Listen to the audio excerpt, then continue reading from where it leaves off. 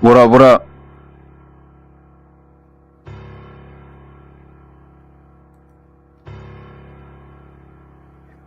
Make sure y'all hitting the like button. We got a few people up in the building. Yes, we do. All right, okay. All right. Hey now. I appreciate y'all coming and rock with us this Saturday evening. Y'all could be fucking or something. Welcome to the world class. I am Noble Miguel Mario Tunica Bay, more Shumerria Muslim, consecrated and appointed missionary, more sons, Temple of America. Janella's favorite grandson. That's my Puerto Rican grandmama. Tonight's show is not about me though. Tonight's show is about the lovely Lexie. My other co-host, Savannah, should be in a little late. But yes, this is episode 2 of, I don't think we've named this, but dominant versus submissive / BDSM. What our lovely, the infamous at this point, Lexie Maxwell, aka Sexy Lexie. She's earned the name, you know what I'm saying? And yeah. Okay, hold on. We gotta get stuff together. This is probably gonna be one of the sexiest lives you see today. I'm more likely gonna be a part of the reason. So, gotta make sure we bring you up. What's going on, Lexie? Oh my Man, y'all make God. sure. No, Yeah. look how good you look. Oh my Thank God. you. Thank you. Wow. Yeah, I look amazing. I'm not gonna sit there lie to you. Oh I my don't want to God, get out. you're gonna make I don't want to get out. nuts. You're gonna make them nuts. They can't handle that. Me? I wasn't ready for You it. talking about? I'm so speechless. Listen, I'm not even ready. It's the girls for me. It's like all the girls are up. Everything. It's Oh yeah. They don't. Yeah, they don't. Yeah, I see what's going on. Listen, Tell me. y'all have to do me a favor and put a 1 in the chat if you love Lexie's outfit and opulence that's happening over here. I need y'all to put 1s. I'm about to put it on my goddamn self. We're having a good time tonight. That's a lot of pressure. Oh, I see you. Jenny, Mamacita, I saw you too. Justo, I saw you there. Oh yeah, we gotta get the shout outs going. Hold on. Gotta get my mic up. We got my guy KDH in the building. What's up, man? He out Chicago. We have the lovely Lady Navoa. Yes, Miss Lady supporting. Navoa. From one chat to the next, we have my guy MPI from Couch Gang. Shout out to Couch Gang. You know what we do. And they like swimwear. Got XL Pro in the building.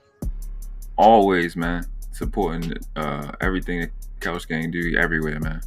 He like the male Gale. We have the lovely Melanated and Candid Productions. She says, "What's up? Salute to the panel. Salute to you." Got our guy, the Bell 5000, representing Couch Gang. As always, you've been doing your thing all week, bro. You had great questions last week. Yeah.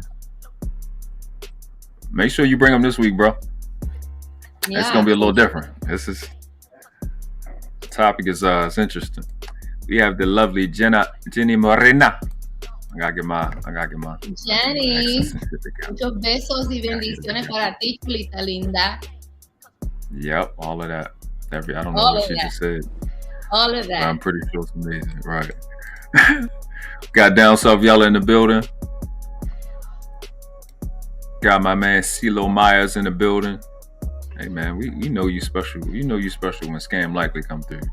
I know, right? They don't even just flat out dust, right? We have Princessa in the building. Yeah. She said, "I'm not because you left me over." She said, "Joker, don't want break." That's what's up. Hey, come through. Yeah, y'all got to make sure y'all hit them ones. We got a few ones in the building. I see you just came in. Thanos Theory. Hi, Thanos. He said he be dropping gems, man. He got people picking them gems up. That's what I heard. Don't let it. Hey man, hey, you can see, let me put your comment there. You can see the room, man. What does that mean? Hey. What We don't gotta explain it. Put you in her pocket. Jenny said I love the facial adjustment. Very masculine. And enjoying it. What is it? Hermosa figura. Yeah, that was good, Noble. Yes. I get away off sometimes. Yeah. So that was pretty good. We stalling for our lovely co-host that's gonna be here today. It's a beautiful Saturday night. Yeah, this is a guy to beat, man. Y'all make sure I hit the like button, man. It's gonna be the sexiest live you ever seen in your life. It already is. You see what she got going on, man. I'm just here. We have the lovely J. Ali. She got the best name in YouTube. J. Ali, we love it when you're here. You're hilarious.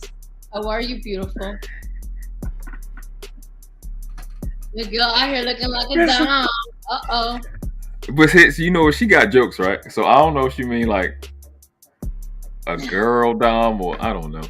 No, dom is a man. D-O-M is for the man. The woman is domina. D-O-M-I-N-A. Or D-O-M-M-E. Okay. Yeah. Gotcha. Yeah. Gotcha. Definitely. Like and subscribe. I think Jenny in the building. So. Yeah. First of all, how was your week? Let's start that. Let's start it off right. How was your week? It was a great start and ending. It was a busy week.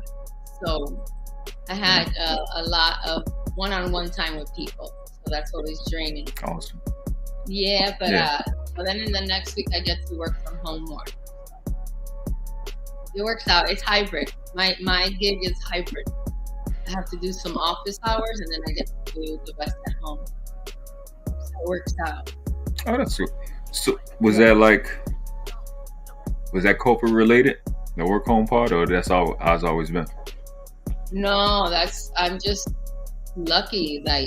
I'm just lucky that in this whole COVID thing, I was able to find, an area of knowledge for me that I could execute. Because, as an actor and all that stuff, I was like in front of people. So the COVID thing just killed a lot of things. And then other than that, I've always worked in restaurants, like a event coordinator. So all my events were canceling. So I was like, I need to put my real estate, because I could do that from home. If I set it up right, I don't have to be in an office. I could work remotely. And then when I did it, and I traveled more because I could work from wherever I am, I was like, oh, wait a minute, this is the way to go. Thanos, you're funny. This dude got joke for life. It's just that kind of night. It's just that kind of night around here. Everybody go grab your partner. Go grab your favorite pillow. You know what I mean? Go, like, tonight, it's all about all of you. Facts. Yeah, we definitely gonna get to we had a few people that wanted to come through. Hope y'all come through. Hi, Savannah. Got some things we wanna get through before we if we drop the panel. Savannah's hilarious. I know, I'm about to get to her. It's so funny. Yes, make sure you subscribe to Melanated and Candid Productions. Sis, I hope you get up here and talk your shit. Yeah, we want people, to definitely, especially the females, come up and last week we had a lot of gentlemen and they were, Dirty Folks is here. Dirty Folks. He likes secretaries. Ooh. It was a sausage fest up here last time, so some of the ladies, right. I'm not gonna bite. Today there's been some buns. Only bite buns for the sausages. Jelly said, only thing hybrid in this house is my dog. She needs a bath. She's thinking ass. Don't throw the dog under the bus. Yeah, Savannah said, my fro is still drying. I love froze. I'll be there soon. Can't wait to see you. Definitely can't. I'm telling you. So funny. It's going to be, listen, just us three. Going to be the sexiest live y'all ever seen in life. Yeah. I'm telling you. The Mod Squad. I told you. No. I told you. The Mod Squad. I told you. Yes, man. I had to, I don't know why I waited all summer to get a haircut, but that's what happened. It really don't make too much sense. It's kind of dumb. Oh, what? Yeah, haircut? Good. Haircut equals battery. What that mean? Sounds like something good, no? Like you got a brand new battery pack, like you ready to go? It's like, you know how you got like a car and it got like a lot of people in it and then like 6 people get out your car and there's only 2? That's what it feel like. It feels just like that. It has to feel good as hell, yo. Like a fresh cut like that. Woo, that shit is sexy. I can't handle it. I'm already a mess. Thank you very much. I love it. This is when I'm most dangerous. I appreciate you. This is a lethal weapon. You're a lethal weapon right now. Yeah, I ain't gonna lie to you. I'm pretty dangerous right now. I need to stand out. I need to be in here doing this. I don't need to be outside. It's so official, yo. It's so official. Yeah, like your glow up. Come on. You know what I mean? I don't want to participate in the Plan B market. So I'm gonna stay in the house and talk with you, and you can't get pregnant from over here, or nobody in the chat can get pregnant from over here. You attracted something else with this. Forget about it. Especially with this whole, platform we're creating. It's gonna be a problem for all 3 of us. We're gonna be paying the mortgage around here. We got Mr. Palmer in the building. I gotta get the air horn to my guy. He's so good. The gentleman is very good. He's so serious about it too. I love it. My guy, Mr. Palmer's in the building. On that voting or fucking ridiculousness. That was, outstanding. It was so great to watch. So, yeah. I really love it. Janelle, or Savannah, can y'all please, my bad. Can y'all please share Mr. Palmer's channel? If you haven't subscribed to Mr. Palmer, definitely subscribe to Mr. Palmer. He bringing the real shit. Yeah, he really does. Like, wow. A lot of people out here playing games. She said, "I see your little fade." It's not a fade. I've got fades when I was little. I was a regular. So what do they call it in New York? Caesar, whatever in New York. That's his little. You got a fresh fade, man. That thing is customized. That's customized to you. Whoever cut your hair, you gotta have that person on payroll for life.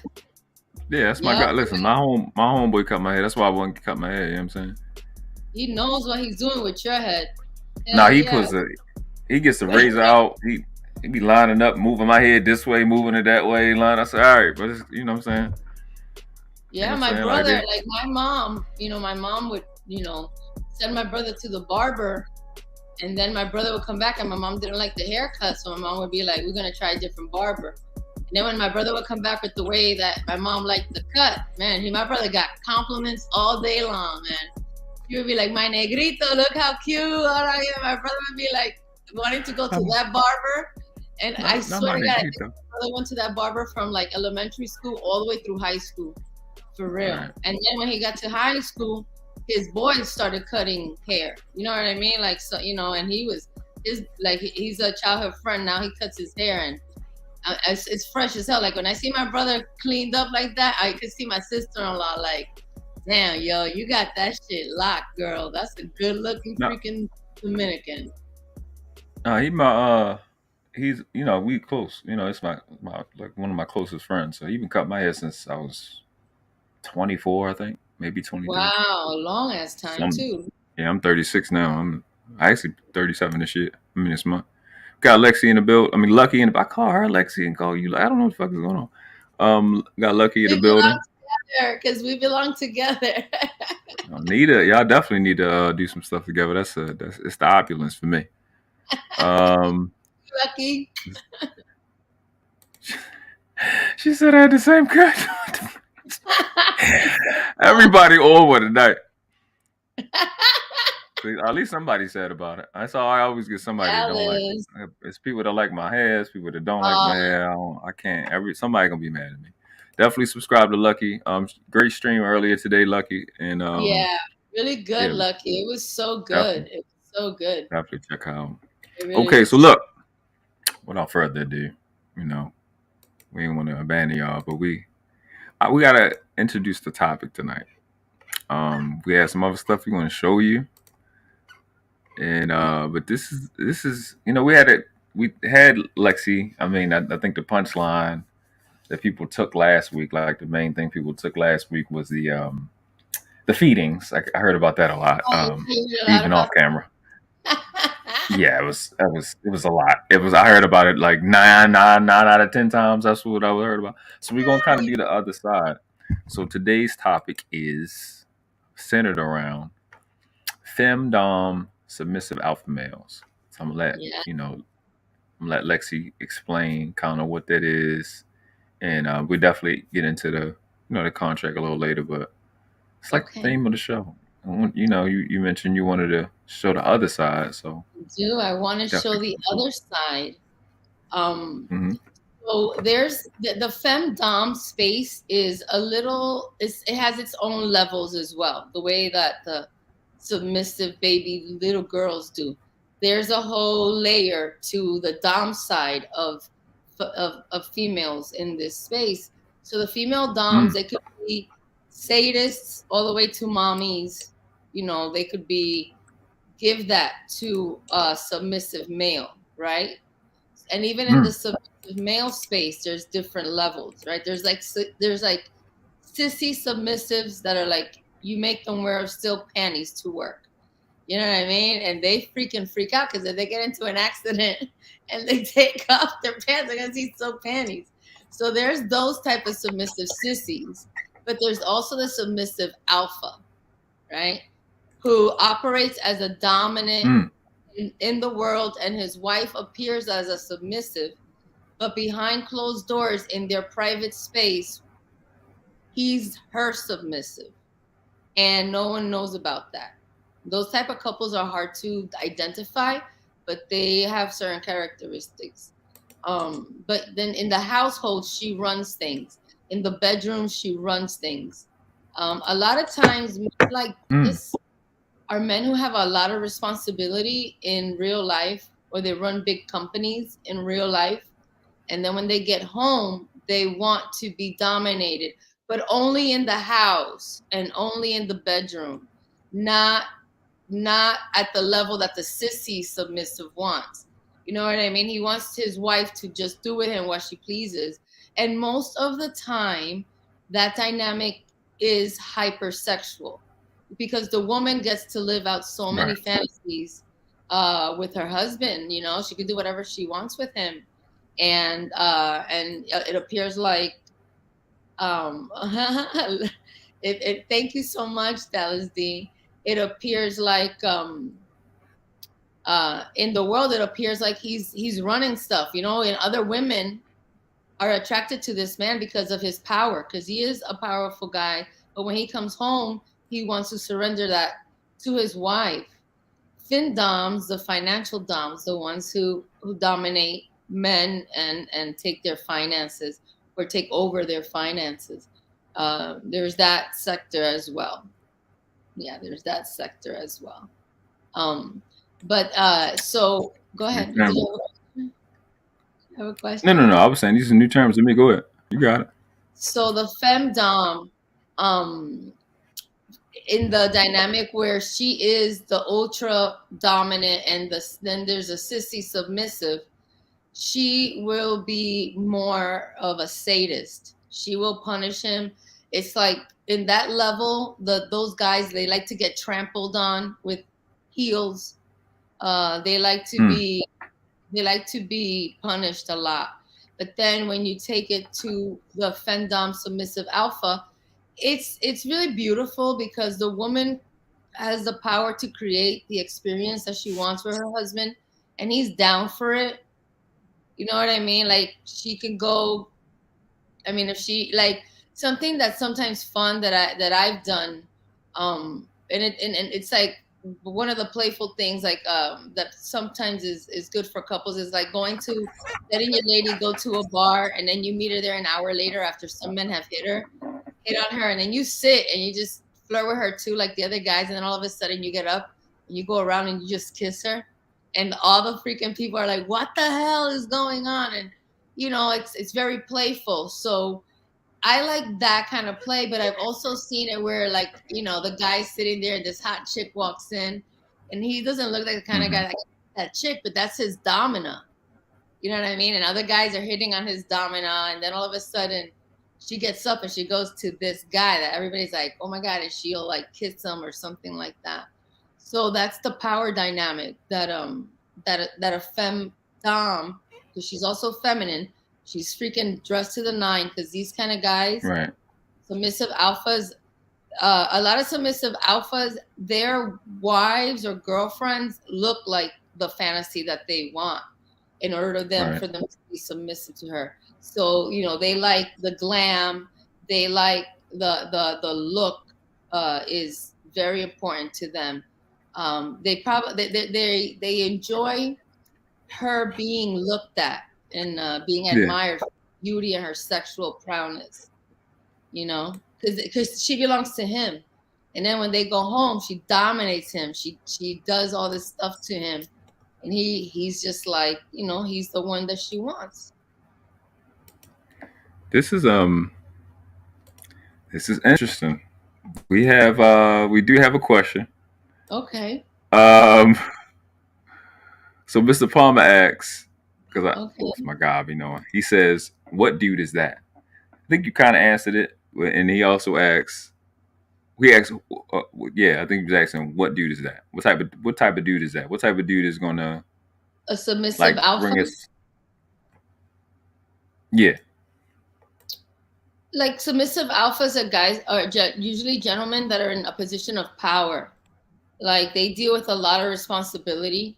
So a lot of people in politics are into being submissive alphas, because some submissive alphas also like to be used in a certain manner. I don't know if I can say the word here, but so they appear in life very dominant, and they have very positions of power. They're doctors, they're lawyers, surgeons, judges. These men are the men that you hear about, and you find them with they like to be trampled on. So, you know, that's the type of stuff that these men like behind closed doors. It's nothing to do with sex or intercourse often for plenty of times. And a lot of them are the ones that you hear when you hear like, freaky stuff. Right. That you hear like, oh my God, this judge got caught with something, around his neck or in leather or something because he likes to be a submissive alpha. It's nice to kind of get. Sure, I like Lauren. Yeah. So those are those type of guys that when you hear like, what, that guy, he was with wearing a collar, and you're like, yeah, believe it or not, that guy. And they are submissive alphas. So I heard you say, what helped me understand why a guy would be involved in that is you said it twice, that they have a lot of responsibilities. Yeah, it's a lot of responsibility. I guess it's like to like after dealing with the world, right? They're very high earners. So after dealing with the world, right? After dealing with everything, they come home and they don't want to decide where we're going to make reservations.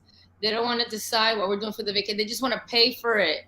You take care of that. Mm-hmm. When it comes to the bedroom, he's willing to do whatever she's into. Like that's the way he gets off. He doesn't also want to come and have to set the romance. If she wants romance, he's like, go buy all the tools, set it up, and I just show up. And she enjoys dominating in the bedroom. That's how she identifies.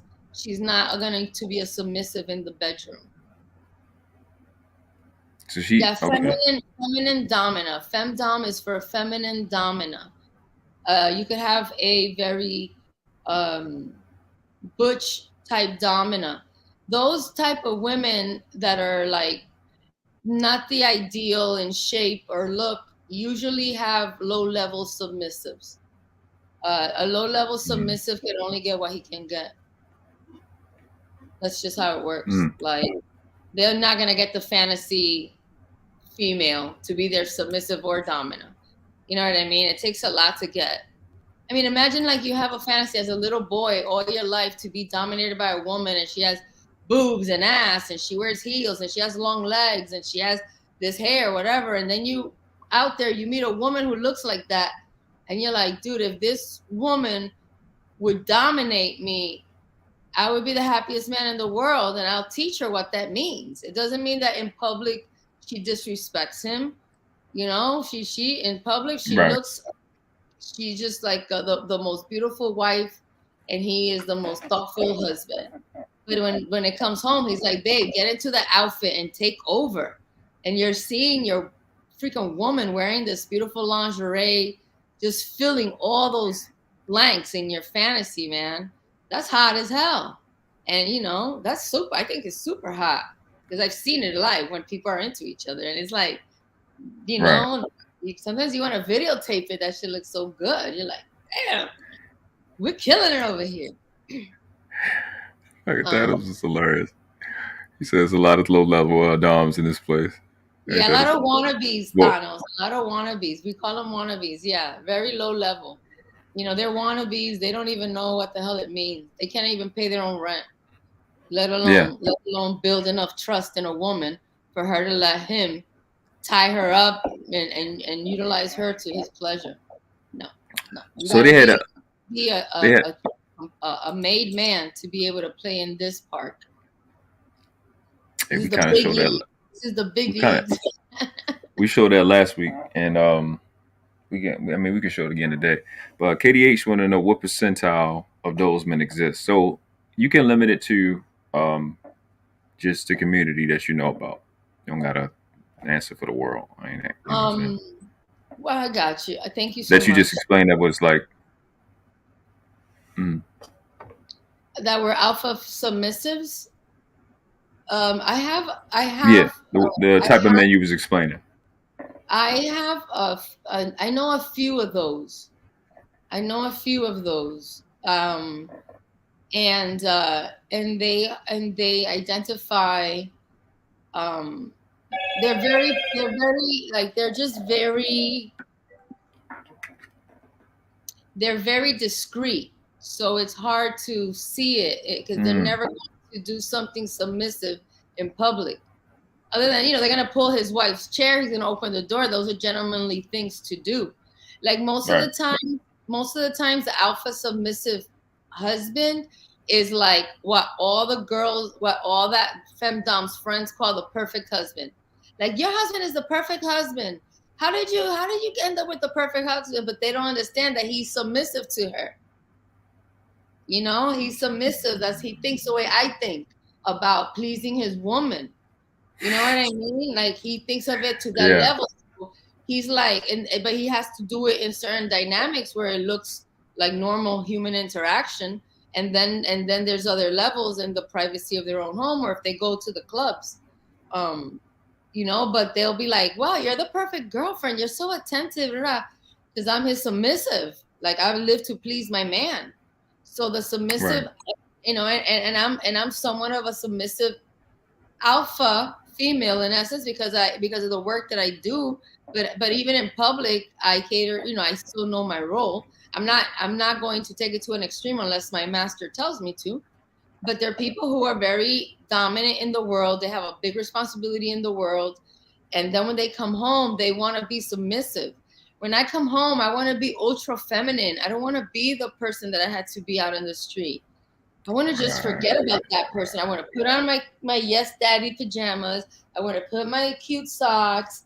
I want to, pin my hair, put my perfume and walk around the house and be patted in the booty and told, that I'm a bad girl.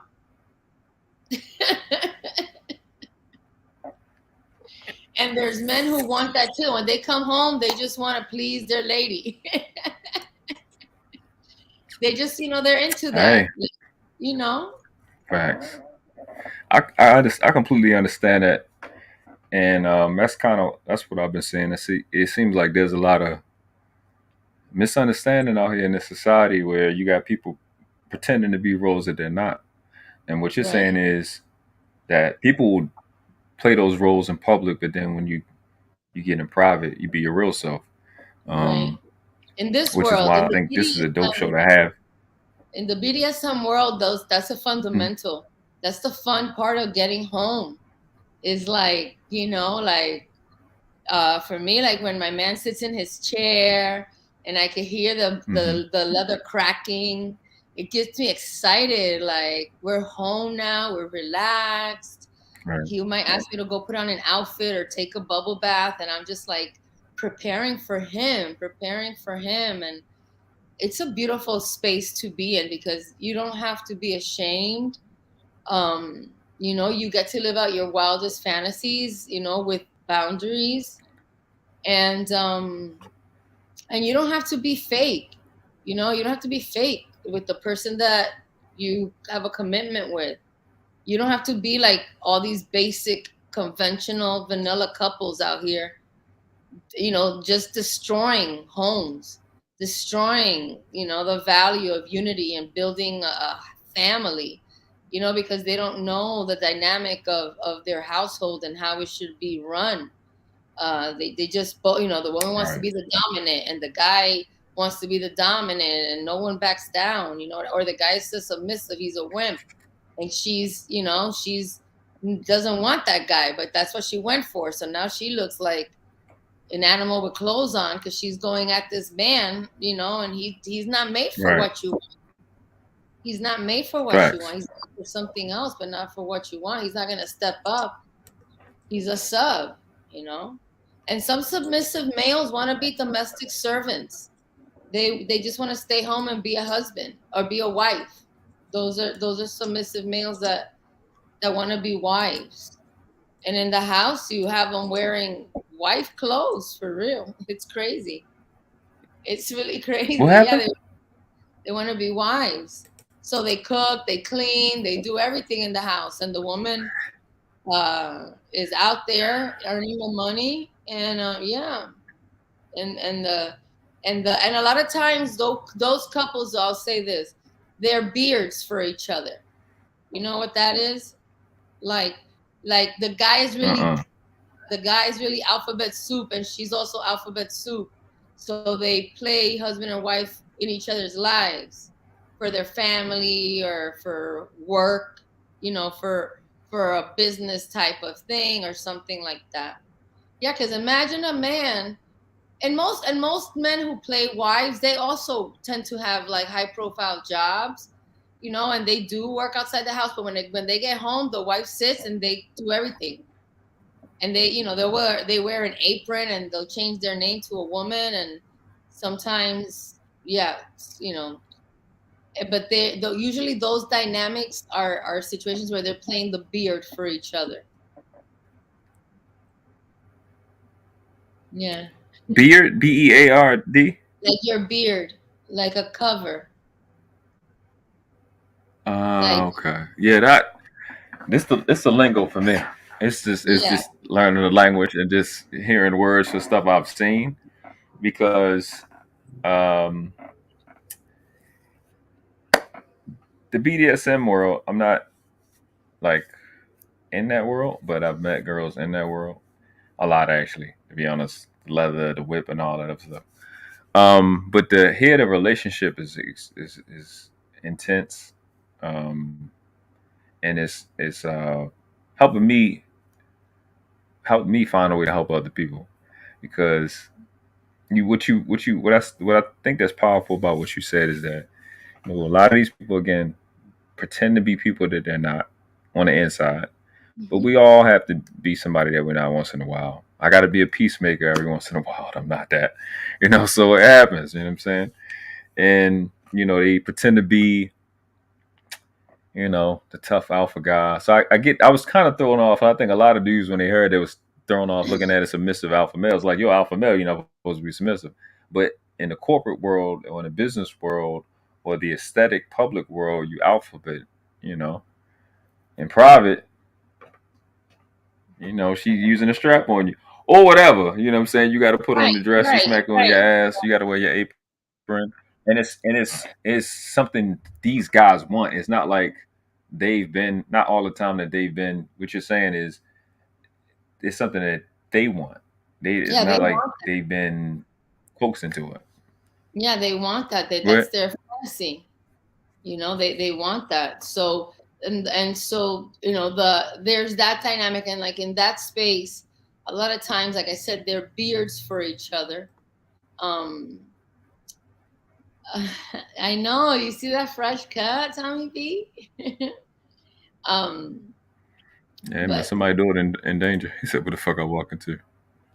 oh, Hey, man, the dungeon, the it's an dungeon. adult conversation. Yeah, Mm-hmm. yes. He just said, "Keep your veins cold." Yeah, definitely subscribe to Tommy B. If you Absolutely. haven't. We dropped the link a little bit, waiting for us, man, but she waiting for her head to drop. But not actually waiting. We have again. I think this conversation with dominant and submissive and not relationship needs to be explained because one of the things that um I just stay at where you at.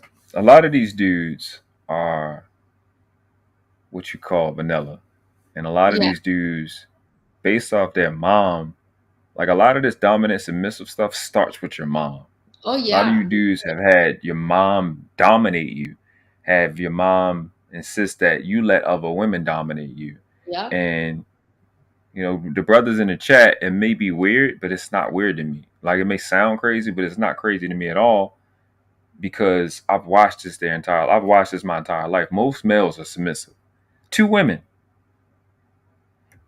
And when you have this, and we're gonna have a conversation tomorrow with Natasha Vincent. Savannah's gonna have a conversation with Natasha Vincent. I'll be there too about polygamy versus monogamy. Um, I'll say this. I mean, I'm not even gonna wait till tomorrow. A lot of you dudes that are in a monogamous relationship, you are the submissive, Mm-hmm. and you have this habit, and you practice this habit, and you really be doing this day in day out. And like it sounds crazy, but a lot of you guys are this title right here. A lot of Yeah, you guys are they're low key a submissive wife. alpha male. They're low key. No. The guys who go for monogamy are not even submissive alphas. They're wives. They are wives. They're not even up in that stratosphere.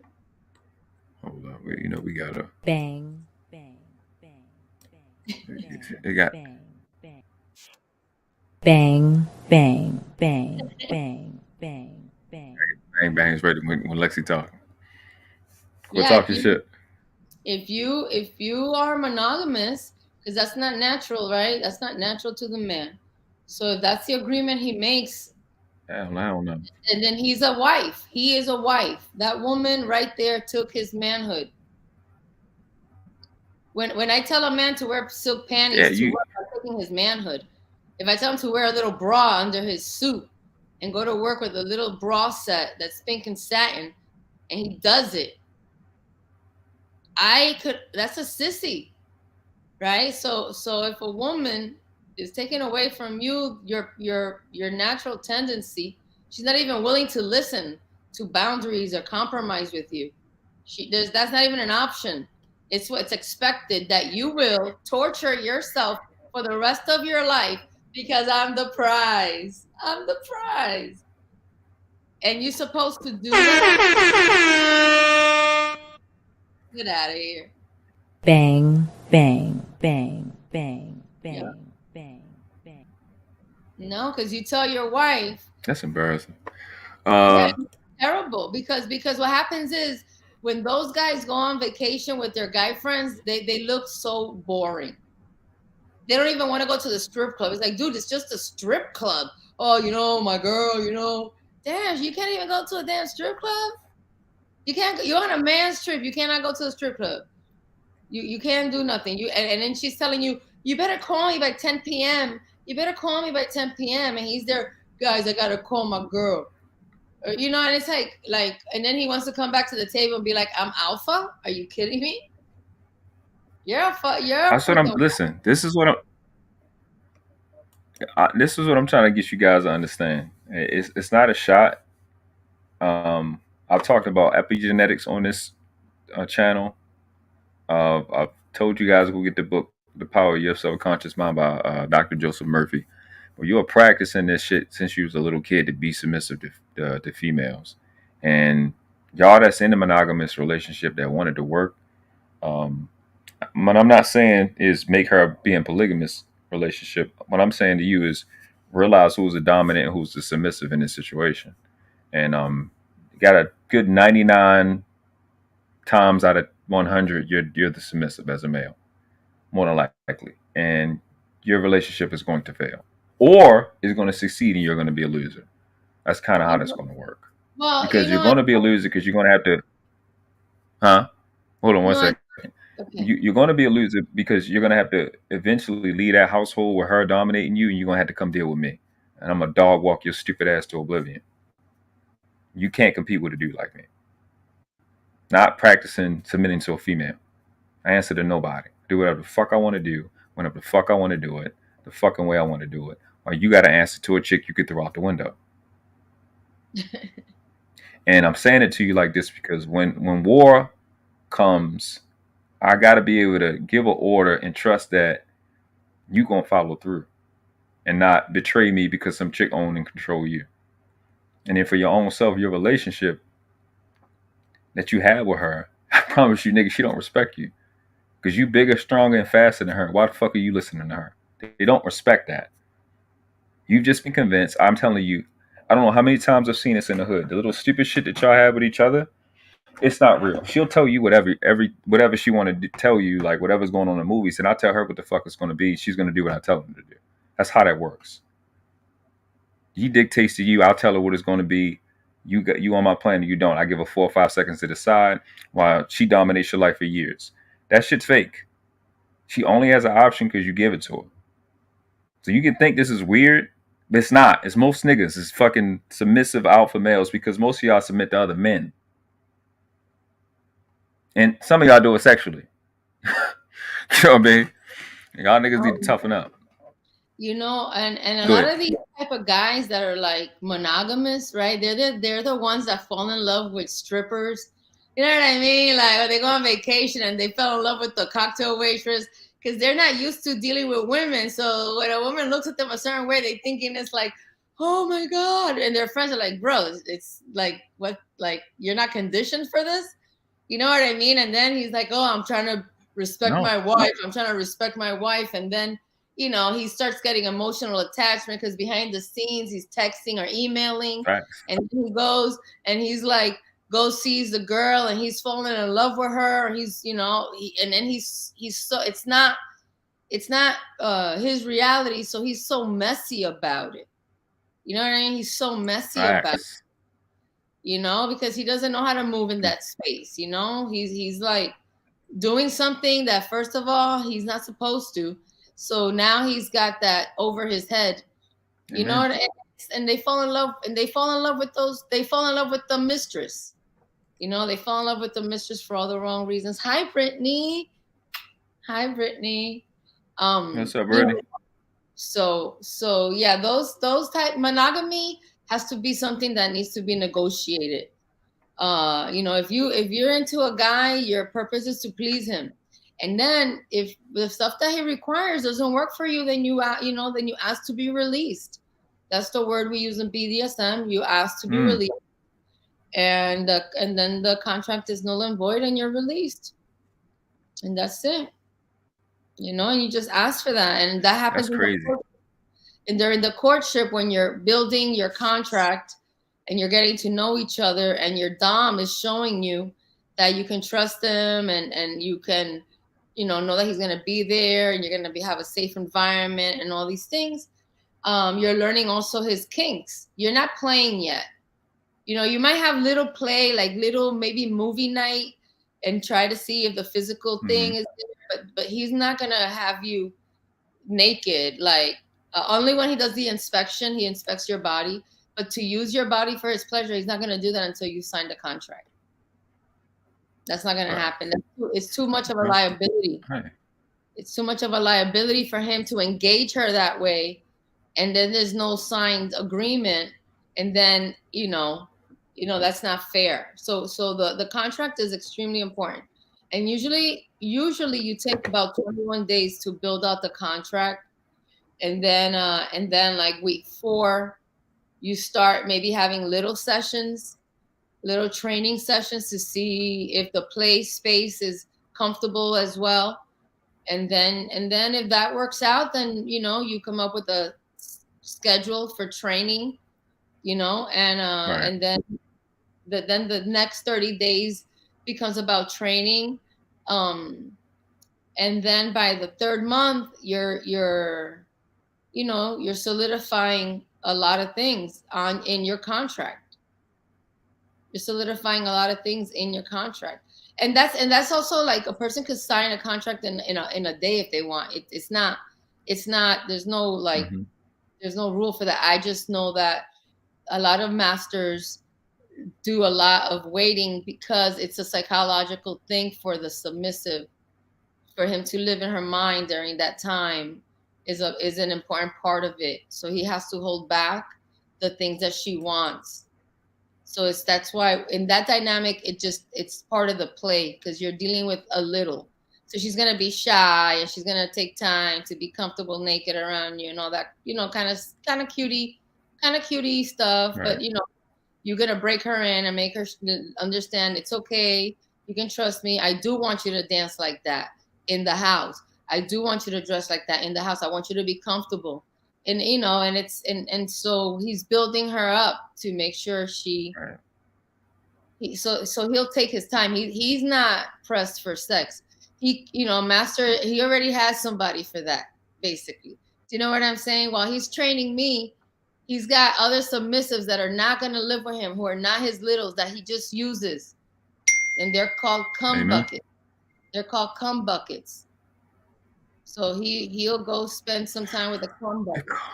Bang, bang, bang, bang, bang, bang, bang. They call that? Was that this? Cum bucket. Because there's other masters who have submissive females that are total sluts. So if my master needs a slut, he'll call another master and ask if he could use his little slut for his pleasure. And then the other master say yes, as long as you wear a condom or whatever. And then my master says to me one night he's going to go have drinks with Master Steve. And I don't know it because it's none of my business. But when he has drinks with Master Steve, he's also gonna fuck the shit out of his slave Kristen, and then come home and keep training me. So masters get to do that. Amen. They get to go. They get to do that. They get to do the really, really, really hardcore things that some of these porn videos have. There's women for that too. There's women for that too, and those women love it. They consent to it. That's what they want. That's what they live for. I've seen it live. I can't even believe it. I've gone to Tokyo and saw this lifestyle. I've been to Germany, and Tokyo is the #1 place in the whole world for the BDSM lifestyle. Yeah, you see things there that you see things that you can't even believe. So we established that masters are patient, right? They take their time. Yeah. They do it the safe way. They don't take the risk. We've also learned about, I mean, you said this even last episode, the aspect of release. So where it's minimal BS. Mm-hmm. When you break up, which in this space, shout out to Palmer, shout out to Couch Gang, Red Pill, Black Manosphere, whatever. That's kind of what we talk about, right? You have these chicks that don't want to let you go. She got to break your car window. She got to beat up your girlfriend. She got to keep the children away and all this different shit. But if you got a contract, which is something that I want you guys to consider because we're about to bring up the contract in a second. I'm pretty sure you want to look at it, right? Yeah, I want them to see it. I want them to get this contract is like one contract that my first master, the one that when I was 25 from Baltimore, this is the one that he presented to me. And then this is the baseline. And then to this contract we have addendums. He has an addendum and I have an addendum. We both agreed. We both signed the addendums and it's attached to this contract. So the cool part, if you want to go down to where the master's responsibilities are, it's like Roman numeral number 2, I believe. Okay. Yeah, go. I went right by pretty fast, didn't I? Okay. Let me see. How can I get a better master right there? Okay, go down. Keep going down a little bit. Well, it's right here. Yeah, I'm trying to go. Yeah, but it's even more. There's. I don't know if it's above. Let me look for it on my phone. Hold on. I forgot how do you put this. There we go. That's much better. Okay, that's what we have there. All right, so I mean, like, okay, so it's actually like Roman numeral number, I think that's number 4A. So go down, yeah, right there. That's perfect. Right here? Right, yeah. That's the master's. That's what the master guarantees the slave. A master agrees and fully accepts the slave as his property to own, control, and dominate for his own personal pleasure and fulfillment.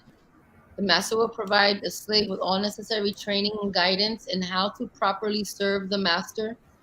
The master may maintain a stable environment in which both may grow mentally and spiritually. The master may discipline the slave as necessary to ensure the slave continuously understands his or her role with the master and discourage mischievous and unacceptable behavior. When disciplining or sessioning, the master will ensure the slave is not permanently marked or injured to the point of needing medical attention, and that the discipline or session and the instruments used are proper and safe. In case of illness, the master will care for his slave, seeing to his or her health safely, encouraging, and when necessary, ordering medical attention when such cases warrant it. The master shall see to his own health and seek medical attention when necessary in order to maintain a risk-free environment. Should a master loan his slave to another dominant person, he will ensure that the dominant person is fully aware of all limitations and provided with a copy of this document and required to agree to the terms set within. Let me see, sorry. Set within, okay. The master shall not at any time require, request, allow, or demand the slave to participate, whether at the hands of the master or the hands of another, in scat play, water sports, sexual contact with children, sex with animals, bestiality, any electric play that involves the direct contact of house current, AC voltage, or power produced by automobile, marine, or the like. Batteries in direct contact with the body, asphyxiation play, fire play, any unsafe sexual acts, and or blood letting, cutting, and the likes. Right. The master shall make the slave health a priority over all things and all times. The master may session the slave at will, may conduct sessions in any place that he deems suitable for such a session. The master may bind the slave at will and for extended periods of time, keeping health and safety at the forefront in bondage, and use the slave as he deems fit for his personal pleasure. The master may use the slave's body sexually in any manner he deems fit and pleasurable to him. The master may flog, spank, whip, and torture the slave as he sees fit for his own personal pleasure, and may do so at his leisure.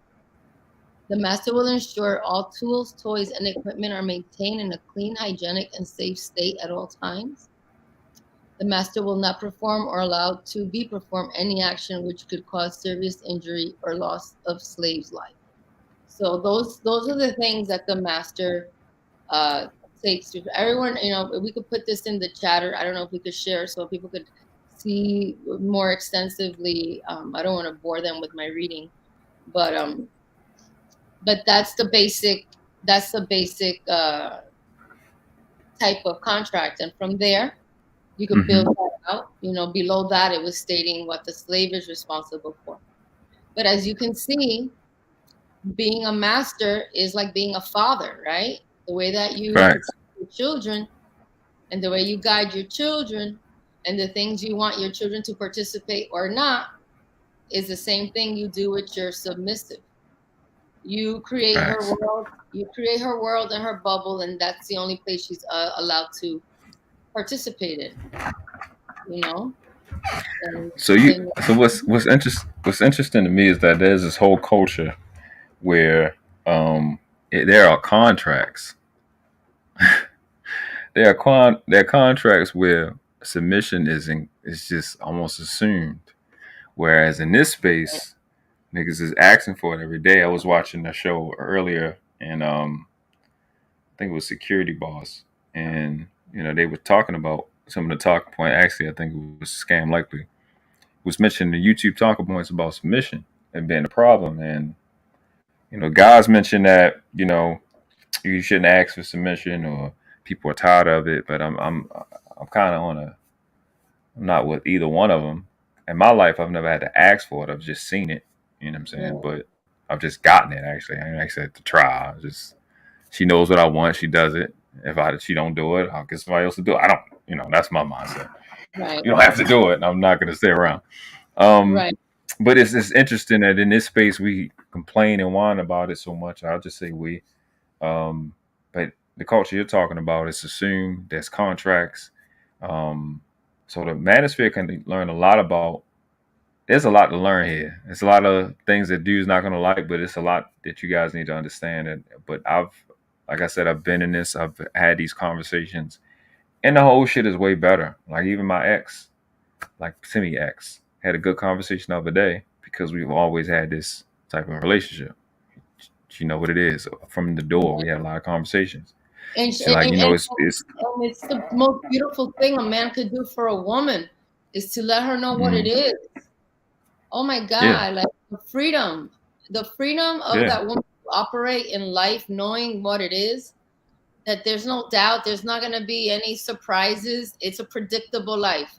You know what to expect from me every day, and I know what to expect from you every day. We have order in this home. You know what I mean? And she walks to earth with that confidence amongst other women who don't have that. They don't have that privilege. They don't have that privilege of walking to earth with no doubt, and just being cute and feminine and doing those type of things, like completely 1,000%. You know what I mean? And amongst their girlfriends, you know, they can't even relate to some of the conversations because she doesn't have those kind of problems. You know, she's just there because she loves her girls. And they, you know, they'll be like, "How are things with you and Kevin?" And you know, and you're like, "Fantastic, we're great. We're going away to Madrid next month, so we're just planning on that." And then you have to be careful how much you share because their faces are like, "Oh, this fucking bitch and her fucking fantastic fucking life," and it's like, you girls don't want to learn. Like, you know, you want a certain type of man, you know, but that kind of man, you have to first of all have access to this type of man, and then you have to understand the code of conduct that he wants. And it's nothing like what some of these women think. You're never gonna make a freaking millionaire monogamous. You're never gonna make a man who's making money 100,000 plus a year. You're not gonna tell. You don't have any right to tell him what the hell to do. Are you kidding me?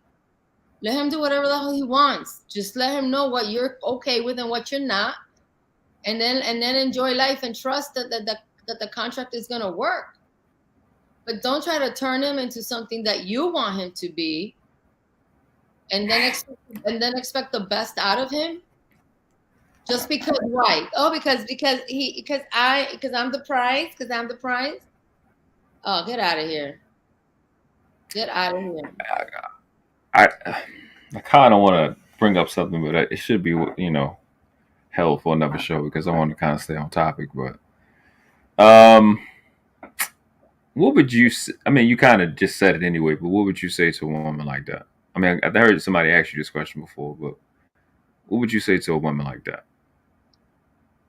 Like, especially when you got what's on the bottom of the screen, Femdom, submissive. You have men like this. Like, why would, if you got men like that, why do you find a dude that's not? You know what I'm saying? Like, what would you say to a woman like that? I'm trying to understand your question. Repeat it to me one more time, please. So if you had a young lady that was trying to find a millionaire or somebody like that to convince him to be monogamous, right? Right. I would tell her. What would you? That she thought he was going to be monogamous. Any of it? No, she either thought he was going to be monogamous or no, never in the whole world of life. If a man with money could make an airplane in the shape of a penis and fuck clouds, he would do that. When you have access to your greatest fantasies, you will do it because you can. You can afford it. Bang.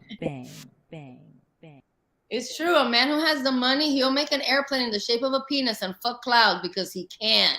He could fuck whatever he wants. He could pay for it. He could pay to cover it up. No one's going to, you know, he has access and no one's going to tell him, "Oh, babe, I want you to be monogamous." No, he's going to be like, "What do you need to be able to survive when I go out of town?" And if she's like, you know, if she's not reasonable, then he knows she's never going to be able to handle it. She's not going to be able to handle it. And sometimes, you know, a lot of some couples grow together. They grow into wealth. You know what I mean? And the guy's appetite changes, and the wife's appetite changes too. You know what I mean? Right. She's with the cabana boy. You know what I mean? While he's in London on business. You know what I mean? It works for both of them. And then in life, he's alpha, she's his submissive, you know, as husband and wife. But then in their love life, she's a dom to a little cabana boy. And then he might be the submissive to a beautiful woman who he likes her to take over and get aggressive when she is with him. And he, you know, and that's not who he's with all the time. What happened? Given the reality of the contract, right? I don't know, it had to be stipulated. And you know, a lot of these men and women, they want the contract to reflect the relationship, so they're not liable, right? How often does it switch? The role switch. It has to be in the contract. You see, I don't like switching roles. So you put that in the contract, and then you put like I might, like, for example, let's say my master, he'll just say, like, in the contract, I'm just gonna put switch roles for submissive fantasies, you know. And then if I have a fantasy, you know, that I want to dominate him some way, what writing him from the top, I don't know, sitting on my master's face, even though I probably do those things already, but doing it my way, where I'm like grabbing him and like grabbing his neck, and I get to be that way, and just grabbing his nuts like that, where otherwise, whenever I want access to my best friend, I have to ask him, sir, may I please play with my best friend? And then he whips his penis out and he says, okay. And I'm there playing with my best friend.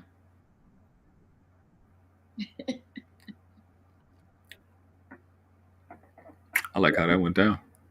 Yeah. It's the language. I'm just picking the language. I'm liking the words. Because the training. So when you're at dinner with your master and your master's like, so you think you want to play with your best friend tonight? You know, and you're like sitting in dinner or at a dinner party, you know what I mean? And you're just like getting that programming lit up, you know, and you know that when you get home, you're going to, you know, it's going to be a fun night. Listen, this is amazing, because I'm not in it. I swear I've done like 90+% of what you've been saying last few episodes, and on CJ's channel and on podcast. I've done, I don't know what it is. I've done most of this, like coded languages and shit. Fuck me if I know. This is awesome. Yeah. So there's that. So if it's a fantasy and he wants to leave room for that for my growth, because with me, like my master knows that I have a dominant side. You know what I mean? So he's gonna leave room for that side to come out and play a little bit. You know, and it's fun when I'm when you let me dom, it's a lot of fun, because I'm really freaking good at that. Like I show up, the whole outfit, like I freaking throw you all the way in. You're like, oh my God, do whatever you want with me. My freaking boobs, the makeup, the hair, the heels, the leather, the thigh highs, everything. It's not this. It's not pink and white. It's another woman that shows up. And, you know, and it's like, you know, he's like, what, baby? This is what you're going to do? Okay. And then I get to have my fun. I get to say to him, come over here, be at my feet now, kiss my boots. You know, and then he's there doing it. And I'm like, oh my God, I have the best master ever. He's letting me play this out to get it out of my system, because he identifies that, you know, I've been a little bit, you know, maybe reckless in my behavior, or he's had to put me in punishment a lot. And he has to understand, why is she doing this? And if it's because he could tell that I need to, you know, get a little release, he's going to let me play it out. You know, he's going to let me play it out. And he's like, yes, mistress. What else do you want me to do for you, mistress? You know, and I'm like, get me my glass of wine and my pretzels. You know what I mean? Like, I like how you're always ready to role play. KDH says, can a contract be modified during the term of the contract? Absolutely. I guess you mean, absolutely. You could ask, you can ask for modifications anytime throughout the relationship. You just tell your master that you want to bring some change to the contract. You want to add something, and then he'll tell you what he needs you to do. Sometimes he'll want you to write it or type it up and present it to him so he could read it, and then you can talk about it. So yeah, absolutely, that's very important. If there's a term in the contract that you no longer are comfortable with, you have to voice that immediately. And your master's going to make time. He's not going to take that. He's going to take that very serious, because he wants to make sure you're okay, and he wants to. And if it's something like you have a hard limit in your contract, and you were able to power through a hard limit because he helped you, and you want to remove it from the contract, you know, it could be something beautiful like that, or it could be something that you just noticed that you want to include in there, that would be beneficial to you. You know. Maybe you want to lose weight and he doesn't control your weight, but you want him to start to control what you eat. So you put that in the contract. You have an addendum. So you add another addendum. You know, you have addendum 1, addendum 2, addendum 3. So you add addendum 4 to the original contract. The original contract doesn't change. You just add addendums to, you know, manifest the new word. That's all. Yeah. Yeah, but that's also like basic contract.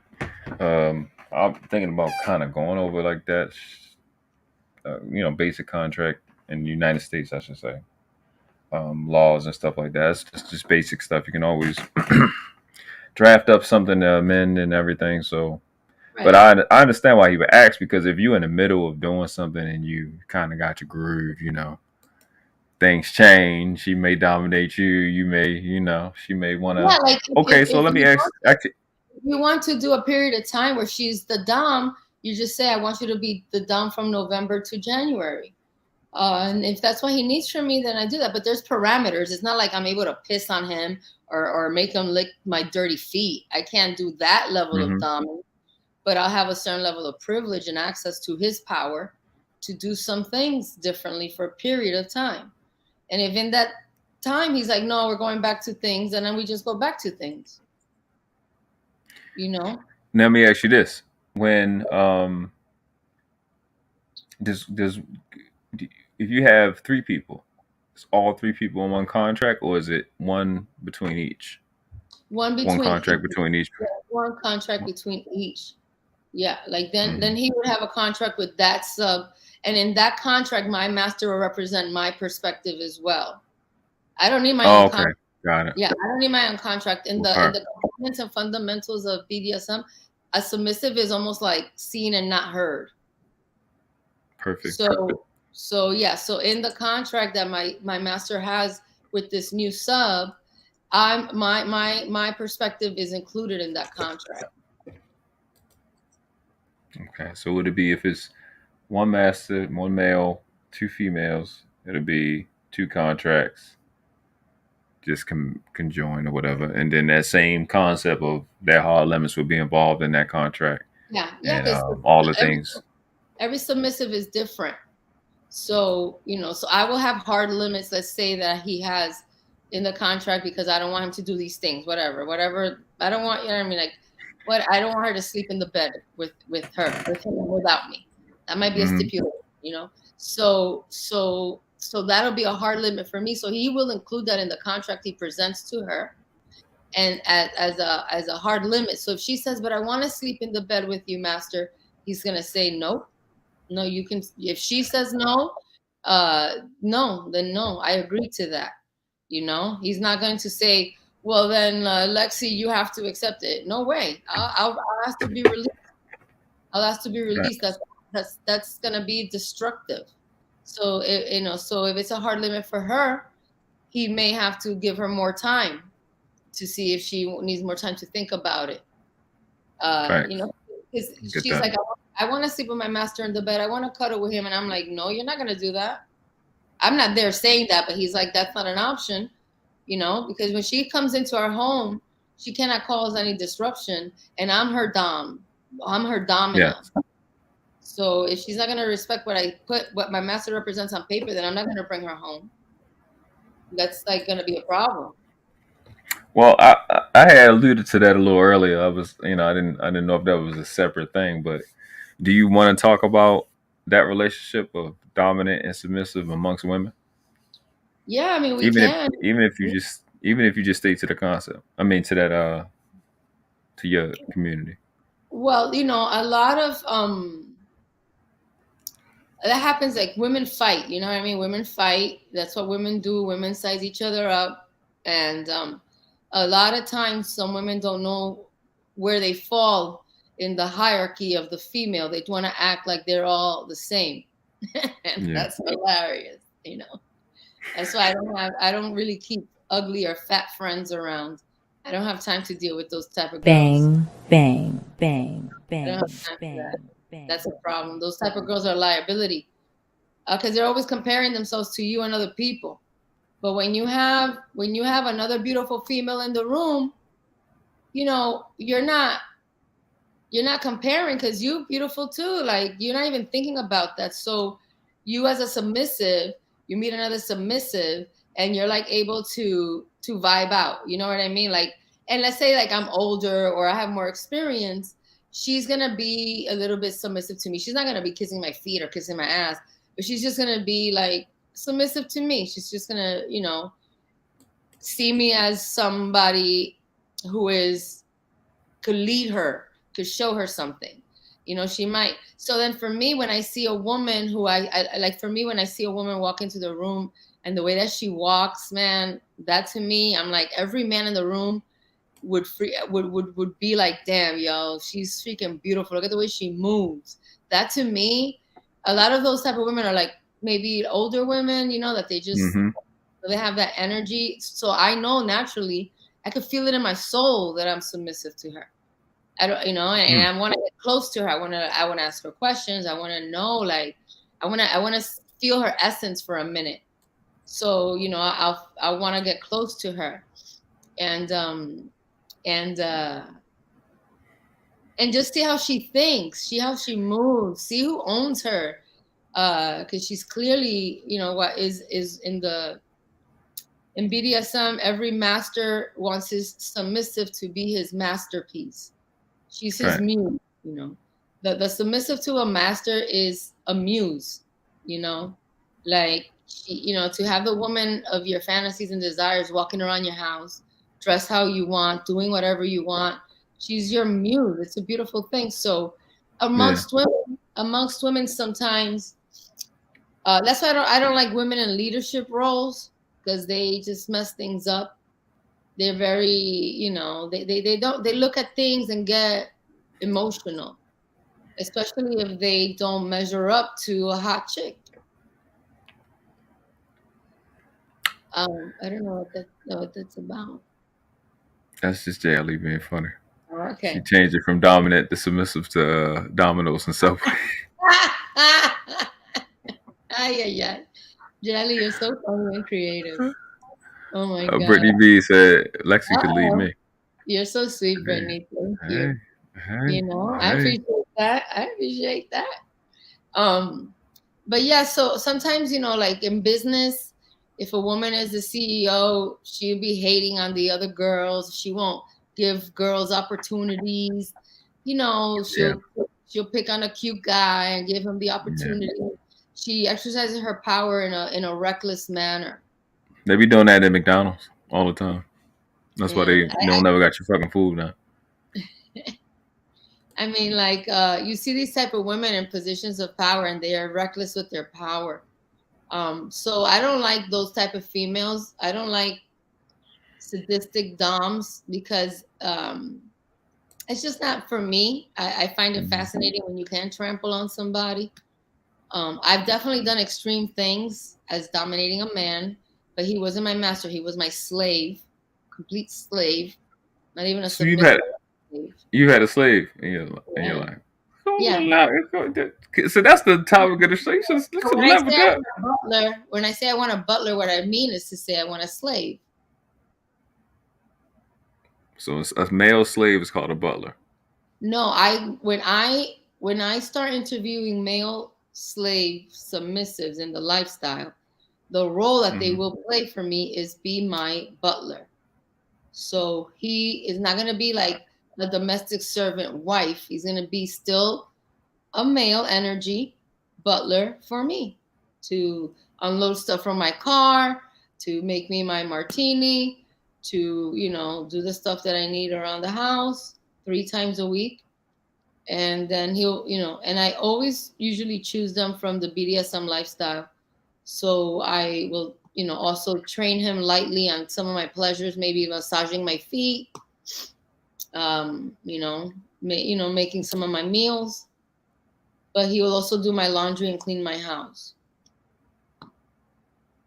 And then he does all the things I asked before, and then he leaves for the day, and he comes back the next time I need him. Like a job. So do you have him wear the what should you say? The panties and choker and all of that stuff you said? Usually I'll have him wear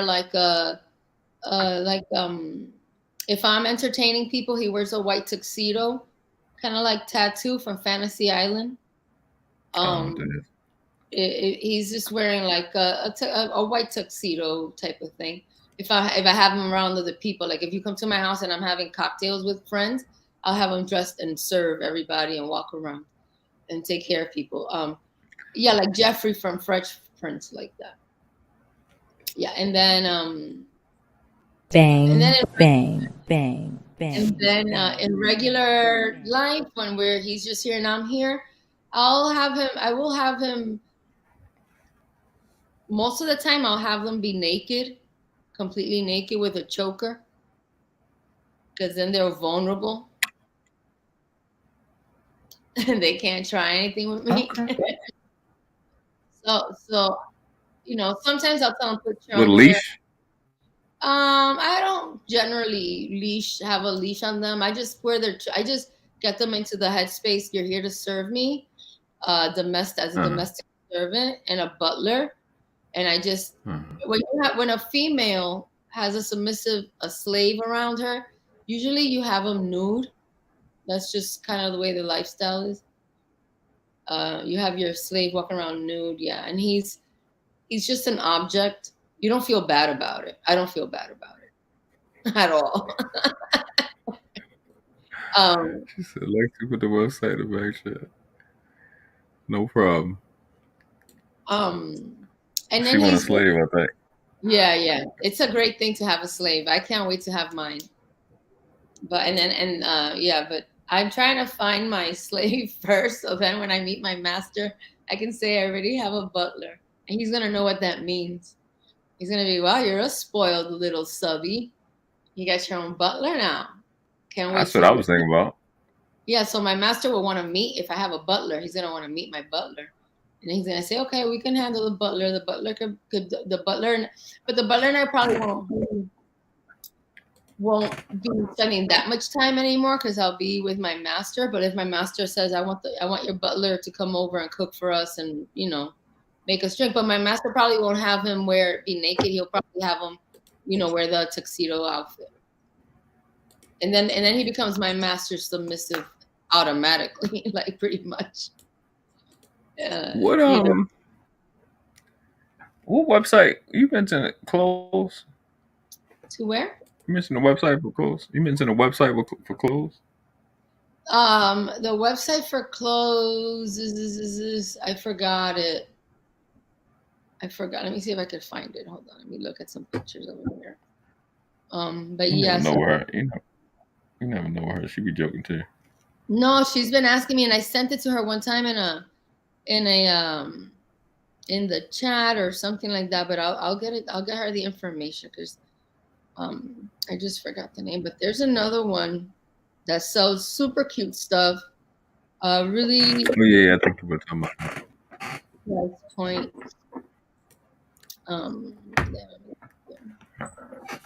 This is interesting information. Is it really? Are you? Yeah, because shit.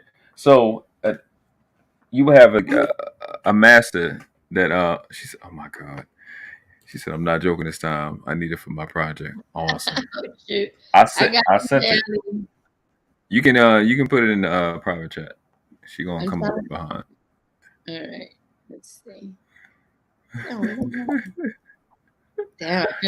Birdie B said, Jay Capman, you know what website she want. I know what website she really want.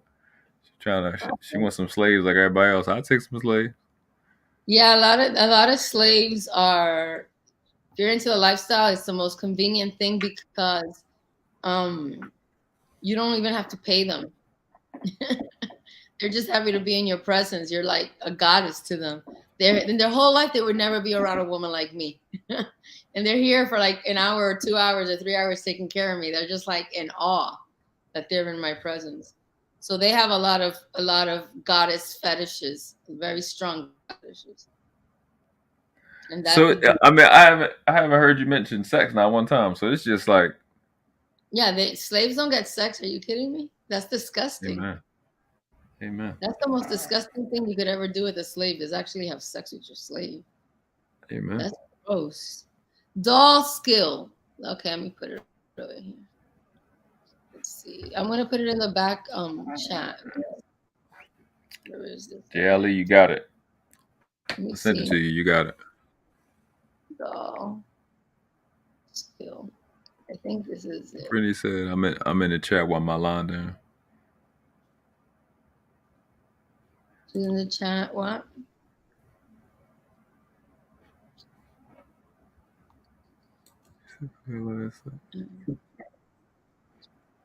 Her line is down, like she's at work.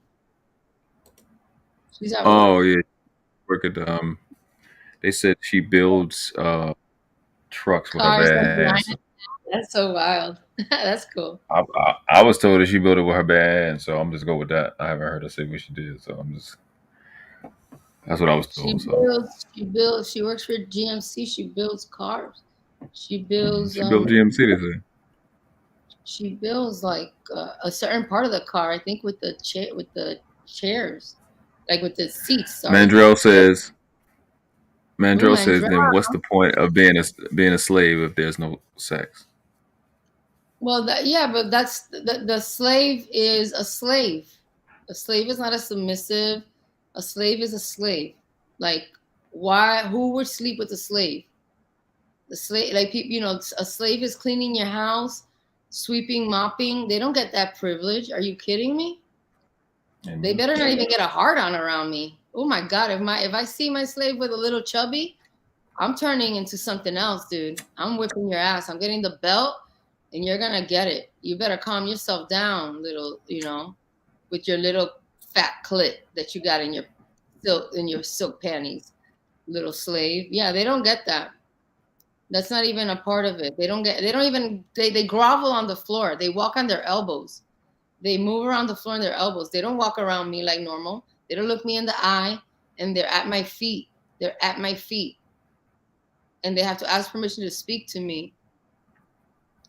And they have to ask for, sometimes I'll be, okay, my slave, I'll be slave. You could be at ease, because I could tell he wants to tell me something, and he's nervous. Because, when they get in front of a beautiful woman, these guys are like really like guys that people don't even see in life.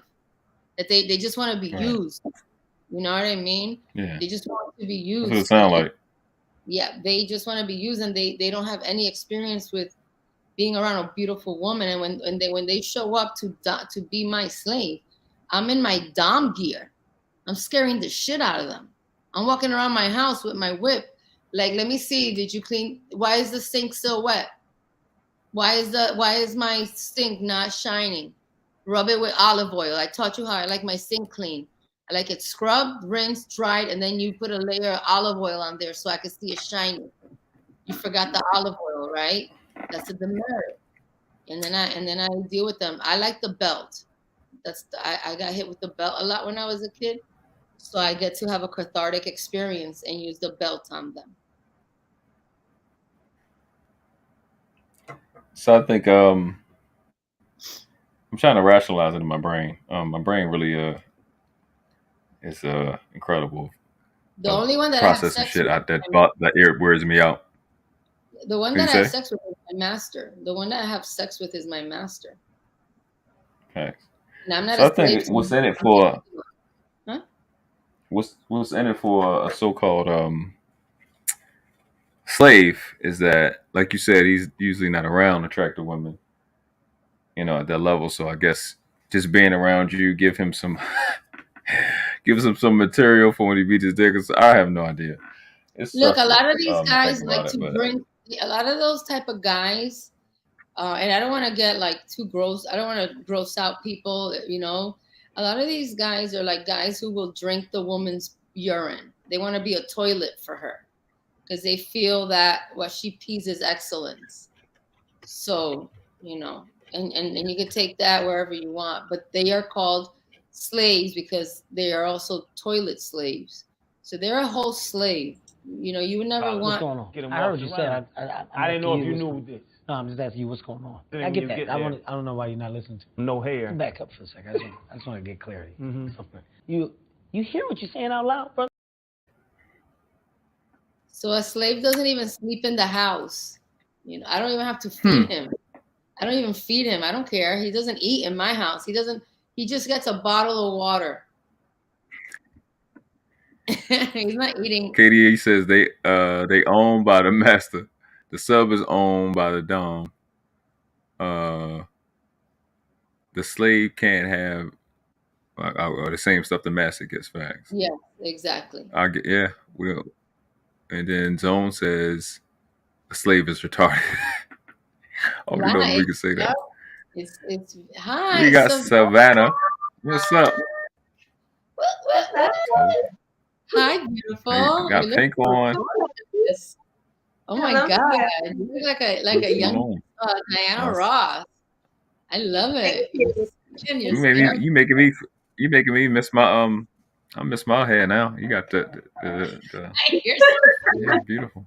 It's too late for that. Listen, I'm a hey, y'all type of one if this is the sexiest live you've seen in a long time. Put yourself in the middle, world class.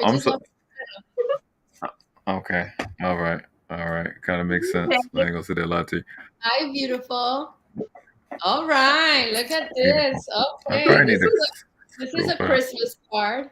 This is a family fun postcard. How are you guys doing? Because we're doing pretty well over here.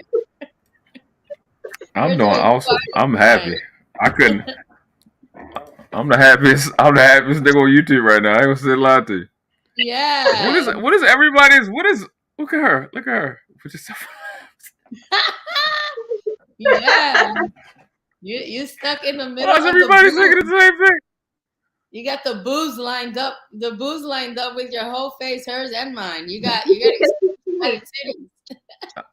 I see. Thank you. Yeah, this is probably the sexiest live I've seen in a long time. We look good. I agree. I finally don't look like I collect cans by the road no more. I look like I could actually get a job somewhere. Let's say it again. I said I did like that look though. You look good both ways. Before? Yeah. You look good both ways. Yeah. Are you chopping? Is that her or me? Chopping up. Am I chopping? Well, I hear her like in an echoey room. Is that yeah, you in the echo. Okay. You look awesome. I ain't gonna say that. You look amazing. Both of y'all look incredible. I'm just sitting here working right now. I'm sitting there looking like, that was a good decision to be in the middle. Y'all look amazing. This is what beautiful women in life. This is what we look like. I'm messing up. I don't got no cleavage. You're funny. You're silly. You're looking freaking. It's. We can't even handle it. I can't handle it. I'm like, what? This is. Woof. Hi, I know, Savannah. You look so gorgeous. Your skin looks beautiful. Thank you. Yes, this has been an interesting conversation.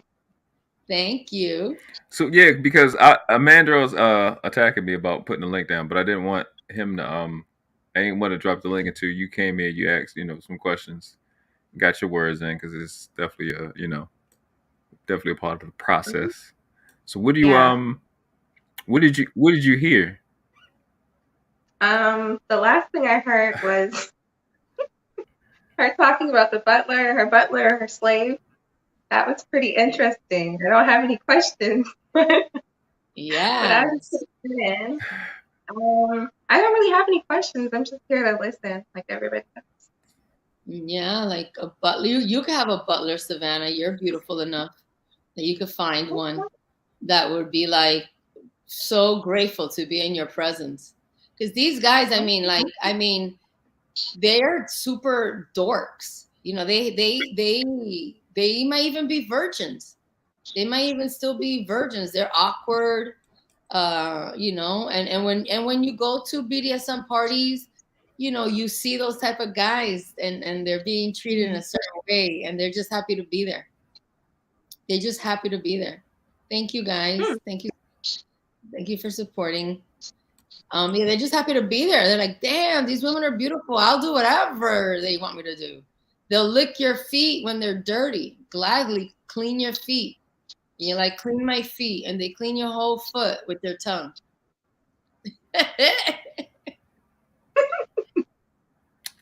Then you're gonna walk around with breath feet.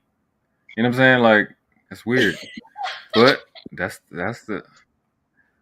weird. Jelly said, Savannah, you make me want to keep growing my hair, but I'm tired. But it's time to get rid of this again. I feel you, girl. But yeah, so these guys are not even guys that typically a man like you would associate with world class. you know, you would have no Yeah, nah, use. man. You would have no use for because listen, a part of me like, well, I'll be looking like a caveman most of the time. I like looking dusty because I start to break down after like the 20-second pretty chick. I start to like break down, and what happens is I do this, and then I start looking great. And then what pisses me off the most is that it's always a guy that wants to be in my face. And I'm like, you weren't in my face when I didn't have my hair cut. So it's like, you in my face because you think I'm cute as a guy. And that's going to make me hit you. I can't deal with that part of life. I'm going to want to fight you real bad. And it's the part that weird me out. And I don't want to be a part of it. It's weird. These niggas really be in competition to see what type of chicks you get. Like the shit you say and all that shit. And I'll smack the shit out you. I can't. It weirds me out. Right. Yeah. He said, yeah, how do you not have questions? Savannah's actually like a. Come on. Does Mandrell want to come up? Did Mandrell want to join? He can come up. Because I think I'm about to drop the link. Yeah, he got questions. I know he does. She said, "Pick my car over there."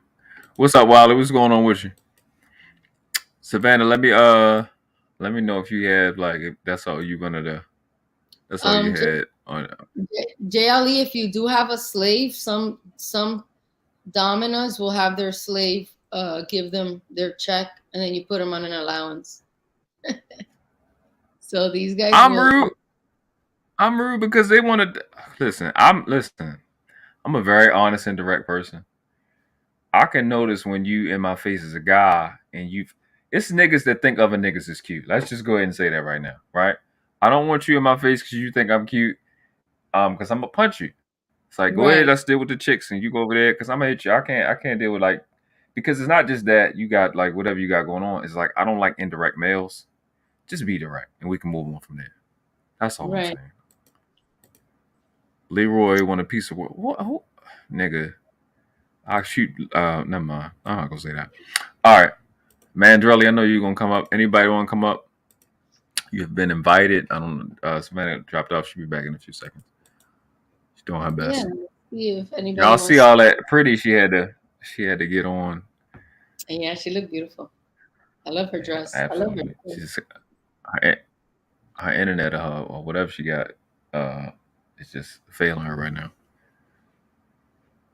Well, we got a little sprinkle of her. That was a treat. So we got Mandrell instantly came up. Yay! Hi, Mandrell. What's up, Mandrell? Hey, Lexie, how you doing? I'm doing very well. How are you? I'm all right. You like I'm my? all right. Hold on, I'll get you the introduction. I do. I do like it. The champ is here. The champ is here. That's right. We got Mandrell in the building. This is a world that you always hear about, but you never meet anybody in it. You know what I'm saying? You never actually meet anybody. That's why, we were having that conversation over on CJ's. I had so many questions. I was like, I told people, you have any idea how rare it is to meet somebody in that? And I'm supposed to not ask questions? What are you talking about? Okay. Did you see the contract? Did you see the contract? I did see the contract. Okay. Yes. I did that for you. Because I told you the night that I would bring something so you could see this tangibility actually. Yeah. I still don't see the point.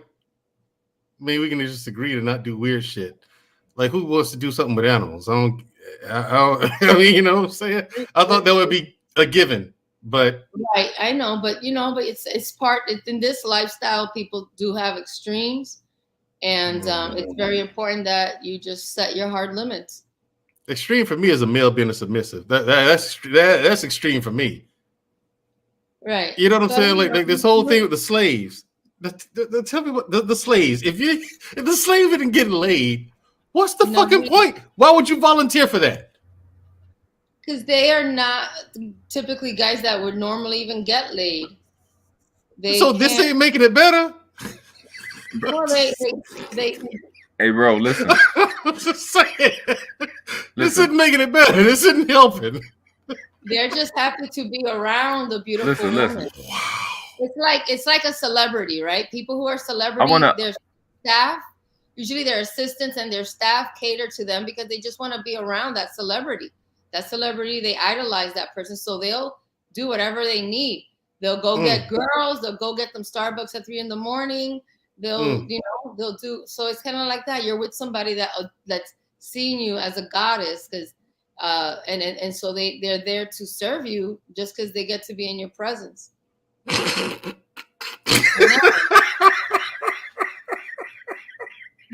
but you hear this? Listen to what she just said. I know. Believe me, these they're guys here to serve you. Wait, they're here to serve you just for the honor of being in your presence. Yeah, could you believe that? Yeah. No, I can't believe that. I do, because you told me. It's like, but before this, it's like in the vanilla world, you might call it a simp, right? This is like this is the epitome of a total simp. This man doesn't even think he's a man. You know what I mean? He doesn't use his penis the way that you use it. He doesn't have access to women like that. He just doesn't. Why don't he just go outside? I mean, there's online shit now. I mean, dating apps and the like. These guys are socially awkward. Like they are not. They're like accountants at a big firm with the glasses and the pens in the pocket. You know what I mean? And they're like, I want somebody I want to be somebody's slave. You know. And with those, you know, occasionally you let them have an orgasm, but that's not allowed. You put them in a chastity. You wrap their penis up in a metal. And these guys let you do this. Oh yeah. But listen, Mandrell, listen. I want to show you something, right? I got it queued up. I had it queued up this whole time. Because I knew what the topic was going to be. A lot of these dudes look like alpha, but you get little glimpses of them, and you know they're not really alpha. Take a look. All right, go ahead. That nigga's a munch. Nigga's a eater. He eat it for lunch. You said that a little too spicy. I like that song. We know, and I like her. Okay, the song is all right. That song is better than all right. Oh, you thought I was feeling you? This is the spice for me. I just need to see. Thought I was feeling you? That nigga's a munch. Nigga's a eater. He eat it for lunch.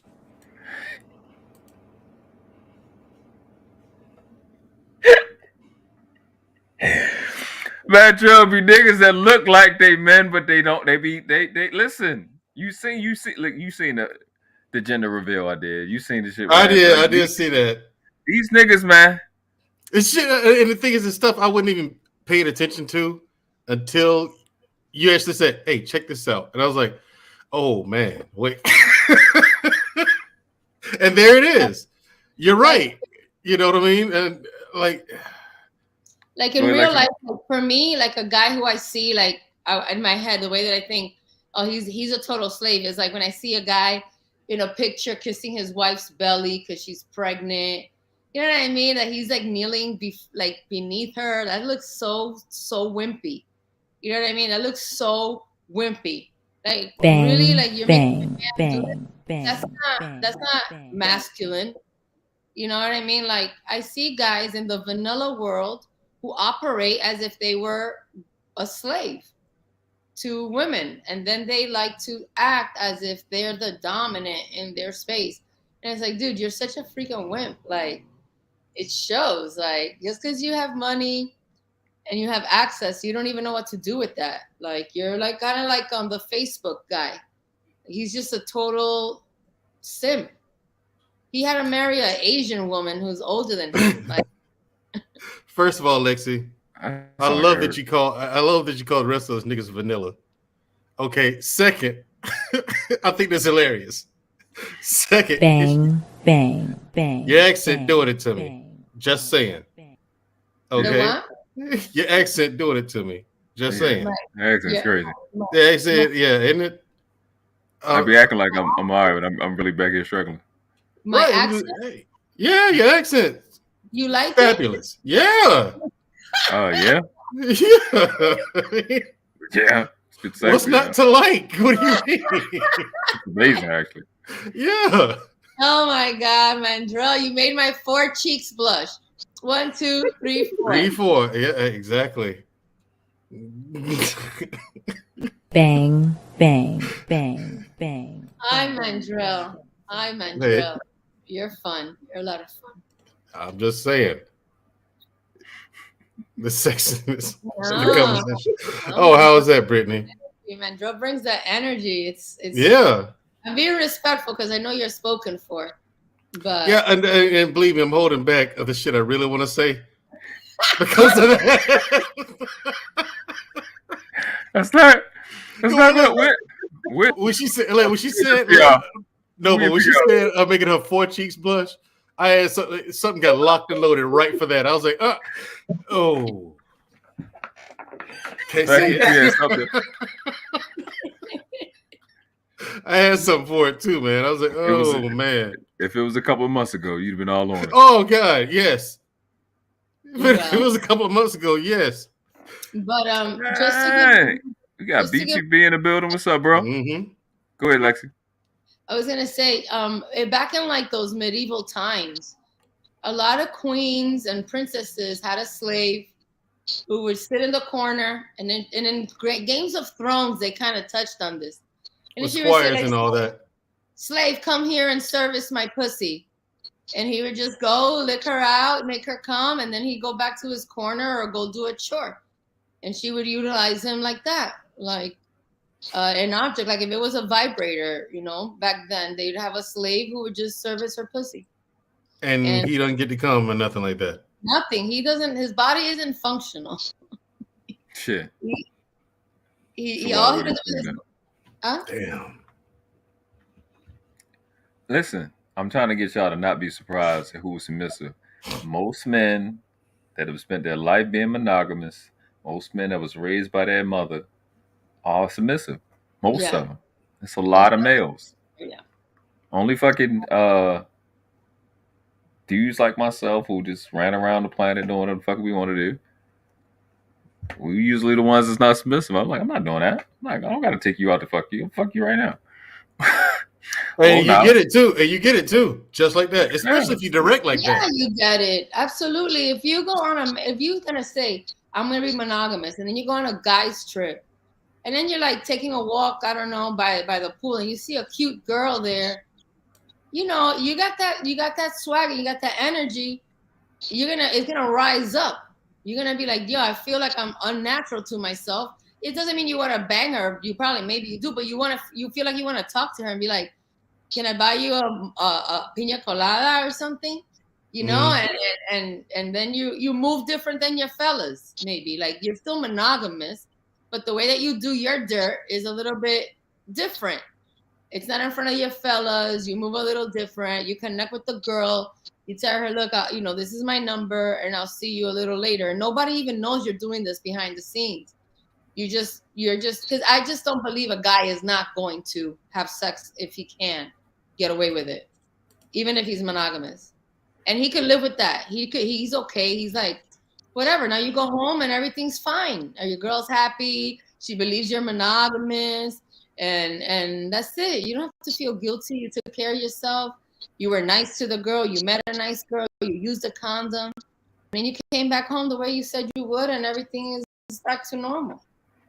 It's the monogamous guys who really stick to the monogamy, and then they start falling in love with the mistress and falling in love with the bartender.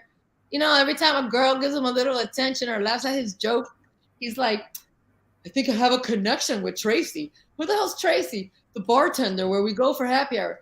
She flirts with everybody. No, exactly. She's a bartender. It's her job to flirt. It's the voice with me. It's the voice. It is, yeah. It's the voice. I couldn't take it. It's just like she said. It's the man voice that she made up. Yeah, like Lexie said earlier, the guys who fall in love with strippers. Yes. I never understood it. Never understood it. All right, listen. That's why I gotta tell myself. I done fell in love with like 2 strippers. They were amazing. I ain't gonna say the lie to you. I couldn't take it. I was young. They was hot. They was built right. I was, what I'm saying? Well, we'll just talk up. You didn't know any better at the time. Yeah, that's a different. That's different than I didn't know what love was. Yeah, like I said, you didn't know any better at the time. But I never understood it though. My thing, it's the profession that got me. They gave it away from me. I was like, wait a minute. She works in a strip club, right? Yeah, what's wrong with her doing that? Nothing. But check it out. She flirts for a living to get money out of dudes. Right. You really think she's in love with you? Or she says she's loves me, man. She says it to everybody every night. Like, that's the part that I mean, you know, I was like, look at what's going on here, man. You don't see this? It's the same thing with bartenders, except, you know, they're not taking their clothes off. Well, some of them, depending on where they work. You know what I'm saying? Yeah, those kind of guys that they hold back on that monogamy like it's an award. I've never cheated on my girl. Then you got mental problems. You got mental problems. You got mental health issues. I bet you do. Bang, bang, bang, bang, bang. How do you live like that? How do you like how? For some guys, I guess they want to live for Christ. They want to prove their vows. Those are the freaks. But those are I'm about to say, those be the biggest freaks. Those are the slaves that I'm talking about. Those are the slaves. Those are the slaves. Are they really? Slaves. Yeah, because they're like, oh, most of them are married, or their wives look like a tub of lard, and they go to church and they do all this stuff, and then they want to be dominated. They want to be trampled on. They want to be used. They want to be made to feel like an object, because their life sucks. They have they definitely have no sex, and they can't probably get hard anymore because their wife, is just disgusting to look at, and that's what they live with. They don't have access. So what do? They're like on the websites, FetLife, AltLife, trying to find a woman who needs a domestic servant or needs a butler so that they can be around that, and then they'll make time for it. They make time for it. So what's the point? I'm trying to understand the point of the slave shit. I mean, I understand your point of view perspective. Okay. I'm talking for these dudes. Like, the fuck's going? This is why I believe in euthanasia, Noble. Yeah. This is why I believe in euthanasia. Yeah. People like dudes like that. It's like, why? What purpose do they serve? Yeah. How you get right there? I'm just saying. It's just. Yeah. It's true. I'm just saying, like, what purpose do they serve? Like, that's they're okay with this? You understand. You get some out of it. Hey, fix my fucking wine and bring me my pretzels. I get it. Yeah. And it's like I said earlier, I mean, it's what she said. Some of these dudes would never earn their way into a room with Lexie. You know what I mean? No way, not in their life. Never in their life. Not even in death could they ever encounter a woman who is just exquisite. It just is not around. It's not their world. They're like very maybe he's a teacher. Maybe he works at the post office. You know what I mean? Maybe he's an accountant. These guys are like, you don't even see them. You really don't even notice them when they're in a room. They're that minuscule, and they know they're that small. They know that they're worthless because they have to be married to these women that they don't desire. They made kids with this woman that they're not into, and then they're into the lifestyle, and they are. That's so funny, Dalllas. She's slapping the shit out of me. And behind the scenes, the wife doesn't know. The wife doesn't know that he's doing this. I don't think the wife cares if it's gotten that far. Yeah. So it's some guys being slaves that have wives. Oh yeah. Wow, that's crazy. That's crazy right there. Is that cheating then? I don't know. If he's not having, that's why I don't. You know what I'm saying? That's why I don't like monogamy, because there's no rules. He's cheating. I'm sure to the woman who's a tub of lard, he's cheating even if he looks at me. So imagine if he's under my command doing what I say. She's over there at the house preparing his, whatever mac and cheese and shit, a glass of milk. You know what I mean? He has to go home and eat mac and cheese with a glass of milk. He's not allowed to have a beer. He, like that type of stuff. And then it's just like, I don't get that shit either. Wait, what woman's gonna? I'll be goddamn. I come home, I want a beer, and I'm not gonna have one. But there's some guys. I never understood that. What are you talking about? Wait, what do you mean? What? There are guys walking around like that for real? Like, yeah, seriously. When you go to Walmart, and you see the wives, how ugly and disgusting they are. Yeah, I do see that. And I imagine that poor guy has to eat that vagina. Bang, bang. That guy has to get all up in there and make her feel good. Are you kidding me? That's horrible. So then he sees me, and I tell him, you could be at my feet in my presence. He's like, I'm happy to be at your freaking feet if you see what I have to sleep with. I That's sleep a good with perspective. shampoo. And you see them. Like when I go to the Walmart, Bang, I see them. bang, I go through the bang, aisles, I go through. I freaking call them. I can feel it. I'm like, look, he's following me. And then I flirt with them, and I walk by the car around the wife and really make him nervous. I'll make him pee on himself. He'll be like shook because I'll say, oh, I like your shirt. He'll be like, oh my God, this woman says she likes my shirt in front of my freaking lard ass wife. And the wife will be like, Alfred, get over here. Get over. What's for dinner, Alfred? What do we have for dinner? It's the name. I forgot the other name. Alfred, I forgot the other name. I thought she went to Walmart because there'd be some names. Like, why do you even know that? I mean, seriously, like I've been approached in a grocery store or Walmart or whatever, right? And if I'm like this at grocery stores, I'm there to get my shit and leave. You know what I mean? It's a test. Okay, I gotta go here because I have to go here and buy shit to eat. So I go there, and I've been hit on. And then I remember I was in a frozen food aisle looking at shit, and then a woman did pay me a compliment. I just looked at her and said, and I kept doing what I was doing. I said, walk with me. I put my shit in my basket. And so I grabbed my basket. I kept walking. I said, you coming? And she walked with me. We had a conversation, and things went on from there. Nice. You know what I'm saying? I mean, I don't understand this thing. What, right? How do you let a woman shake you like that?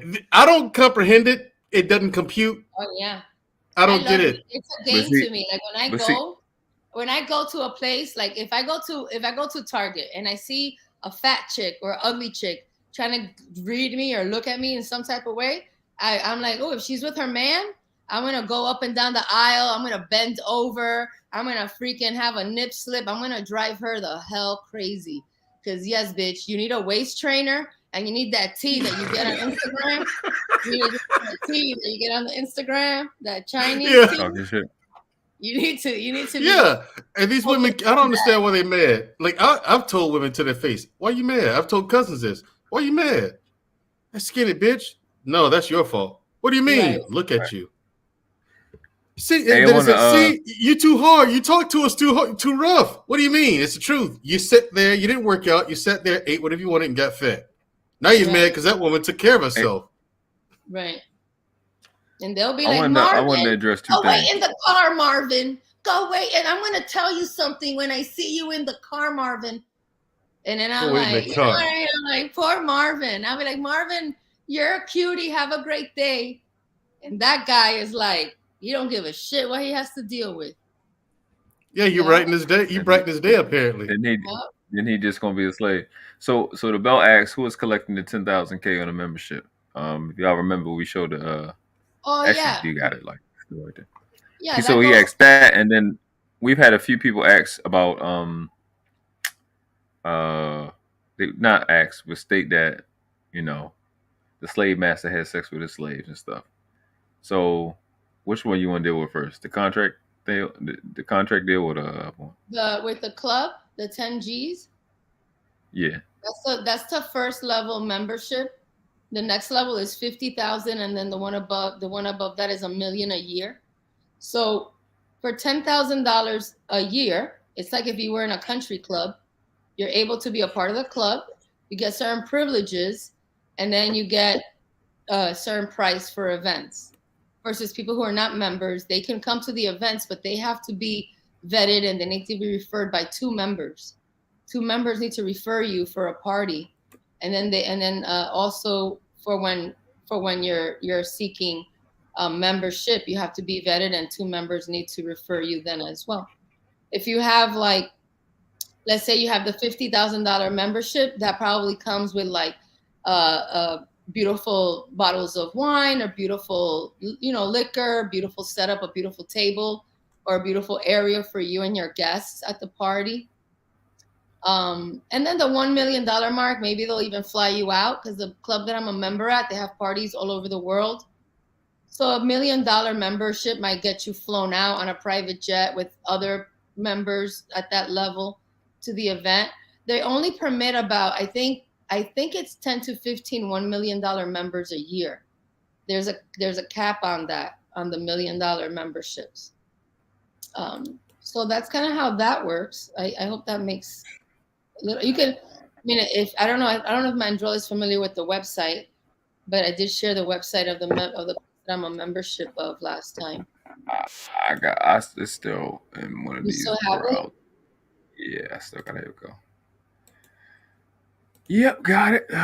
We'll put it in the private chat. Yeah, I've been a member there since 2013. Yes, I was trying to explain to y'all last time. This is high society stuff. This is not like the regular goofy stuff. Yeah, this ain't not like this is professional doctors and shit. Yeah, because I've been in black tie events that were invite only. You know what I mean? So, like I said, I've heard of the stuff Lexie's talking about, but for me, it's still rumor. Like, no one's actually approached me with it and invited me in. You know what I mean? So it's like when I got a chance to meet somebody and talk about it, hey, tell me about this thing you're into. So, and a lot of this shit I don't understand, because I don't see how guys are dropping the ball here. Like the whole submissive man thing, it doesn't compute. It doesn't. Like I never understood that whole. Yeah, it doesn't compute. Like, why are you telling her? A master, like my masters. When we go to parties and we see those kind of guys, it's like it's the same reaction. It's just like you can't even be polite to them. You just want to stomple on. I don't even say hello, how are you? I'm just like, open your mouth. I need to ash my cigarette. You know what I mean? I'm just like, sit. I need an ottoman for my feet. Get on all fours so I can rest my feet on you. Massage my feet for an hour. Like, I just see them as tools to facilitate things in my life. And some of them will even give you their checks, and then you put them on an allowance. So imagine you have a submissive slave like that, who's an accountant, who's maybe making $100,000 a year. And then he gives his money to his dominant woman who makes him clean her house. And he only gets $20 a week for lunch. That's what that will be in the contract, so it wouldn't be no type of. That's crazy. Okay. What's up, Nisa? Yeah. It's just like this whole thing. Another level, bro. Yeah, but here's the thing: I never understood guys in this space who come in bitching and shit about women. Yeah, I asked my woman, just do this for me, just do that for me. There's like, they don't cooperate. I'm like, why are you? First of all, why are you asking? No, but when I first showed up on YouTube, which is like early February, really late January, I think it was last week of January or the first week of February, I came in and tore ass. Like I didn't realize it, I didn't know, but I had made a name for myself in the first week. Bang, bang, bang, right, bang. Right. Like I was like, first of all, why are you asking her anything?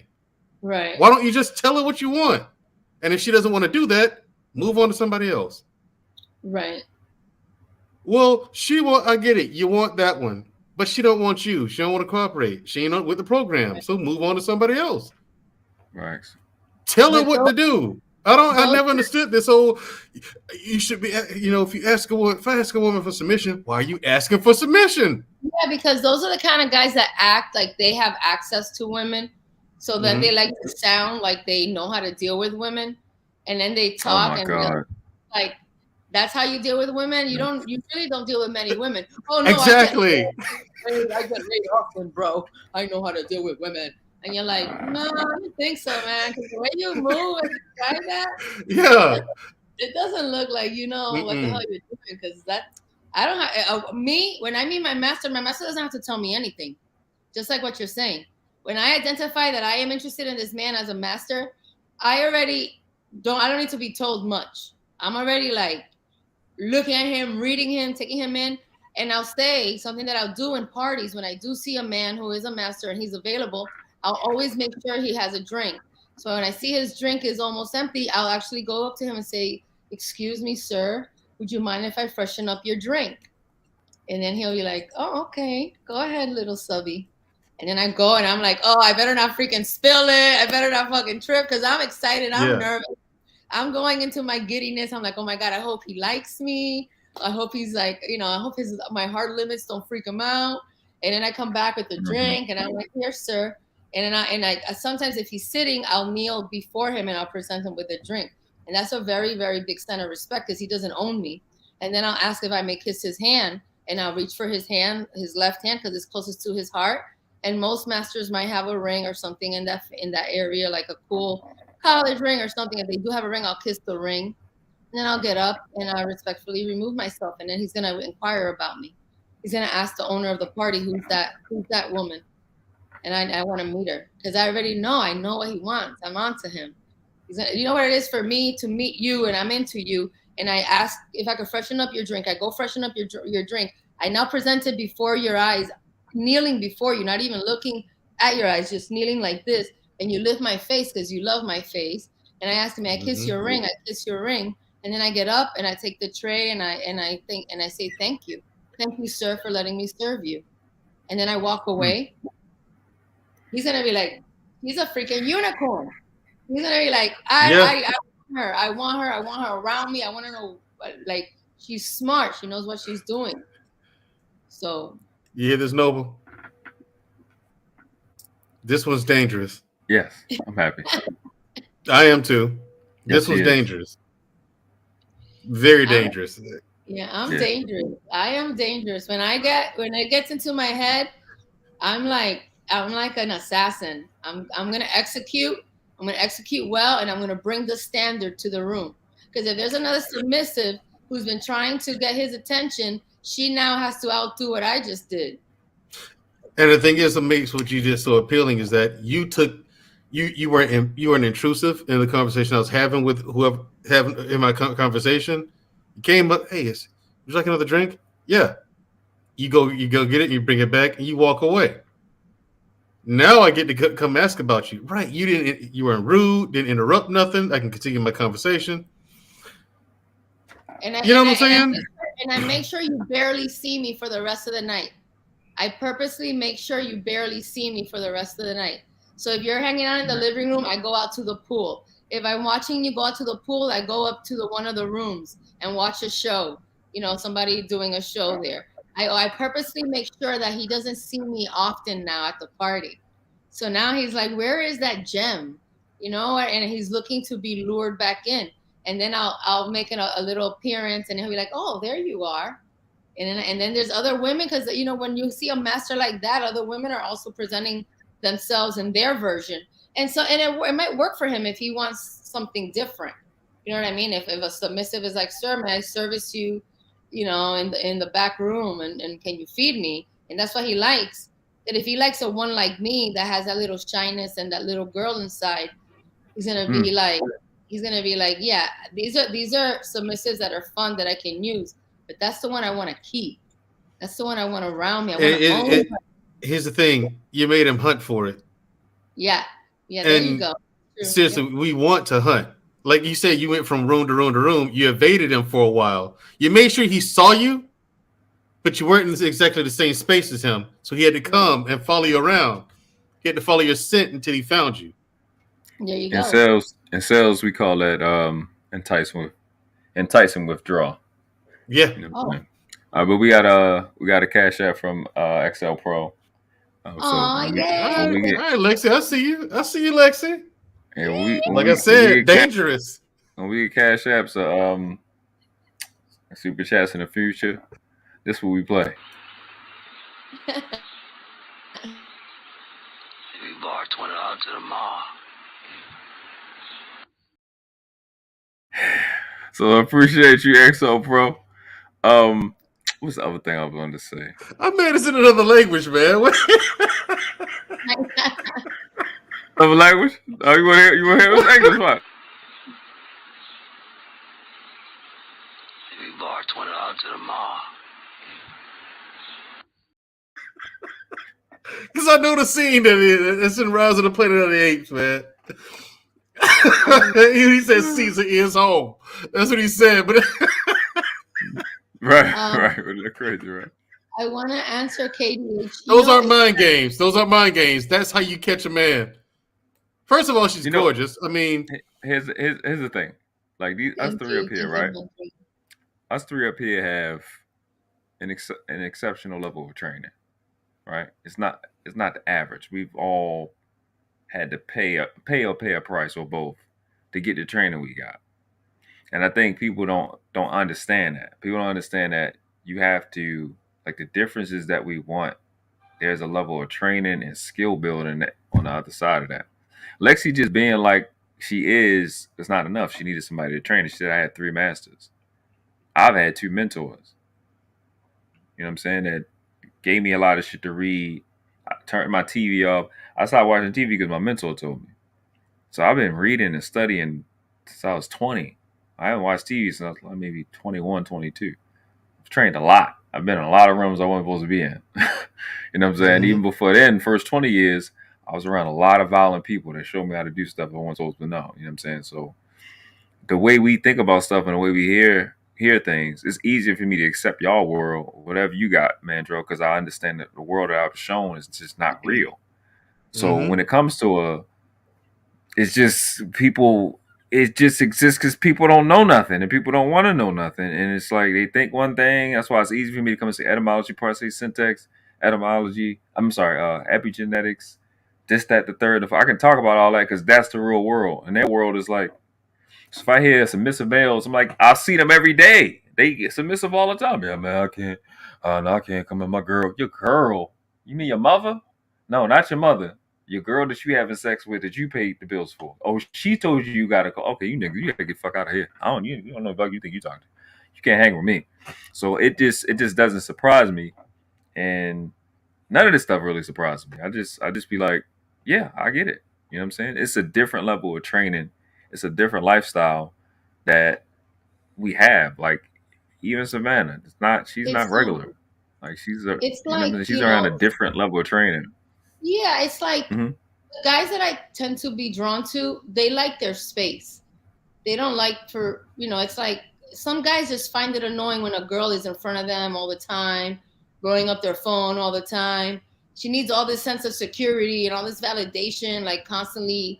It's not enough to just wake up and say, you're beautiful. I can't wait to come home and fuck this shit out of you.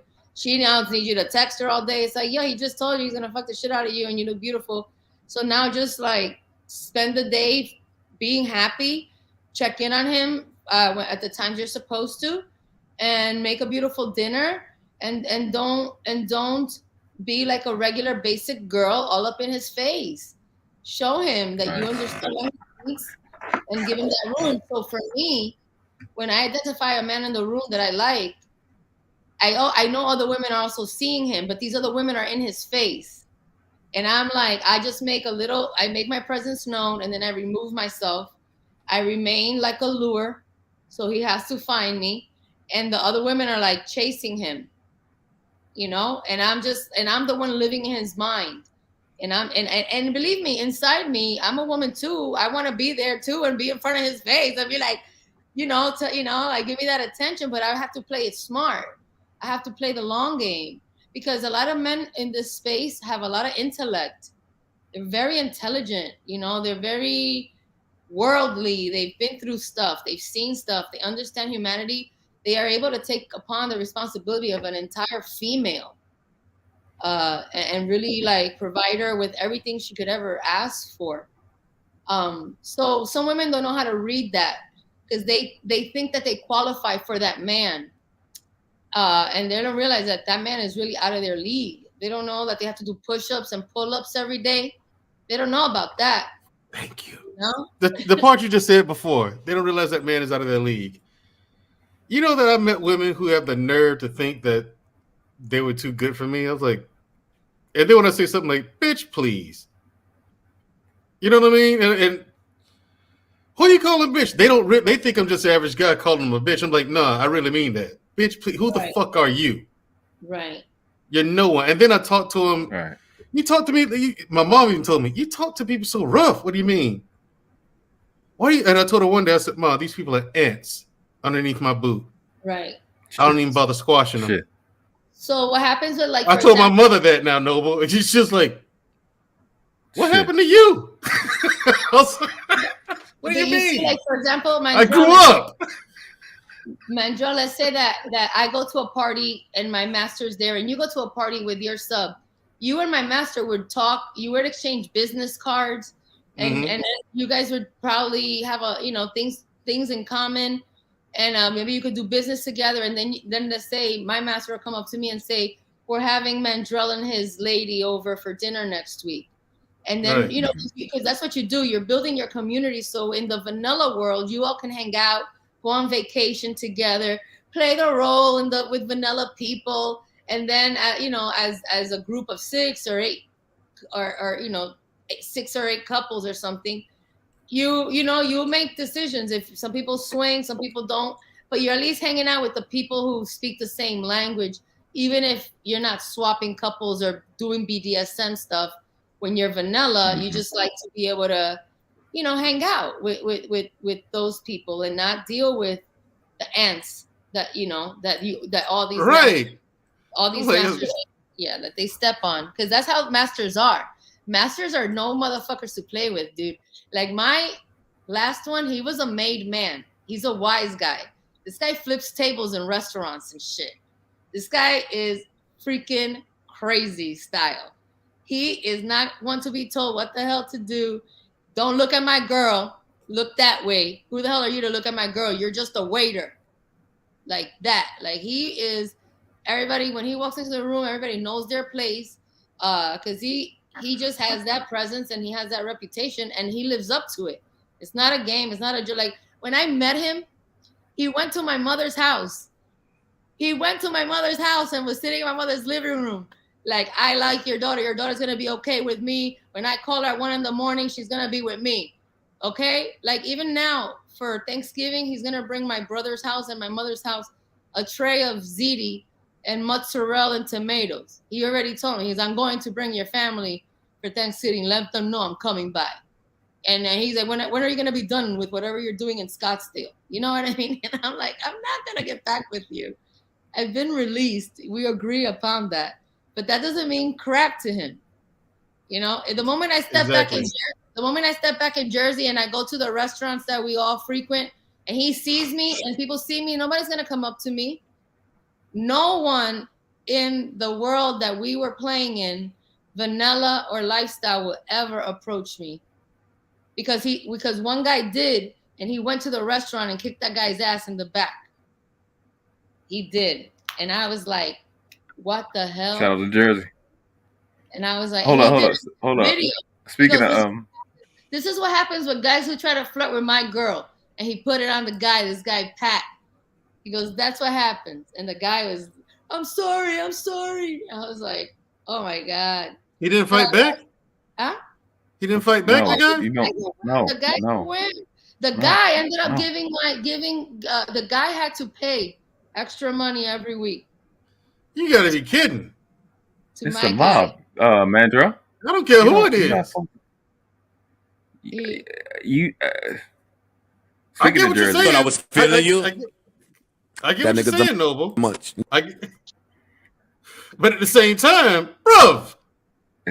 It's the mob. Okay, all right, okay. Is it worth in front of your body and all the skin getting? You don't look at a maid man. I know who it is, but at the same time, I'm like, yo. You don't look at a maid man's wife, mistress. Here's my thing. This is why I'm reacting this way. How is he supposed to know that that guy is a made man? He knows. And how does he pose him? That's his business. He knows. That's his job. Okay, so he knows. Well, he was all the way wrong anyway. Then he got what he deserved. Then he got what he deserved. If he knew, If he knew, then that's a different story. He got what he deserved. We would go to this restaurant all the time, and then one time I went and I got there earlier than my guy, and I sat there, and then my guy, the owner, who was this little twerp that looked like Danny DeVito, made himself comfortable at the bar seat next to me, talking to me like in a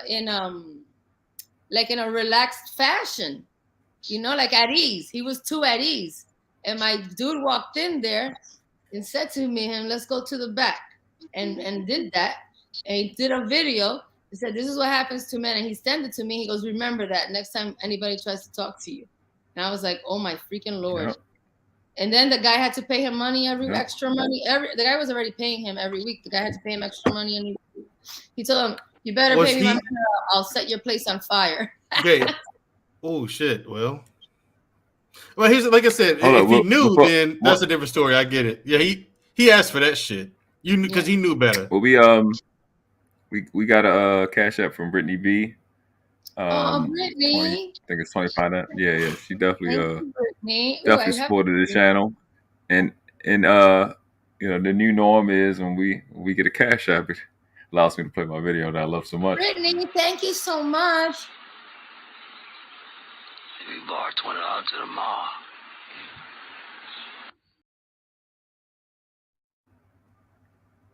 That was perfect. But so is you? Yeah. You get? Can we hear you, Savannah? Can you? Yes. Yes. Yes. Oh, great. Speak up, baby girl. Y'all are all I'm frozen. Oh, we frozen on your screen, but we can see you. This is the website. Can people see it? They have the. Yeah, I shared that. Okay, cool. Let me see. I'll share it again. I put it in the chat. Send it to JLE. I don't know if she got it or not. Thank you, Lexie. Yes, Super Savannah. We can finally hear you. What's your take? You look amazing. You was definitely worth the wait. Your hair is incredible. I know. You look skin all even. It was a lot of work. He's like glowing. Yeah. The topic, this was a little out of my element. I should have come last week, but I think it's interesting to see how tough it is for people to grasp the concept of this realm.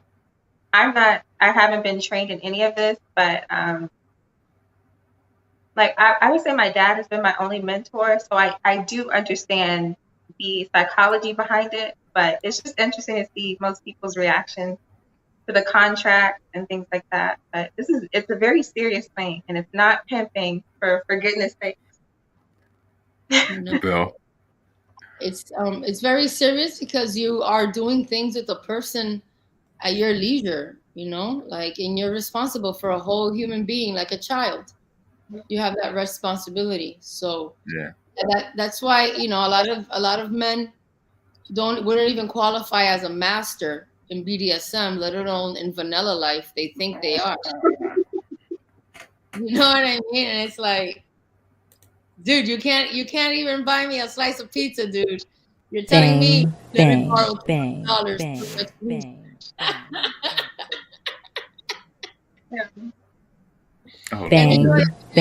And tell men how to do stuff. You guys don't know what you're doing. You don't know. You have to make her submit. And you're like, dude, they just do it. No, women don't do that. And it's like, I don't believe that you've been with that many women, dude. I don't believe it. Because when a girl's into you, she is into you. Like, it's over. It's so over, ho. She's going to be like a transformer. She's going to be like, ding, ding, ding. Like, what do you need? What can I do? Anything for you. You don't have to tell her much. Right. Maybe she makes you a sandwich and you're like, oh, I like a little bit more mustard than you put, babe, but it's still a good sandwich. She's like, do you want me to make you another one? I'll eat the one I made you and I'll make you another one. And you're like, yes, as a matter of fact, yes, do that. And she, and she's there babe, is this enough mustard? And then, you know, and you're like, yeah, and she eats, you know, whatever it is. Like, you could tell her, she's not going to be like, I'm sorry, I'll get it better next time. She's going to be like, can I do that for you again? Can I try that again now? You know? And you might be like, no, save it for later. Or you'd be like, no, yeah, let's do that right now. She's there to please you. The best thing is that, you know, she doesn't have anything to think about. Like, when... that's so funny, Jenny. Yeah. Good night to Brittany B. She said, "Gotta go to Fight Club with all the submissive." Oh my God, Brittany, go handle those. Crack a whip, Brittany. Crack a whip. That's the part I don't get there. Like Brittany B be over there running shit. Oh yeah. It just amazes me. Like, but I've never watched. I've never watched Fight Club. I've only watched Brittany B. Since she's a sweetheart on her own channel. So, Mandrell, in this dynamic, the man is worshipped and the woman is desired. In the fundamentals of this, the man is to be worshipped and the woman is to be desired. Okay. So that's the way it should be, though. Right. Why would anyone have a problem with this? Well, some people don't understand that they have to worship their man. Ooh, you look like you need to be in a movie, Savannah. Like you look like really like badass. Yeah. No, some people think that they're equal in their relationship, or they bring love. You know, they think love is what matters most. And I love myself, so I don't really need love. I need to be desired. You know, I need to be needed. I need to be craved. I need to be used. That's what I need. I don't need love. I need to be put to work. Amen. And a man needs to be worshipped from head to toe, his mind, his body, and his soul.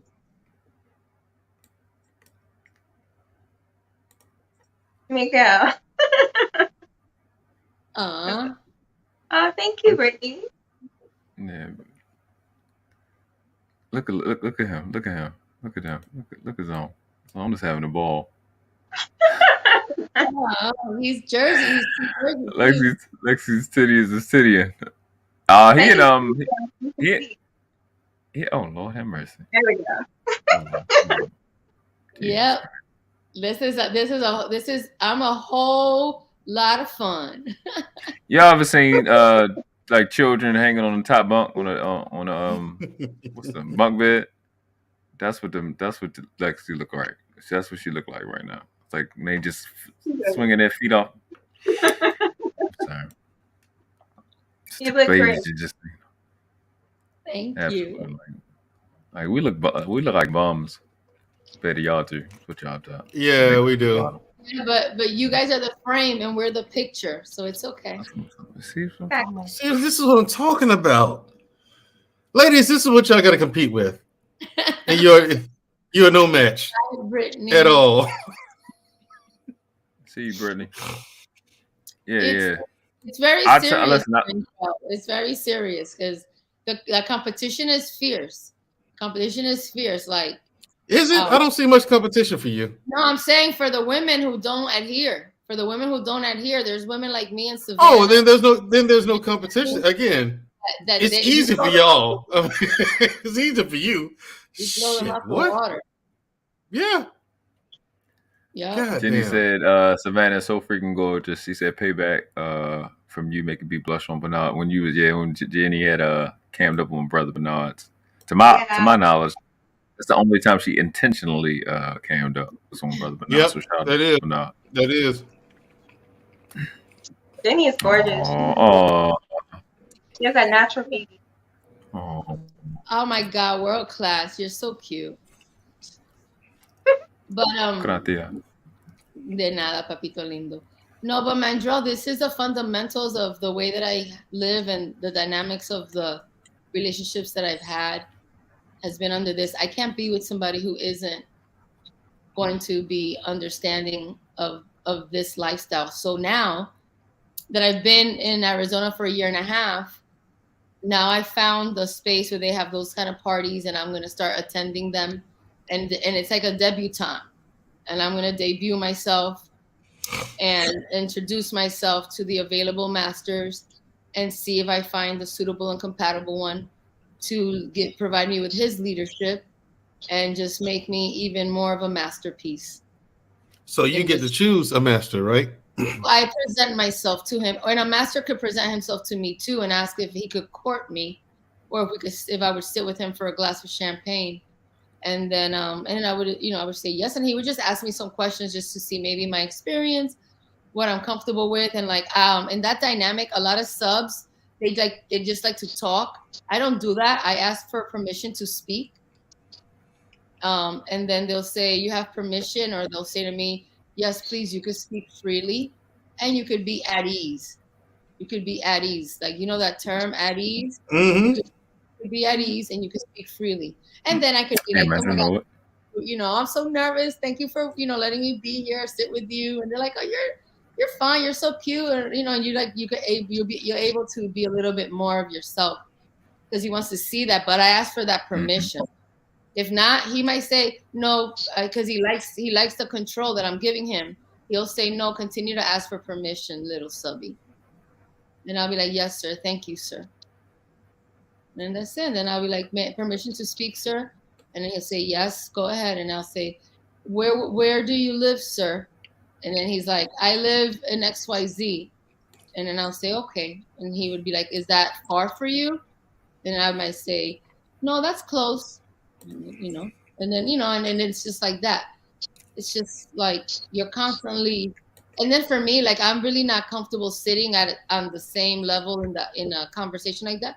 I might ask if I may be at his feet, and then he might think that's too much, and he'd be like, I appreciate that and your graciousness.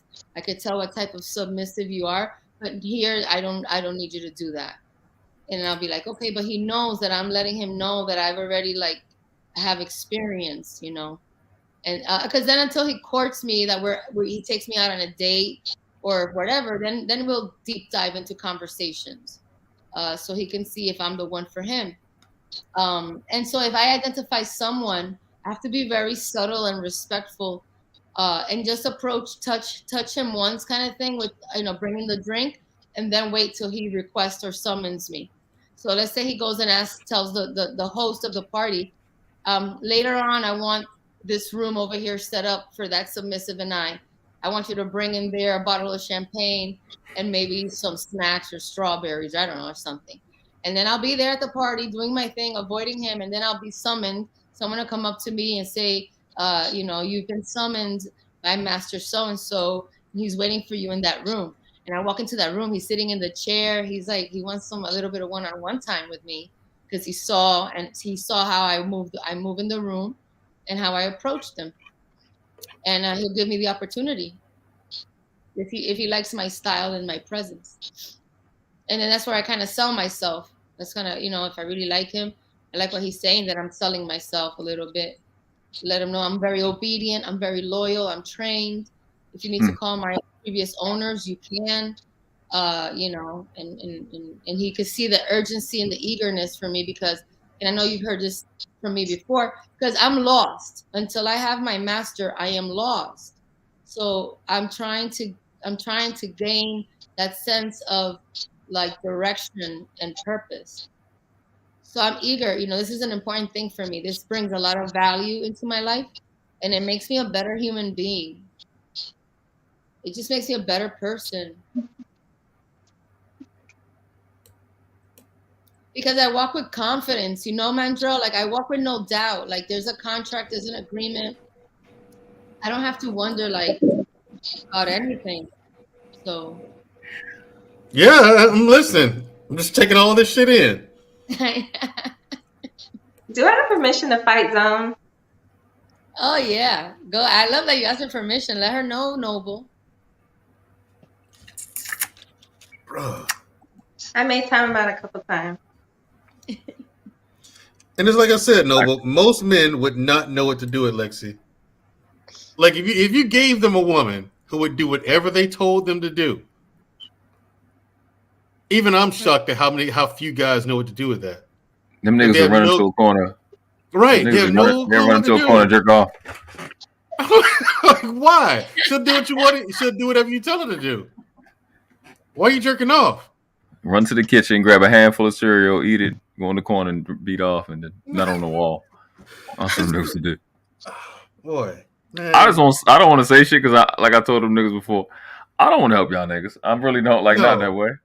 I really don't want to help y'all because y'all suck. And I don't know. You just gotta that's why I kind of started with the shit that I was taught. I taught basics and fundamentals, and then I was taught the basics and the fundamentals. And then after that, I was taught the basics and the fundamentals. And then after that, I was taught the basics and the fundamentals. And that's it. And that's all I was taught. And you find extravagant shit in those other worlds by operating those basics and fundamentals in an extraordinary way. And that's it. And these niggas don't want to do that. They just want submission because you've seen it on YouTube. That's not how life works, man. No, it's not. It don't work like that. And those fake wannabes, because in BDSM, we call those guys wannabes. In BDSM, they're called wannabes. They tend to be the type of guys who will hit women. Yes. They're that effeminate internally that they forget that they black out when they go off and they will hit a woman. Yep, because they hate themselves because they're trying to be masculine and they know they're not. And then they try to compete with a man like you or a man like Noble. And then they can't. And then they go home and they take it out on this woman. Yes. Who is with them because of convenience, or maybe she's desperate. Yes. And he knows that that's not really a dom submissive dynamic. And then she annoys him.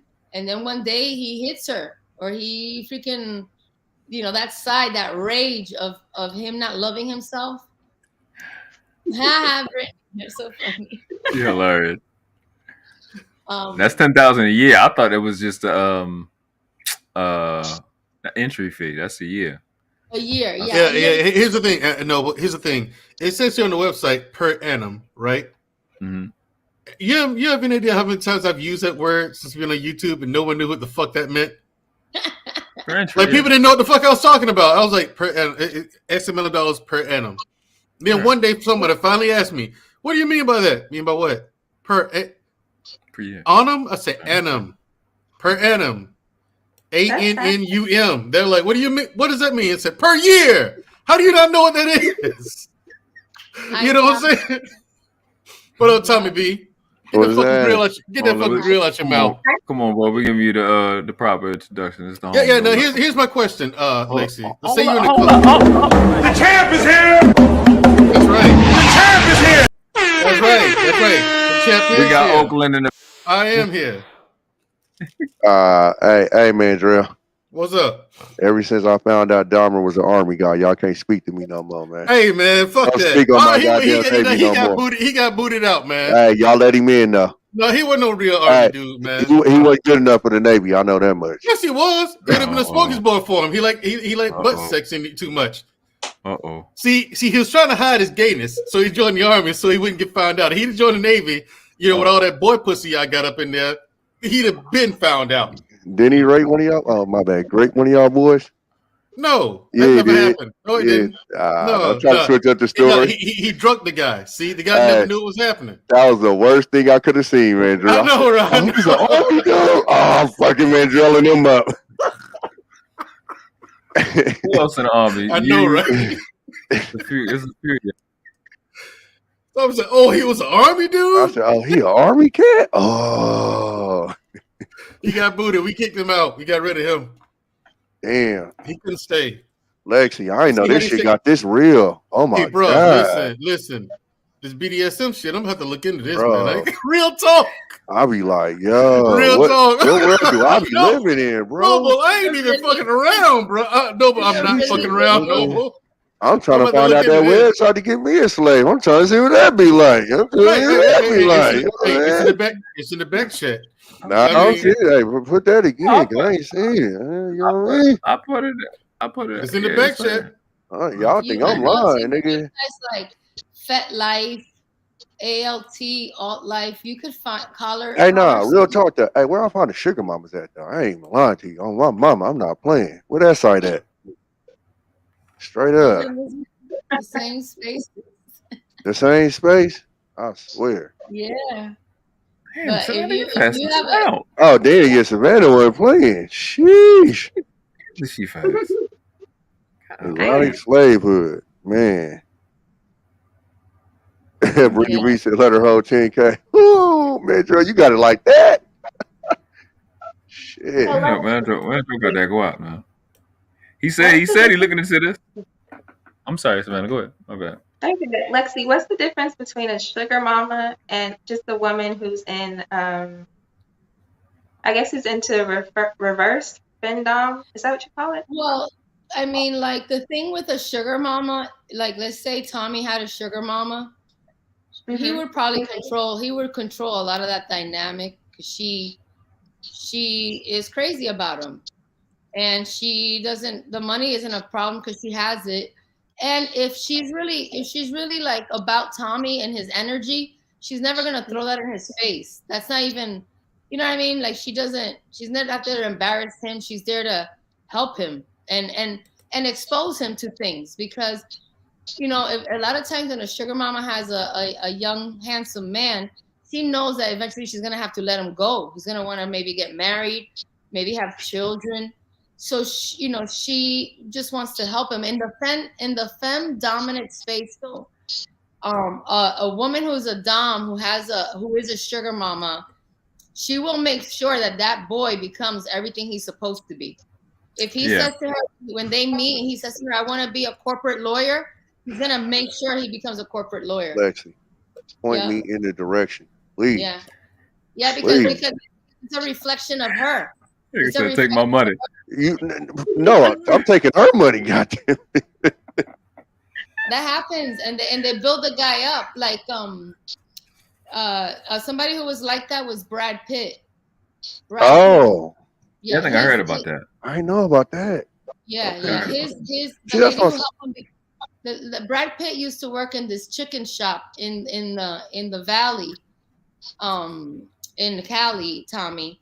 And he used to wear a chicken outfit, okay? And he used to be like in the corner telling people to come to the chicken spot.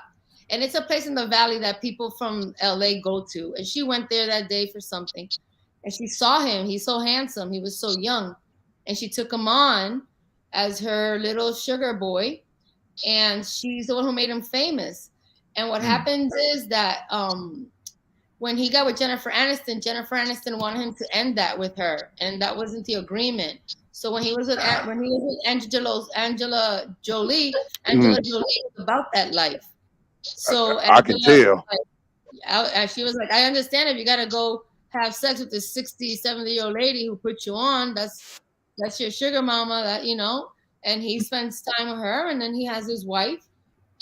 But Jennifer Aniston couldn't handle it because the lady, you know, I ain't surprised. Because she was vanilla. I ain't surprised. No, because she's selfish. It's just the selfishness. She don't look like she's a team player.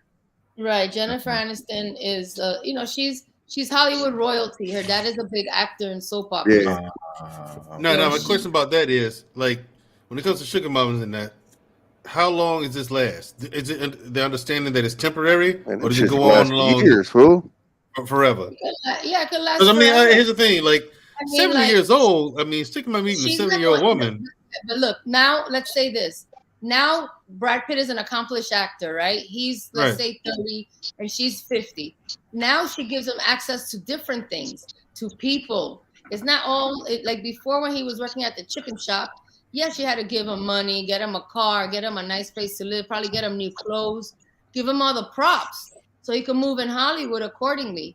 And then when he's dressed up and he's trained to, like, media trained, she puts him in the right places for him to do the work that she tells him to do.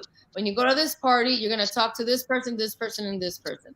She's not out there with him like if they're a couple, but it's already understood when you see the dynamic of the relationship that this lady isn't going anywhere. What corner was he standing on with that chicken suit? I need an address, nigga. EOD, nigga. What are you talking about? He's like from Nebraska. I'm tired of being in the hood, man. You feel me? They don't pay how they weigh out here. You feel me? I'm trying to see what that be like. You feel me? Hey, what color was the chicken street? Yellow. I look good in yellow. I can pull it off. I ain't gonna lie. I ain't gonna lie. You 20 years old. I mean, I'd have been down with that. I'm not even gonna front. I'd have been down with it. 20. I'm down with it today. You know what they be breaking off for that? What is you talking about? I don't know. Man, Drill, the bag. I had a white boy partner that fucked it off. We was in Virginia. We was drunk as fuck in the bar. And it was like this older lady, and she was like on him. She was on him heavy. He was like, bitch, get away from me. Man, we found out this bitch on like the whole waterfront in Virginia Beach, bro. Oh, I was like, what the fuck? That's that money. Bro. Like I said, I'm trying to be a sugar baby out here, man. For real. I'm tired of tired of all this, this shit don't pay. You feel me? I've never heard a nigga say, I'm trying to be a sugar baby a day of my life. You feel me? Google Gaga, nigga. Shit, on my mama. What are you talking about, man? Shit got to change, dog. I was going to work second. Dog. On my mama, nigga. Shit. There's always work at the post office for me. Man, fuck the post office, dog. I'm trying to see what that be like, man. You know what I mean? Uber Eats, Uber. I'm trying to take my talents to the league. What's happening? Nah, Uber driver third shift or something. I'll pass. Jenny said he was in the valley. I need to tap in the valley. If I go to the valley, I'll fuck around and meet a porn star or some shit, man. Yeah. I don't want them. I want sugar mama.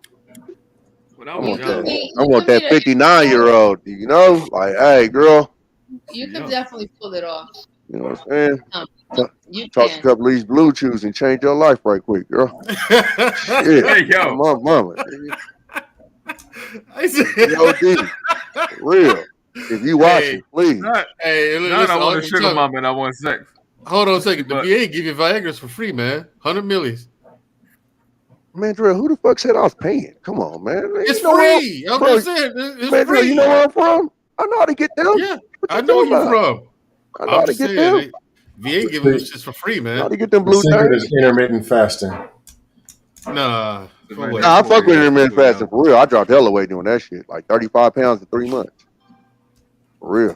That shit worked. Intermittent fasting, y'all tried that? Y'all like it? Bro, knocked it out. I was doing we way off topic, my bad, Noble. But yeah, I did that one meal a day. Man, that shit worked, bro. Now the 1 meal a day does work. Like a month, but drink hella water. 1 meal a day does work, yeah. I drank a gallon and a half to 2 gallons of water. And I tell people, bro, you really don't be hungry. As hungry as you think you is.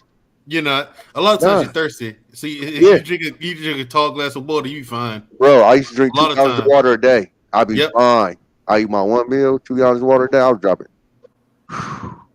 Y'all ladies looking nice tonight. Yes, they are. Yes, they are. And my nigga Noble really went and got it cut though. Boy, it was sharp. Look at you. Yeah. Look. He got a high and tight. He had a high and tight. Up on this thing with Lexie. He didn't he? When he got cleaned up. Got him a buzz. I couldn't up here look like this homeless nigga done found these two pretty chicks.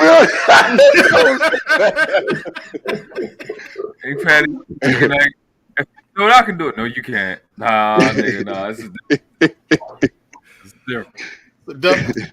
We're talking doms and submissives. You know what I'm saying? And I get the dom shit from the men. I mean, I get men being dominant. I understand that. I just don't know how far that shit goes. Then Lexie told me about a lot of times they make contracts when they they agree to go into a relationship, and this shit was a bug out to me. I didn't know they actually had these shits reviewed by attorneys and shit. That's great. Like they actually write out a real live bullshit contract on how far they can go with sex and how far they go with each other and all this kind of stuff. I didn't know. What always scared me about that shit though is when you see the white boys getting spanked, and I'm like, nigga, I grew up getting my ass whipped. Why the fuck would I want to get it done again when I'm older? Exactly. With my lady of all people. I don't know. I never understand that, bro. Like, yo, you all right with your lady spanking you like that, nigga? Why you bent over? Remember, Players Club. Say it loud. I'm rocking up proud. The little white boy police officer. Yeah. When she was hitting him with the paddle, never in life. Mm-mm.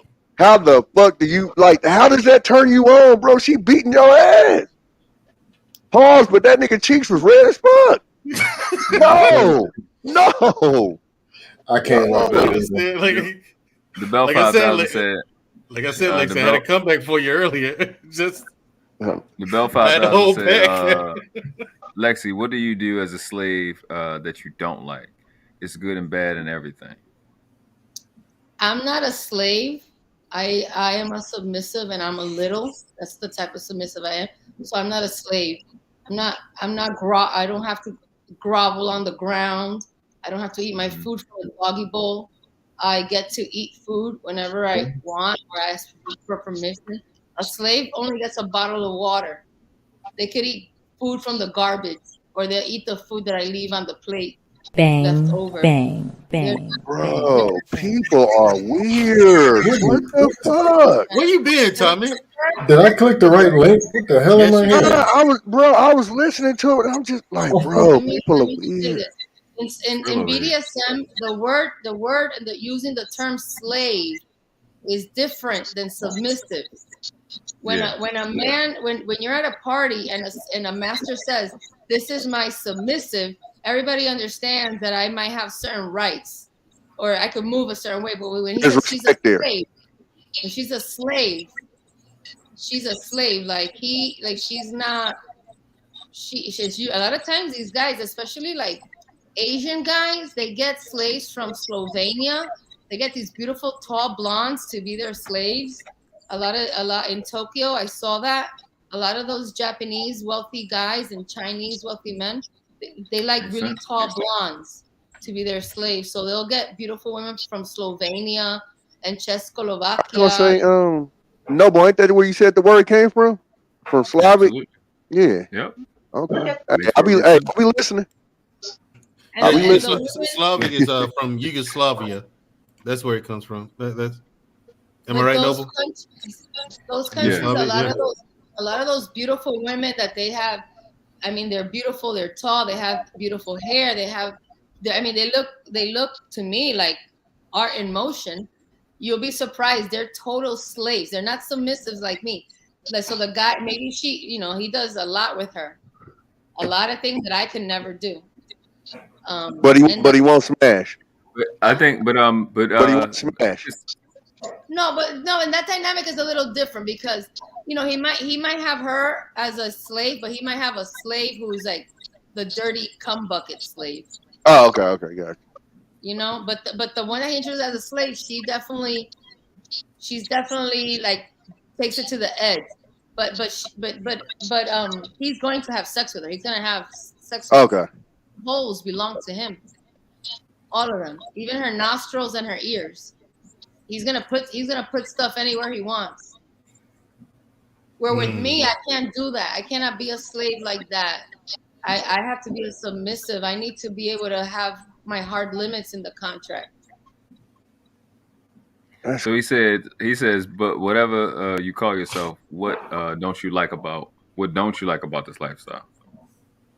What I don't like about this lifestyle would be probably how hard it is to build your community, to find people of like-minded. That's the hardest part for me, that I have to do a lot of vanilla interaction and then, find what it is that is the most compatible and suitable to me. And I have to, that's work. Not everybody is openly into this lifestyle. So I put myself in dynamics and circles where I can hopefully capture somebody's behaviors and mannerisms. And then I'll know, like, I think he might be into this a little bit. So let me go put out a feeler and see how he responds. And then if I see a look in his eyes, I'll know that he's into that. But if the guy's like, "Oh my God, you're a little freaky," and I'll be like, "God, I made a wrong call on that." But at this age and stage in my life, I walk into the room already exuding this is who I am, so that the men who are hunting could smell me, like I think Mandrell said, and then they could identify me, and they could instantly start to approach me and ask if they can court me. Like, so do you think like a lot of people in this like went through like sexual abuse as kids or something like that, or is this just something that just people are their brains are triggered to be into this? A lot of people who are into this went through some type of trauma. Okay. It could have been sexual. It could have been verbal abuse. It could have been physical abuse, especially when they were young. And they associate it with sexual pleasure. Some people, their parents, they would pee on the bed and their parents would spank them. And that feeling that they would get on their little balls when they were getting spanked is what they focus on. It's not the spanking. And then they grow to like that feeling. Bro, that was the worst. If they accidentally that was the worst. If they accidentally caught you, like, oh wow. But a lot of these guys had dominant moms. You know, a lot of these guys had super dominant, aggressive mothers. Okay. That makes sense. Or they had a babysitter who was like 12 years old and they were 5 years old, and the babysitter would have them do stuff to her. Yeah. They've been. I never understood the complaint with that, though. I never understood why would you complain with that about that. Never. It escapes me. I mean, it escapes me. Why would you complain? I would hear about that as a kid, though, Tommy. I never understood it. Like, what's the problem? Really, bro? Yeah, what's the problem? As a kid, you don't understand, but as an adult, you understand how that changes. Like, so I'll give you a perfect example. Like with me, I got introduced into porn very, very young because my older brother used to sneak and watch it, and then it was if I get caught, we all get caught situation. So I was like 8 or 9 watching porn, and that made me like over sexualized. So like I was hoeing, I was out there. You feel me? And so I think that's why stuff like that is dangerous, because like I had got to a point to where like I had to have a conversation with my pops, because I had got to a point to where like once I knocked you down, I didn't want to see you no more. Like it was like literally like as soon as we was done, all right, you got to go. And like literally like no kind of connection, no kind of like, it wasn't even open to a relationship. It was like, cool, I got what I wanted, boom. To where I had to kind of like mentally reset myself to get out of that shit, because it was, I ain't gonna lie to you, the shit was like lightweight kind of scary, because it was like, god damn, like I ain't got no connection. Like it was just literally like hit it, boom, and literally all interest just shit zoop. You know what that is? It's What's like all that time, because I might have even been younger than you. Because all my cousins and my older brothers was hustlers, so they'll watch. Anytime they was with me, they'll be watching movies in the den there, the bed, and I'll be on the opposite side of them, but I can hear it and shit. So very young, I'm thinking about it, I'm hearing it, and I'm waiting so long to get it. Yeah, and like you get it, and it's good. So it's like you get this double boast nut clarity type of shit going on. And it's like the thrill of the chase, and you're getting all your houses before you ever get it. Then you get it, it's like fuck it. You know, and like you said, like, I'm watching my older brother. Like I said, like back in them days, you know, you ain't got numbers. So like this dude literally had a box, and it was just full of like little pieces of papers of just phone numbers, and he literally could just dig in there and just pick one out. So for me, I'm looking up to that, like, that's what I'm on. You feel me? Like I remember him sneaking girls over to the house, and I knew he was gonna be in the room, so I would crack the window, and then I'd bounce out. So when I knew they was in there, I go outside to the backyard and crack the window open and sneak a peek. Like I was mischievous. When I tell motherfuckers I was a bad little man, I was bad. So I was overexposed to that shit, and that's what I'm saying. So like when you have situations like that, as a kid, I get it. Like I don't understand what the problem is, but when you become an adult and then you see how it kind of affects you, like even Charlamagne talks about, you know, the little chick that with the jerry curl or whatever, they used to mess with him when he was younger, and he never saw a problem with it. And then when he got older, he was like, oh, it affected me in this and this way. So when you get older and you see how it kind of affects you, then you kind of get it. Yeah, but for clarification, what I mean by is like if you're 12 and your babysitter's 14 or whatever, I didn't understand. Like when I was that young, I mean, I was looking at He's having sex. What's the problem? No. 12. You know what I'm saying? Yeah. You know, he's like 12 and 22 or some shit like that. Okay. Yeah. Again. Yeah, but when you're like a 5, 6, 7, 8-year-old and your babysitter is 12 and she's telling you to eat her pussy, you're like that's different. Kid.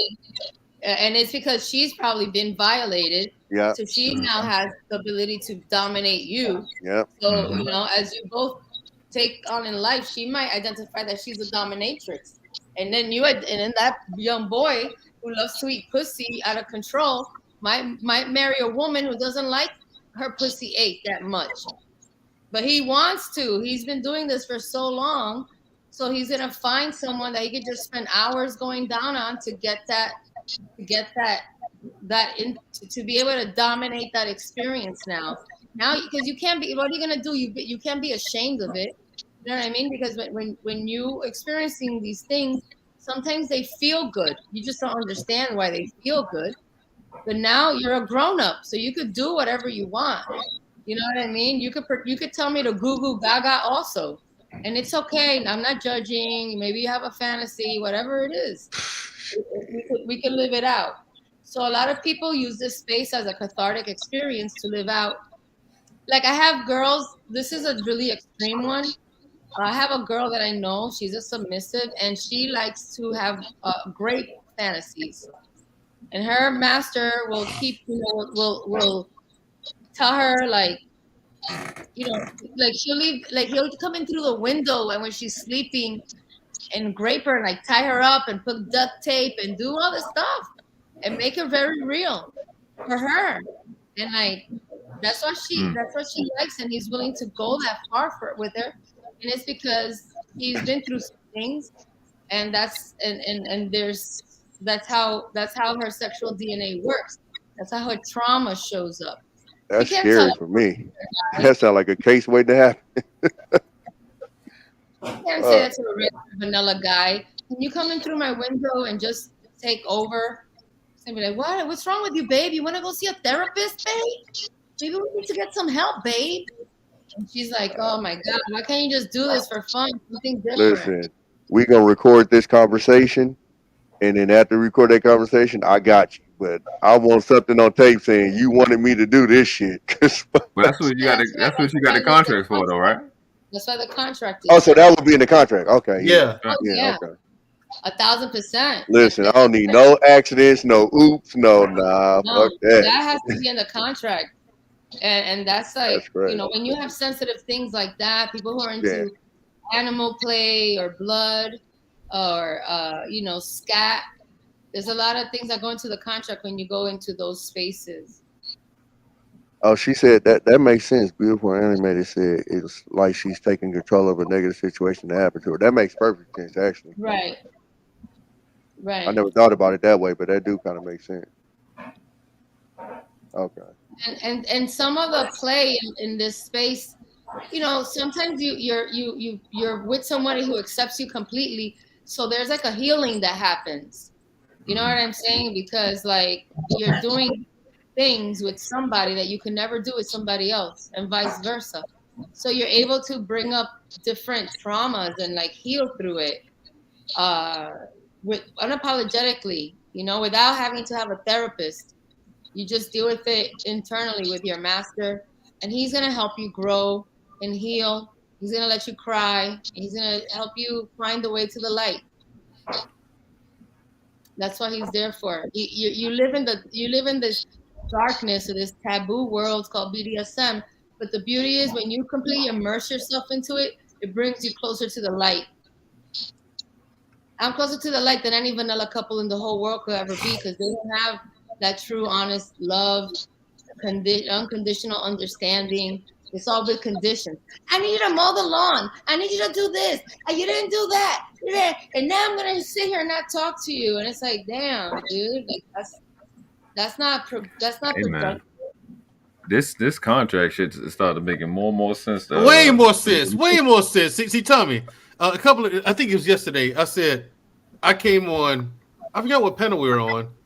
I started to have questions about this shit, right, Tommy?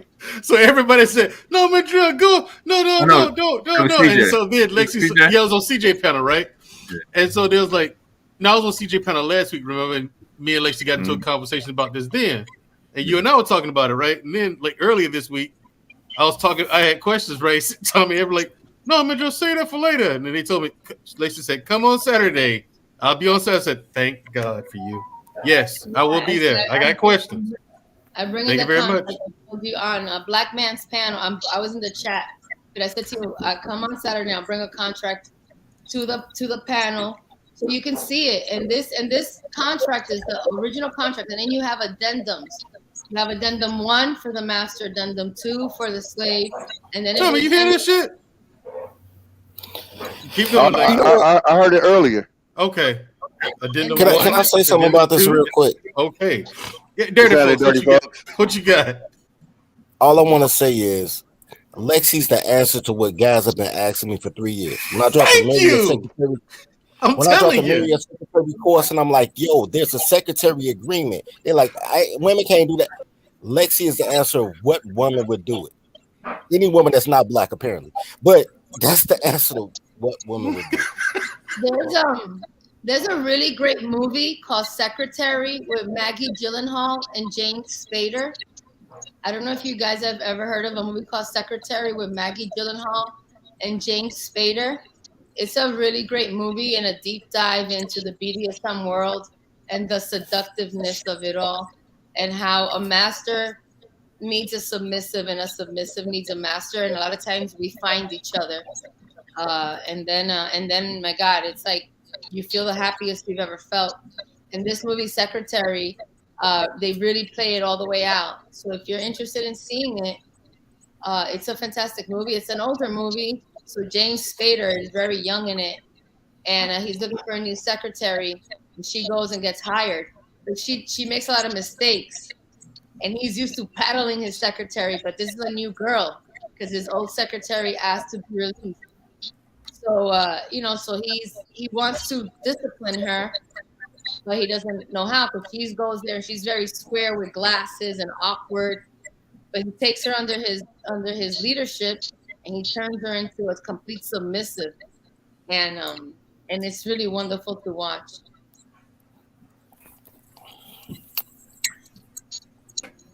I think Jenny asked a question if she said something like if slave terms are used when you're disciplining. When I'm getting disciplined, I am being told that I'm a bad girl, and every time I get swatted, I say thank you. That one. Yeah, that one. I say thank you, sir. And usually I'll get 10 swats on each butt, and I do the count, and I count it out. I say 1, thank you, sir. 2, thank you, sir. 3, thank you, sir. 4, thank you, sir. 5, all the way to 20. And he's hitting me hard, man. He's not like, no, he's like, woo, like, and I'm like, oh, I messed up. I don't want to mess up again. But I get. And so, what do you do after the discipline? Does he rub it to make it better? Then he fucks me. He puts his dick inside my pussy that's wet and juicy from all that fear and all that power I felt. And he tells me to shut the fuck up and just let me. He tells. If I say, "Oh, that feels good," he's like, "I told you to shut the fuck up." You're not supposed to enjoy it. Yeah. Wait, hold on, Tommy. So if he spanks you, paddling you with a belt or whatever, right? Then he slaps his dick in there, right? And he's telling you, "Shut the fuck up." You ain't supposed to enjoy it. That kind of shit. Yeah, because if I'm like, like I'm enjoying it, this is not enjoyable.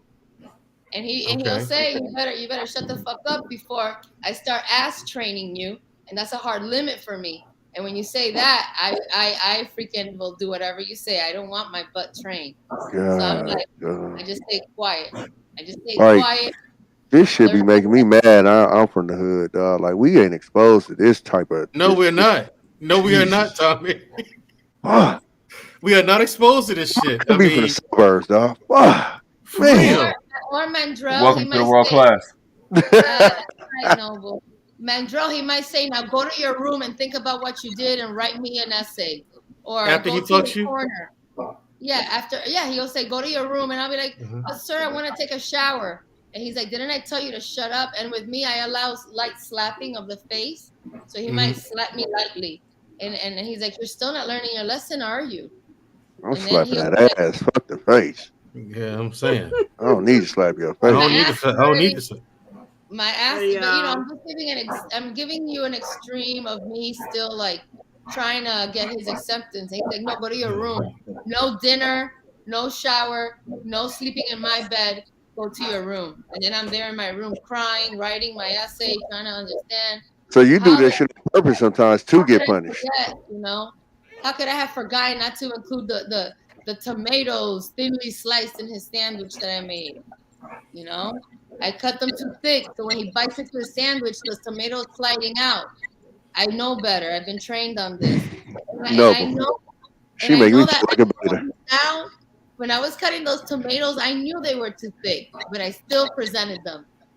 God, oh, see, like Tommy said, you do this sometimes on purpose to get punished. Yeah. Oh, because like I wouldn't contract. Those. Apparently, I've been doing it all wrong. All wrong. We've been going the wrong way, Tommy. Bitch, I said a half inch. Hey, y'all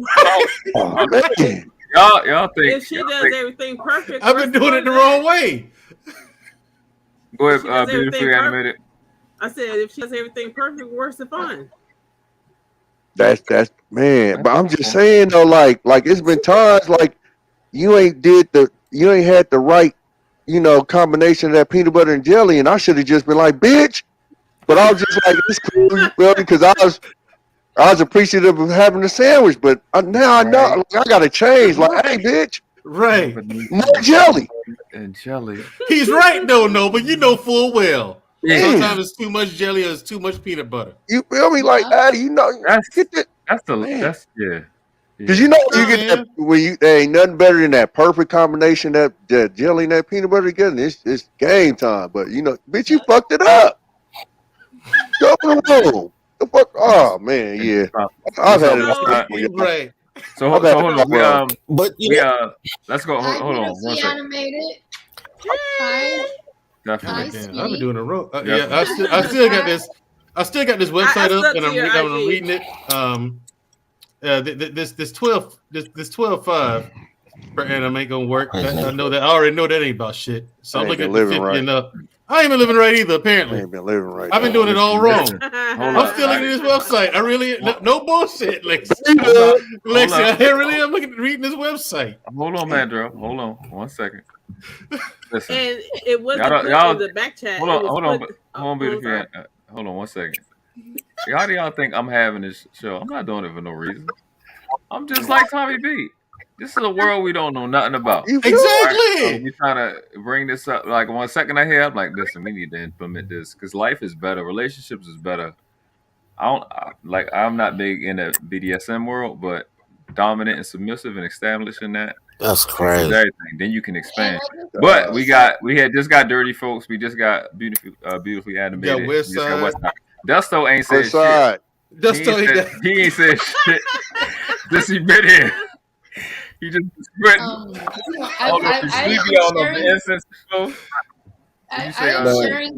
I'm sharing this. Sounds like really a Lifetime movie. I don't know.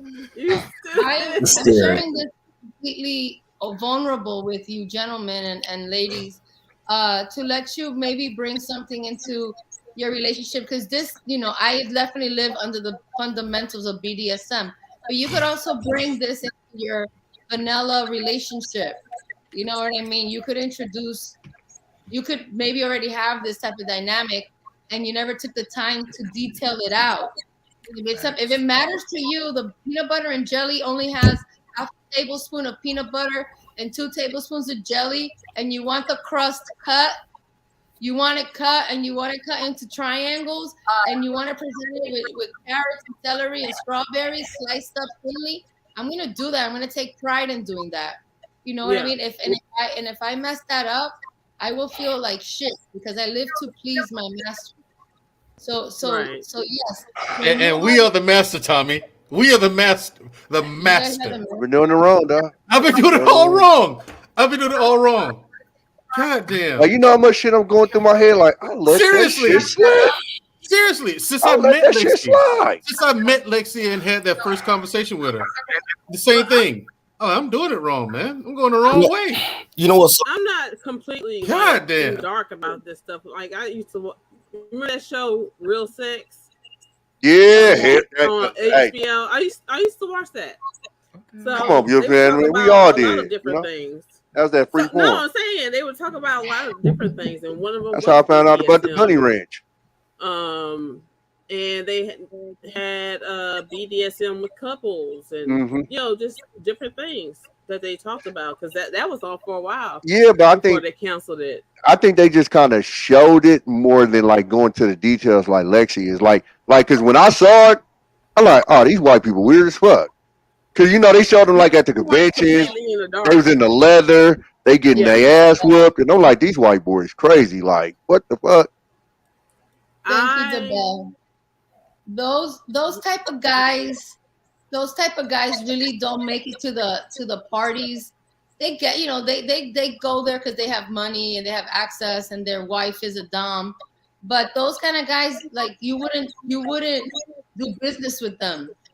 You would make do business with them outside of that, but in that space, you don't even want to talk to them. But they could be the biggest entertainment lawyer in Hollywood. You know what I mean? Right. And you need to do business with this guy, but in that dynamic, you're like, I'm gonna avoid Jimmy over there. I'll see him next Thursday when we play golf. You know what I'm saying? Like, because those kind of is very for me too.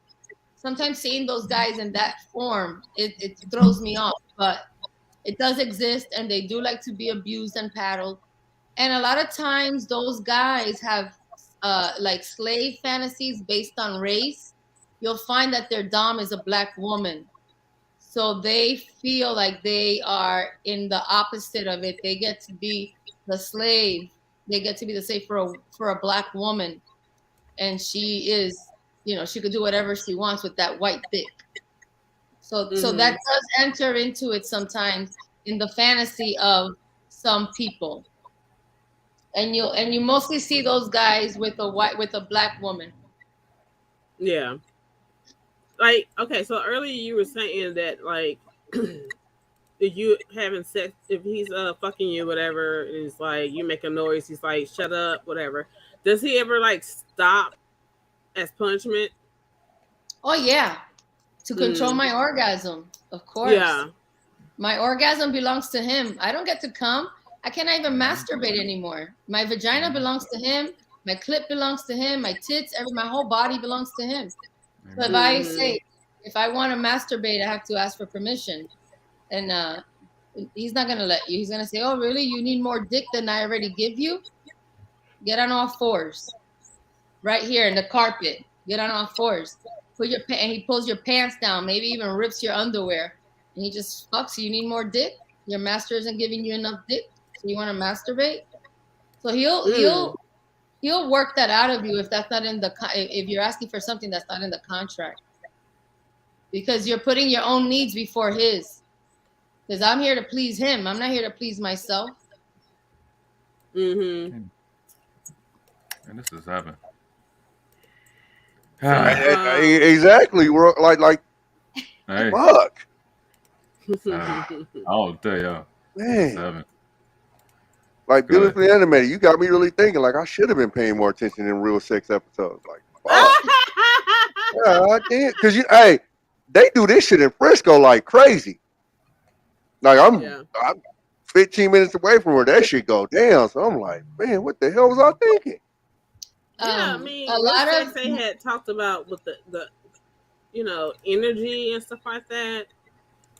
Like, you're so close and together that you can get aroused by each other's energy. You know what I'm saying? Like that's a deep relationship. You know what I'm saying? That's freaking deep to get to that. Yeah, because you're right. Because when my master comes home, I'm waiting for him, eagerly waiting for him like a little dog by the door. And when I see his glimmer in his eyes and he sees mine, I feel like my body is already having an explosion. And this dynamic also, just want to let you know, in the motorcycle clubs, I don't know if you've seen like Sons of Anarchy and like motorcycle clubs. This dynamic is kind of understood. Yeah, My Property. Yep. Yeah, you're the property. Yeah. Damn, I didn't even think about it like that though. That's real. Damn, you're right. Yeah, because they tell them like you can't talk to another dude on the set. None of that shit. Like you don't make eye contact with another dude on the set. All that shit. Tommy, ain't you in a motorcycle club? That's why. But I'm like, come on, dog. I'm on a black set. I'm on a black set. Okay, yeah, that's like the white set. They do that type of shit. Like you ain't no black woman about to take that shit. I'm just saying, bro. I'm looking at a new Ducati. Hold on 1 second. I'm looking at getting a Ducati, man. White girl? Something I gotta. Hold on. I don't want to cut y'all conversation, but I got to get Dustin when he been making the same face. They just say,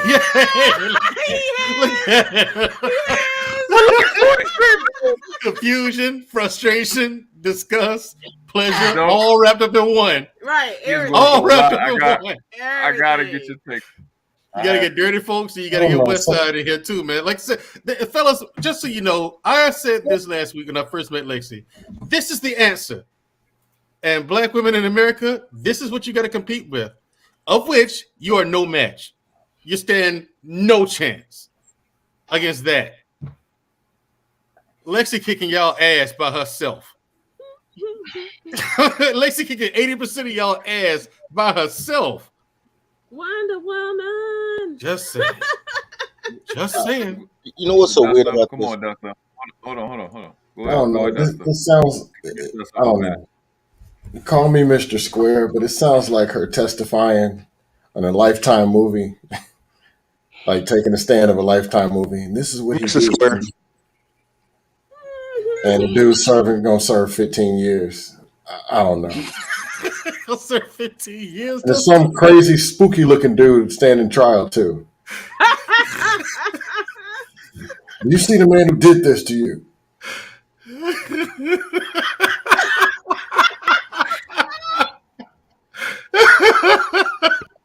Right. I don't know. Well, the faces you can make, goddamn. I don't know. Maybe I'm just too scared. You look so distraught. Like you ever seen a child eat some broccoli and they hate it? Like that's the face you've been making for 40 straight minutes. Or you get a handful of jelly beans and the flavors mixing together, and they bite into that licorice. That's a nasty one. Yeah, they bite into the black one, the licorice flavor. Yeah, he's like, which is hilarious. He looks like he drank that castor oil. You know that castor oil? No. Yeah, the shit your parents give you, your grandparents give you when you're sick. Man, that was horrible. Yeah. I used to hate that shit too. I used to hate castor oil. Or the newer jelly beans by Harry Potter. Vomit, earwax. I'm like, what? Oh, that's crazy name. They really had they were really stuck on that movie because they were trying to make those candies real. I was like, God dang, I ain't paying for that. But go ahead, get in there, dirty folks. I want to thank Lexie for a few things. First of all, nothing she said really, like, she sounds like me. It's funny. Like, she was like, I'm fully trained. And y'all like, yeah. 2 years, I'm like, yo, train your toddlers into a secretary. Oh, you tripping. Like, everybody got to get trained for their position. Y'all just like to hear man shit from women. But besides that, though, but besides that, though, there's a few things that I realized when I was listening to it. Number one, I realized that I'm dumb as shit. I just thought I was a bully. Like, I didn't see it sexually. My whole thing is I live in Chicago, nigga. I'm cool with the shooters. Like, I refuse to go out here with killers and then let a girl smack me in the back of the head and tell me to take out the garbage. I'm always trill. You know what I'm saying? Mm-hmm. So my personality is dominant. So last week when we were talking about 24/7, it's just not sexual. It's who you are. I'm like, yo, I get it.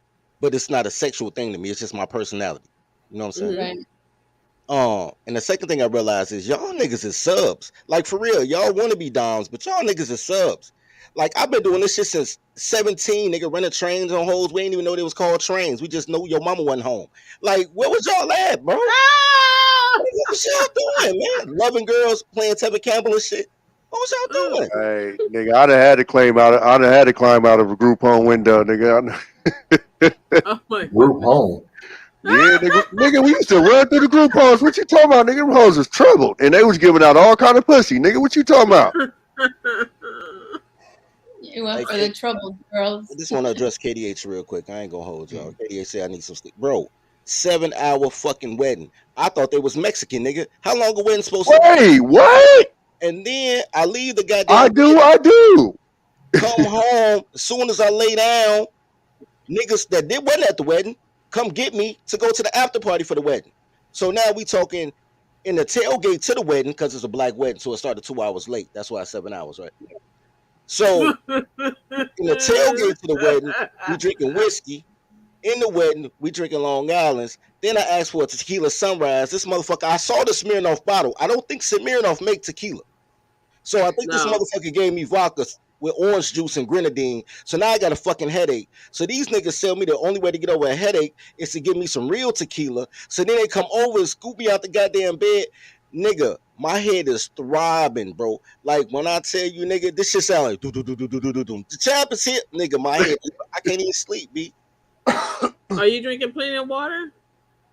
I'm trying to fight the tequila with more tequila and apple juice. Shit, said your migraine. You need some hydration. He said he tried to fuck with more tequila. Bro, I don't give a fuck. It's my wedding. I ain't being at nowhere for no 7 hours. You know, those 7 hours. I do, bitch. We out. Like, what fuck is we doing? 7 hours? We got a honeymoon to get to. It's good to it's good to drink. Dirty folks wild, man. Dirty folks wild, man.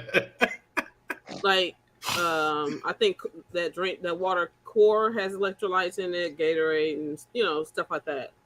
Yeah. Or get Pedialyte. Pedialyte, yeah, I was gonna say that. Right.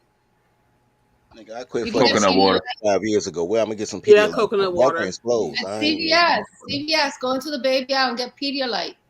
That stuff helps you so fast. Yeah, get you the coconut water good. But isn't Pedialyte like a watered down Gatorade? It is. It's for kids. It's the electrolytes that they put when they do an IV if you get an infusion. Right. Yeah, the NFL niggas in them they run through Pedialyte. Yeah. Like they'll buy out the whole shelf. You know what? I don't feel embarrassed. Okay. Quick toddler tale has nothing to do with this sidebar. A girl calls me one day and tell me she pregnant. I say, bitch, I thought you had a cyst on your ovaries. So she give me that. I hop in the truck. I speed to Walgreens because I got to get this pregnant. No, this is a funny thing. I fucked this bitch Saturday night / Sunday morning. She calls me Tuesday and say she pregnant. How do you know, nigga? Just say how to drink your juice in the hood. So I go. I know when I'm pregnant. Go get a pregnancy test. Now I don't know nothing about pregnancy tests. It's 3 black girls in there, right? So one black girl is already extra. 3 black girls with fake hair. They think they cute, but they not. So they whole thing is first right of rescission. They don't give a fuck how fine you are. Definitely Nissan Altima in the parking lot. So I'm in Walgreens. There's 3 girls in front of me. I say, excuse me, and they trying to front on me bang. I say, no, sweetie, I ain't trying to holler. Y'all. I say, but I just want to know what's the best EBT. What's the best early what the fuck is pregnancy test? EDT or some shit. EBT, right? Or EDT, I think some shit like something like that. I said, "What's the best friend?" These bitches face split up. Oh, boy, let me tell you, I use this one. A girl was like, I said, y'all bitches, how many pregnancy tests y'all done took? These bitches gave me the whole. Hey, Dusto, stop, please. They gave me Yelp reviews for motherfucking birth control, pregnancy tests and shit. Pregnancy tests. Right, which one give you 2 lines? Which one give you the plus? Like, don't use the 2 lines. You can't tell the difference. You got to get the plus, but I'm like, what the fuck? These bitches gave me a clinic in aisle 5 of Walgreens. So I just want to give a shout out to them hood rat whores. You know what I'm saying? The crazy part about it is the motherfuckers at the Dollar Tree work exactly the same. Hey, Dollar Tree, yeah. That's what they told me, and I was like, damn, they was right. Shit, I'm pretty sure that the earliest is 2 weeks. at the bare minimum is 1 week with some of these tests, but it's 2 weeks. Man, look, I just let girls get these. Not no damn 2-3 days. Girls just say they pregnant so they can get some Jordans. I don't give a fuck about that shit, man. I kick them in the stomach, whatever, and keep them going. Look, matter of fact, I don't even do that. I just be playing. When they say they pregnant, I'll be like, all right, name a baby after me. And then they be like, I got an abortion. Because, you know, y'all hate to see a nigga have a baby that want a baby. So all I do is say I want to claim the baby and y'all kill it. So, you know, it's been working for me so far. I'm just stick with it. What's up?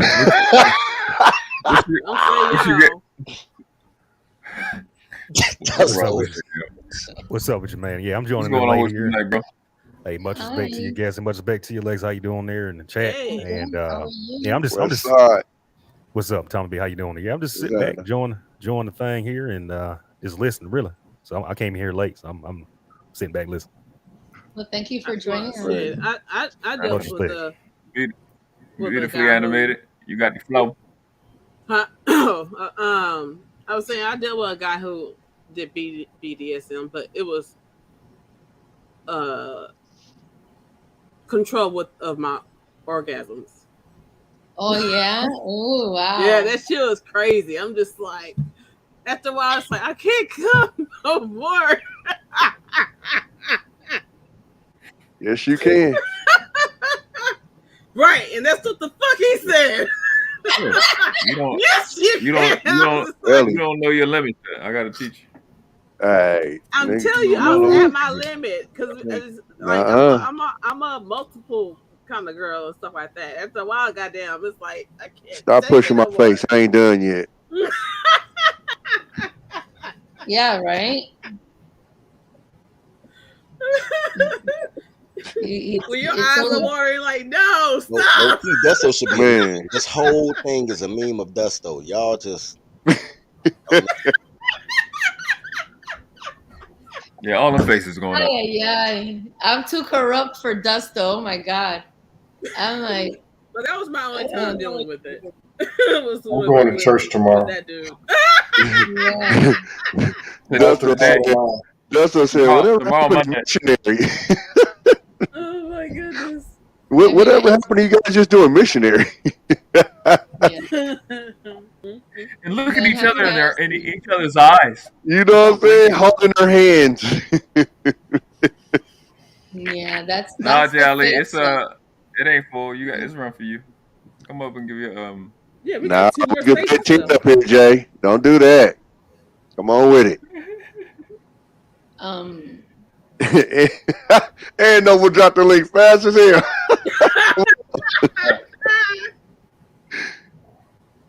But yeah, the orgasm control is fun. It's called edging. That's the BDSM term. Is edging. Oh.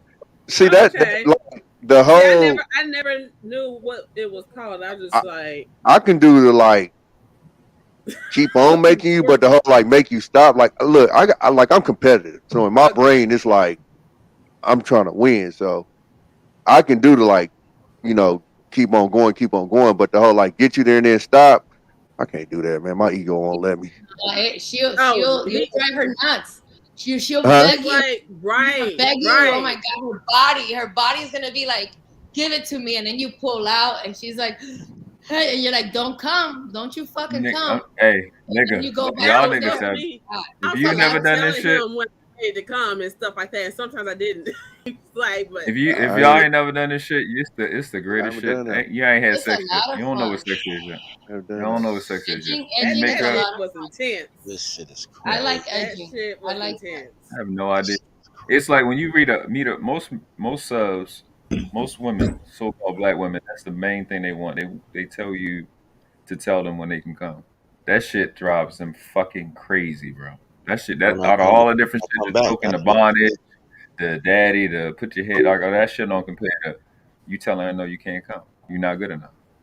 I'm not satisfied. God not talking to me, bro. I'm just thinking about how many times I tell y'all either we gonna fuck or I'm gonna fuck. Hit that bitch with a club in the back of the head and drag it back to the cave. And y'all be like, pretty folks, wow, he toxic. You say, yo, niggas climb in the window and sneak the pussy. You like, oh my God, I'm living the wrong life. I need to switch my life. Nigga, I've been telling y'all this shit Oh, nigga, no. I said that shit dangerous. That shit sound like a case waiting to happen. Fuck that. It's only a case that you make it to the phone. That's your fault.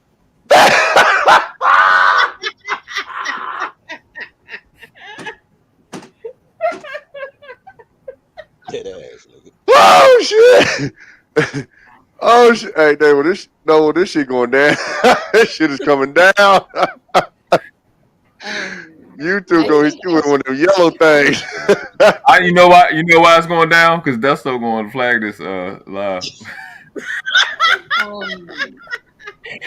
Him and JLE. You know what they're saying over there? Hey Jay, swear to God, you're right. That was a fucking Law and Order episode. G.O.D. it was. Sorry, but if this is YouTube first 48, I will be in there sweating bullets. Nah, you gonna be a Big Mac, a Whopper. I was about to say that's gonna be 2-piece from Popeyes with a strawberry soda. Like I was on the best stop. It would take me home. It was going my way. Like, hold on, I gotta make a stop. Started with Noble and Lexie. Then Tommy B hopped on, beautifully animated, added to it. Mandrell had a couple of comments. Then Dirty Folk hopped on it and really got me. Can I get a second now? Desto and Mandrell are like me. We cannot control our faces. What you see and what you get. You never broke up with a girl and she told you she felt like you raped her every time. Like you ain't did it right. Like nigga, you just said two shadow ban words. Yeah, you're right. My bad. Great. Great. But remember one of the biggest punishments assaulted. I want to share the biggest punishment that I ever got, which is my biggest nightmare, but I definitely deserved it. And it was because I like my master to control what I eat, so that I look like he wants me to. So he'll have a schedule for my workout. He'll have a schedule for what I can eat. And I have a sweet tooth, so there's a lot of contingencies on my sweet tooth. So I love donuts. I love glazed donuts, and I have to ask for permission, and I'm not allowed those freely. But I had one freely one day, because I have a rebellious side. I have a bratty side, and I am a bad liar. I told on myself. So I'm sorry. I was like, are you a bad liar? Did you want to be punished? I ate a donut, sir. I have to tell you. He's like, oh, you did. I said, yeah, when I was running errands, I ate a donut. He was like, wow. And you waited 7 hours to tell me to report that. So what happened was, because I have that bratty side, and he decided my biggest fear is to be tied up and put in the closet. And that's what he did for 3 days. I lived in the closet. I peed on myself, but I was allowed to come out to use the bathroom. My food was presented in a doggy bowl, and then he would pour water on the food, and then pour more food on the food, and that was what I was allowed to kind of consume for 3 days. Come back. Desto is classic. I'm laughing at you too. What the fuck, boy? Hey, but you know what's so crazy? Whole time, all last year, you know what I studied? Silent rooms. So like all y'all podcasters used to do music, most of y'all. So y'all know how y'all put the egg cartons and shit on the wall so you can have the sound deafening? Yeah. A silent That's room horrible to do. Three layers so they can scream and still can't hear their own voice. They can hear their heart beating in their chest. And I'm like, yo, when I put my toddlers on timeout, I want a silent room. So she's saying that, and I'm like, yo, she's my spirit animal. Like, I fucks with her. Like, she should be my play sister. Like, you know what I'm saying? Because I need to learn how to train y'all niggas. Because y'all niggas think this is weird. That's why y'all think I'm nuts. Like, but I'm not. Like, I guess I'm the male Lexie in this bitch. But yeah, so that to me is an extreme. That's the scariest thing that's in the contract, and he had to do that. And then that third day he takes me out. He had a bath going for me. He had a sandwich or a meal for me. I was a mess. Of course, I was crying and all of that. So he told me to go take a shower and pull myself together and present myself. He had clothes out for me. And then I got to sit and eat my food slowly, because I'm also taught how to eat at the proper pace, because he requires a lot of grace and poise, because we do a lot of things in the social circle. So he cares about how I move. And he wanted to make clear that I understood that if I want to have a glazed donut, I can ask for permission. I don't have to hide anything. And you know, and you know, it was something from my childhood. Something from me just felt like I needed to do something bad, you know, and that's my rebellion. When you get out the closet, did you feel exhilarated? I was kissing his feet. I was begging to kiss his feet and his hand. I was like you know, I felt completely exalted. I felt devastated that I had done what I'd done for something so stupid, you know, but I learned my lesson. And I learned that why didn't I just ask? Like, why didn't I just ask and say, sir, may I have a donut? You know, he might have said yes. He might have said, yes, you may. You've been good girl all these days. Go ahead and get yourself your donut. Instead, I'm thinking I have to be sneaky. So I'm reverting back to things. And he has to get that out of my system. He has to work that out of my system. And you reward good behavior and you punish bad behavior. It's that simple. And the behavior has to match the crime. Yeah, I think Day would have done. 3 was kind of. The reason I laugh every time you say that, because the chat be like, man, dirty folks be impressed. No, it's not that. In 1997, I was going to premiere Debbie Dodd's Dallas in LA, right, at the Kodak Theater. It's one of my favorite porns. That's a classic. Classic. So we going, and the Kodak is lovely. It's 97. I had never seen TVs in the floor, all type of shit, right? Mm-hmm. So I didn't know it was a porn thing. All you had to do was tell girls you're a porn director and they'll fuck you on the floor, right? It was cool, right? Anyway, you shadow ban word. You just. Oh yeah. All right. All of them. You don't give shit tonight. My bad. So here's what happened, right? So I'm in line. Now we had already the last time I was in LA, I've been in LA a few times. The last time we had smashed all the models from the Master P Make 'Em Say video, right? And I had a malfunction because I was smashing like 3 girls and two of them they was garbage, and I got to the third one, it was good. It was like Goldilocks. So I bust like in 90 seconds and she got mad. And to her, I was a quick shooter, but I'm like, yo, shorty, I've been doing this for 2 hours. You just got the best 90 seconds. Anyway, so fast forward, now we in line for Debbie Does Dallas at the Kodak Theater. And the finest woman I've ever seen in my life. I have never seen a woman before or since this gorgeous. Her name was Crystal. I can swear to God to you, it's 200 girls I've slept with whose name I can't remember. I didn't touch Crystal, remember her name to this day because she was that bad. Crystal hops out of cab, hops in line with us. Like, I just came out the closet. I'm thinking, okay, she's gay. Like, damn, she fine. No, she has been in the closet for 3 days, got straight out the closet, came to the club. That's why I asked you how you felt when you got out the closet, because she went straight to party.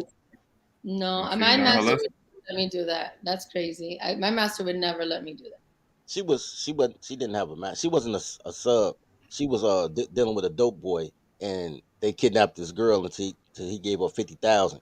But she didn't go back home to him. He paid the 50. She came to the club. Wow. Shout out to her though.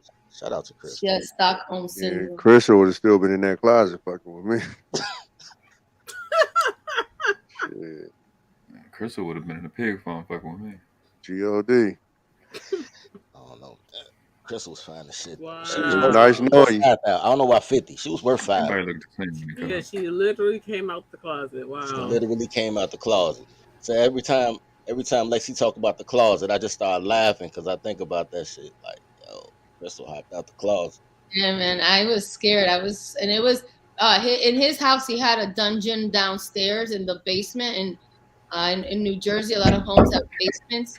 So he had a dungeon set up downstairs, and there was a closet there. So I was down in the basement, in the dark. It's a beautiful basement. It's a finished basement. It's a dungeon. It's gorgeous. But I was down there in that closet, like I couldn't hear anything. I couldn't see any light underneath the door. It was complete. His last name Dollar. This is what it's like looking at my face. You keep telling me the same shit. This shit is hilarious. Fuck zone. I was made to wear adult diapers so I could pee in them. And but I wasn't. I only could change it out when he would come to check on me. Otherwise, I had to sit in a wet diaper.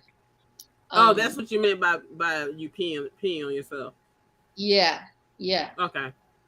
Yeah, I had to wear adult diaper. He would only change it out when he would come down. He would let me sit in it, and he would go to work all day.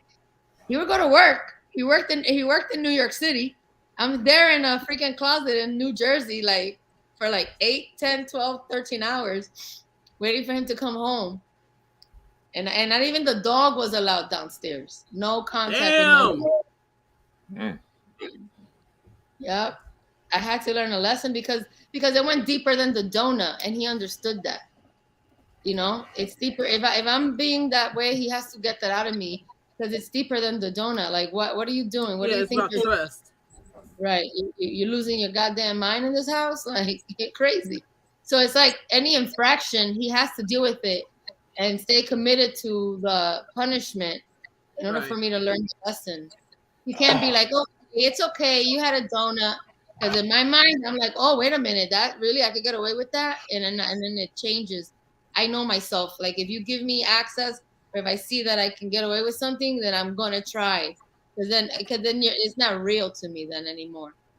You know? Mm-hmm. That's why I'm very active with who I serve. Because he has to really be about this. Mm-hmm. Yeah. He sees it in me. He's just like, oh, you really lost your mind today. Wait till we get home. Like he would like if I was bad, when we would go out to dinner, he would have me order dessert and have it sit there and see if I would touch it. And I wasn't allowed to order anything but a salad. He would leave the dessert there and see if I would touch it. And honest to God, I want to touch it. I'm like, can I just have a little bit? And and I was like, damn, man, I really want it. And it was like testing me and torturing me and teasing me. That's the closet 486. Wow. You're funny, JLE. Man, I'd be like, can I have a piece of steak with my salad? I wouldn't even be thinking about you know what happens? What happens, beautifully animated, that I would be bad sometimes. You know what I mean? And I'm like a little kid, like I'm bratty. So he would be like, we're gonna go to this nice restaurant where he knows that I'm gonna ask permission to eat the creme brulee. But now I don't even get to order the steak that I want because I've been bad. But he's not gonna cancel the reservation, so I have to sit there and I get to only eat a salad. And he orders the dessert. When we order drinks, to have it sit there in front of me and torture me, and I want to try it. I want to break that little crack on top of that creme brulee and eat it. And it makes me think like, damn, I messed up. I don't even get to order the steak I want. Or the shrimp. I can't even get the seafood tower. I just get a Caesar salad over here. Like, I freaking messed up. So in eating, for me, I love food. So I let him control my food. So a lot of my discipline or my punishments would come through what I would get to eat or not eat. Okay. That's mental training. Yeah. You know what's so crazy, man? I'm 43 years old. That means I've been fucking for 32 years. What the fuck? The fuck is Harpo? Go ahead. And it's been this last week that I realized I'm a dom. And all this time I just like, yo, fuck these toddlers, man. I hate them righteously. I'm doing my thing. All this time I'm just a bully. Look. You're welcome. Thanks. It was because of me. You're welcome. You know, it was because of you. I know. Yeah. That's why I said it. Thank you. You're welcome. You know what I'm saying? Don't say I never gave you nothing.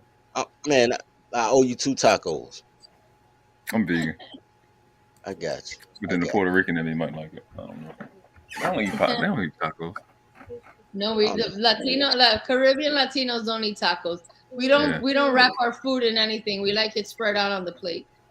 No, it's great. As much as I talk about tacos, my whole chat be like, all they eat is jerk chicken. All they talk about is tacos, though. Like, look.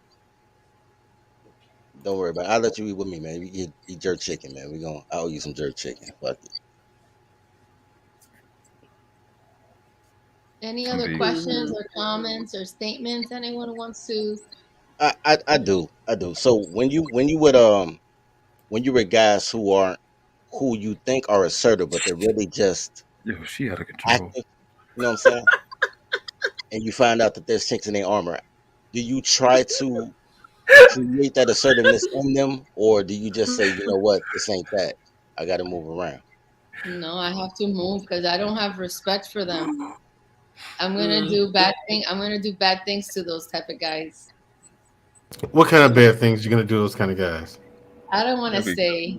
I don't want to. Why not? Why not? I'm curious. It can't be too bad. Hey man, look it's nothing. I guarantee it's nothing I hadn't heard of before. You know bad shit.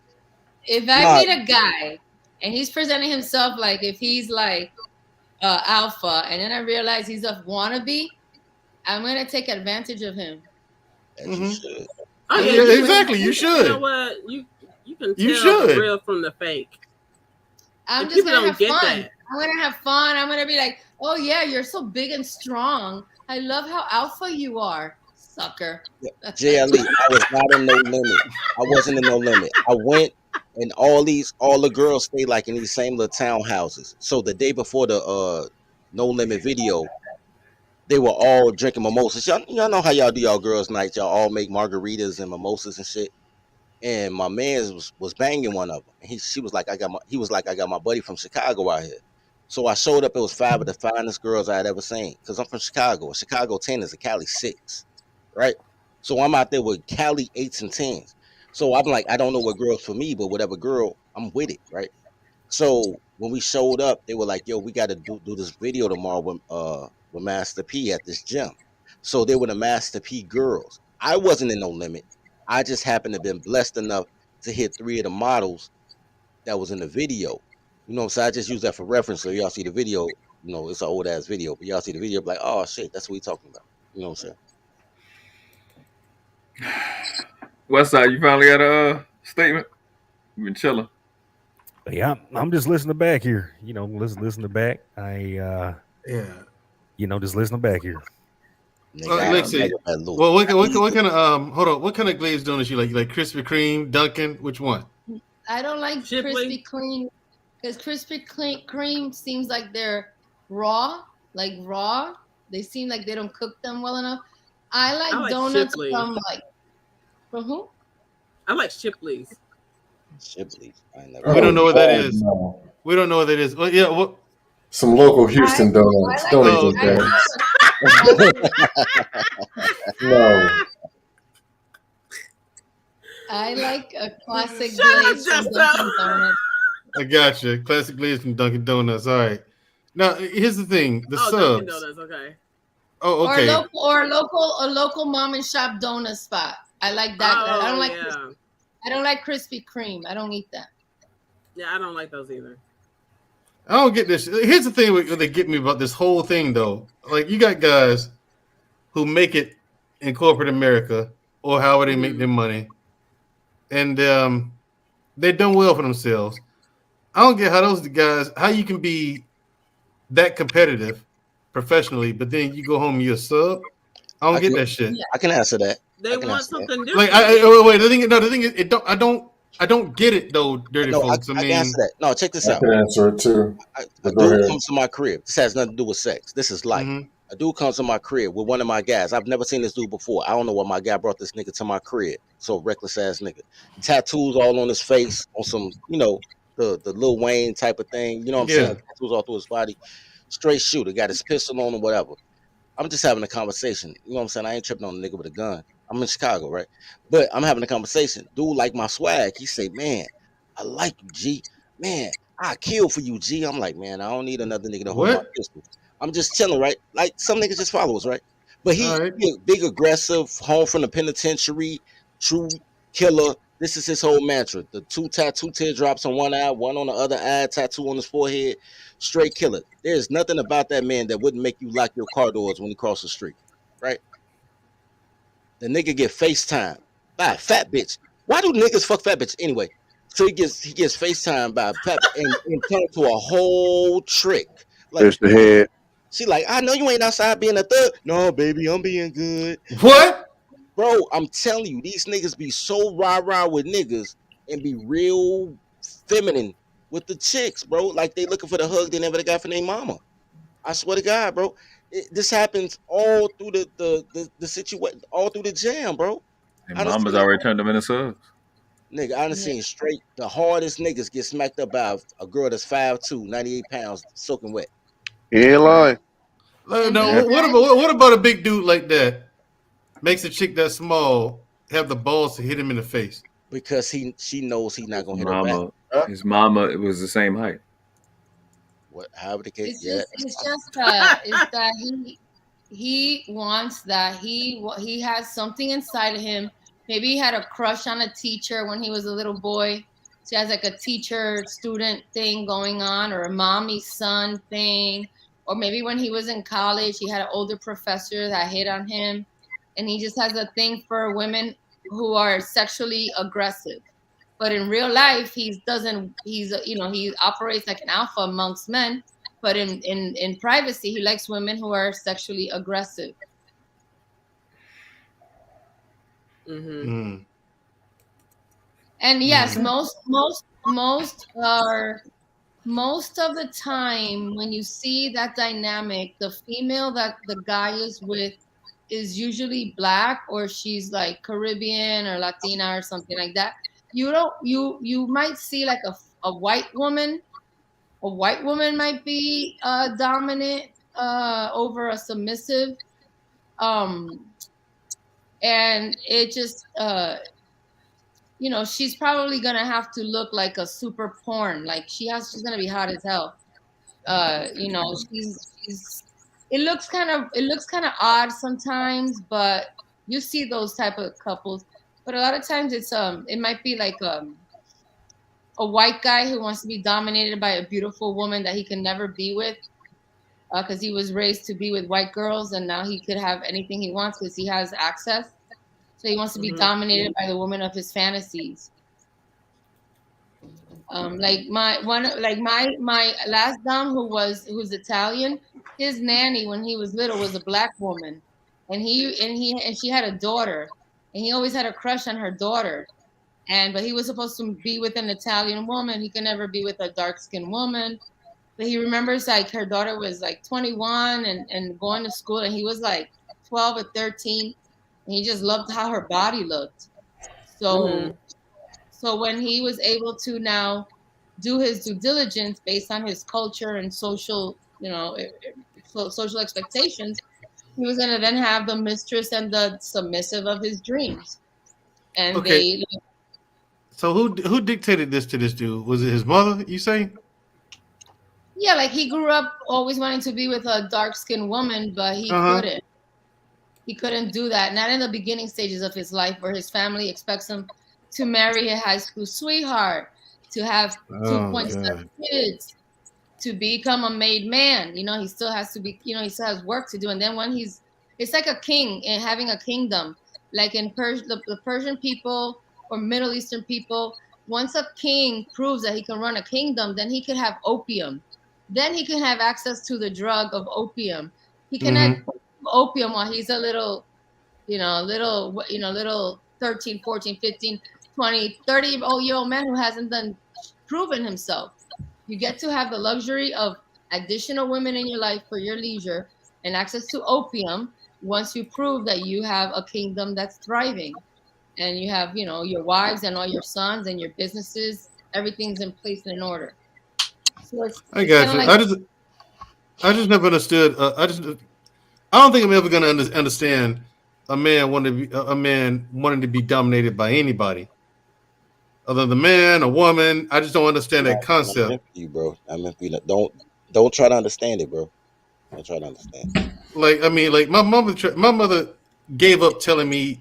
Aside from giving me advice, she started telling me what to do a long time ago. How come every time I tell you to do this, you do that? Because you told me to. This ain't hard to figure out. I'm gonna do what I want to do. You ain't gonna tell me how to live.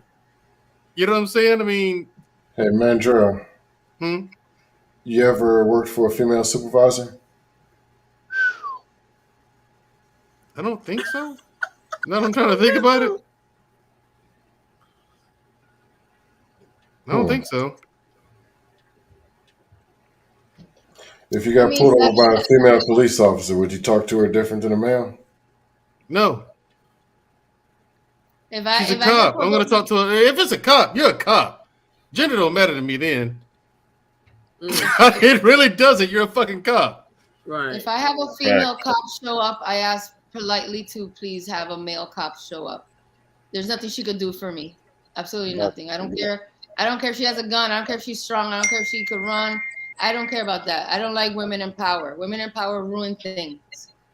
They ruin. I don't I say this every week. I like this girl. They do. She's right. They do. I want to thank Miguel again for teaching me shadow ban. That's today's word. That's why I'm not at 8,000 subs. It makes sense now. It makes sense why me and Goodbread was at the same point. Now he got 8,000 subs and I'm stuck at 900. I'm shadow banned because I be talking reckless as shit.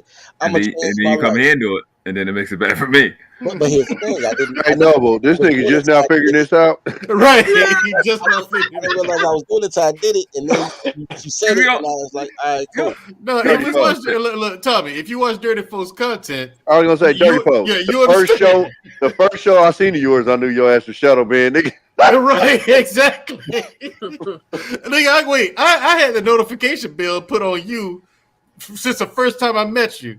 Nigga, I get no notification. Right, I've been notified 3 times. Right, I've only been notified 3 times total that you went. The rest of them, I gotta go to your channel and try to kind of catch you. Yeah, gotta catch at random times. You know what I'm saying? It's been very educational, man. Very educational. Like I said, I watch your shit, Dirty Folks. I fuck with you now, but I mean, these niggas don't appreciate me. These niggas don't appreciate me. I just want y'all. The Calscan don't appreciate me. I'm just the light skinned dude, man. He was acting light skinned. What was I supposed to say, man? I react off the chat. Y'all ain't shit. It ain't because I ain't shit. It's because y'all ain't shit. Oh, okay. No, it's a mixture. It's definitely a good mixture. So, what did you say that it was called, the BDSM that was exposed to?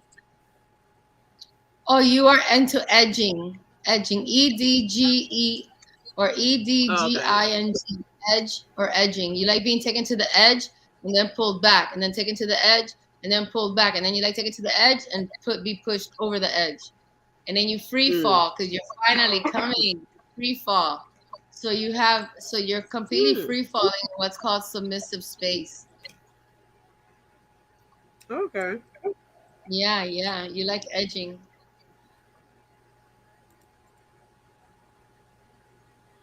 But he like edging.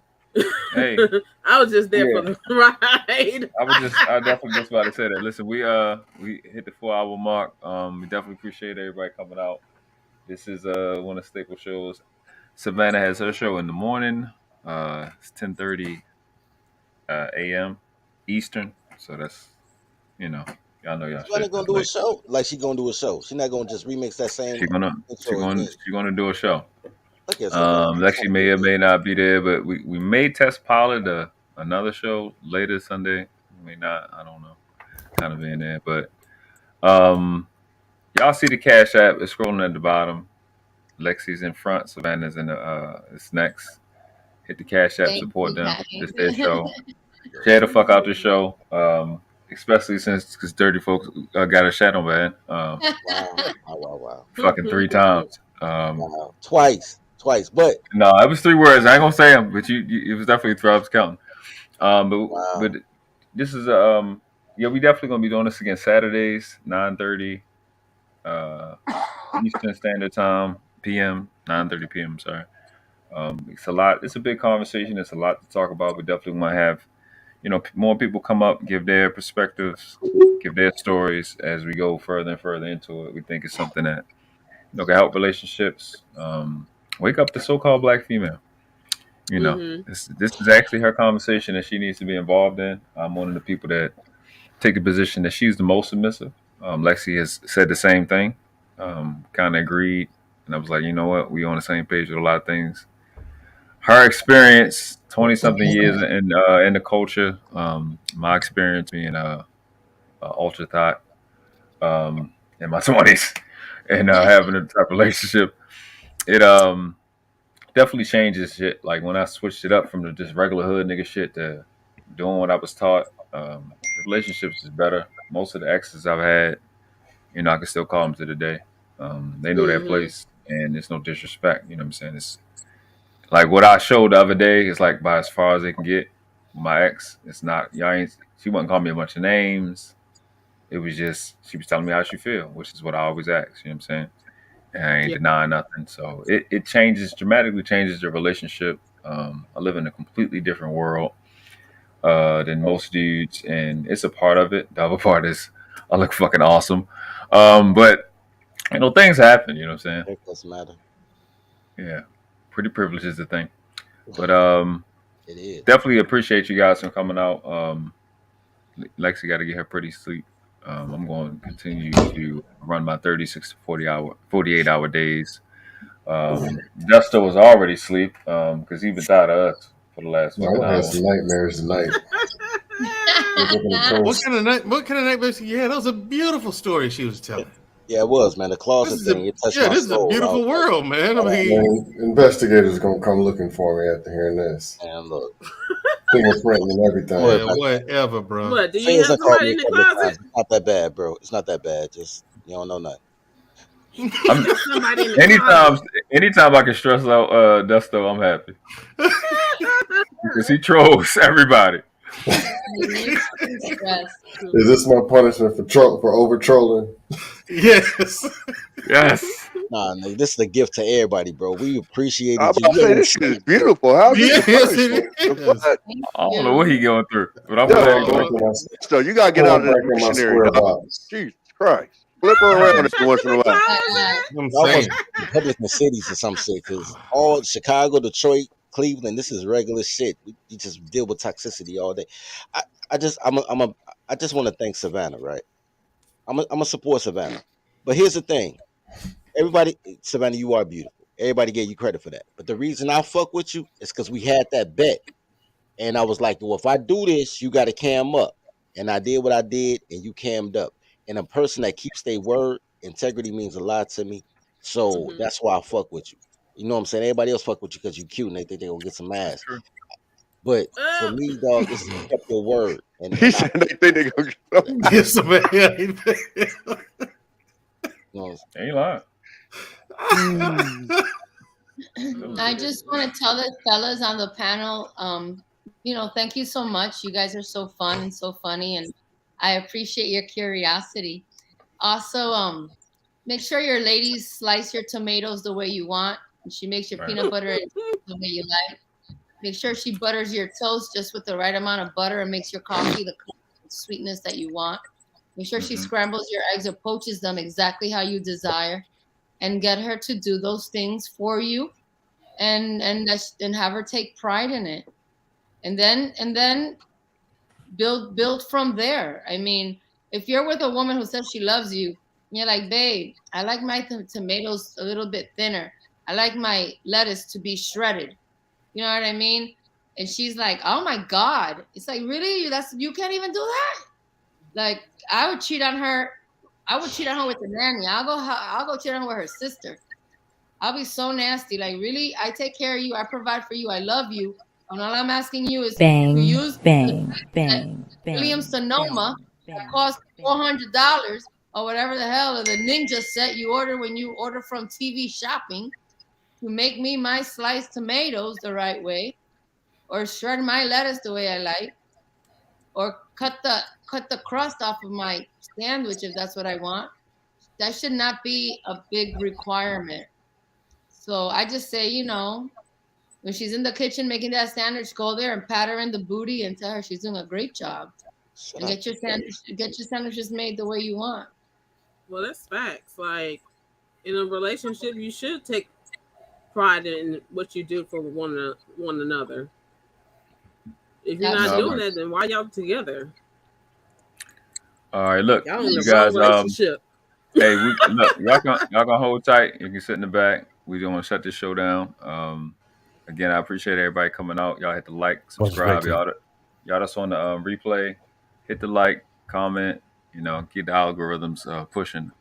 We've been favored in algorithms. Hopefully, the shadow ban just stays isolated to this fucking live. Thanks to this nigga. Turkey. I ended with 2 classes on this planet, never been 3. You were world class or you outclass. And the question is not which class do you want to live in. The question is which class are the ones coming behind you deserve for you to die in. On your feet, on your knees. Respect the craft.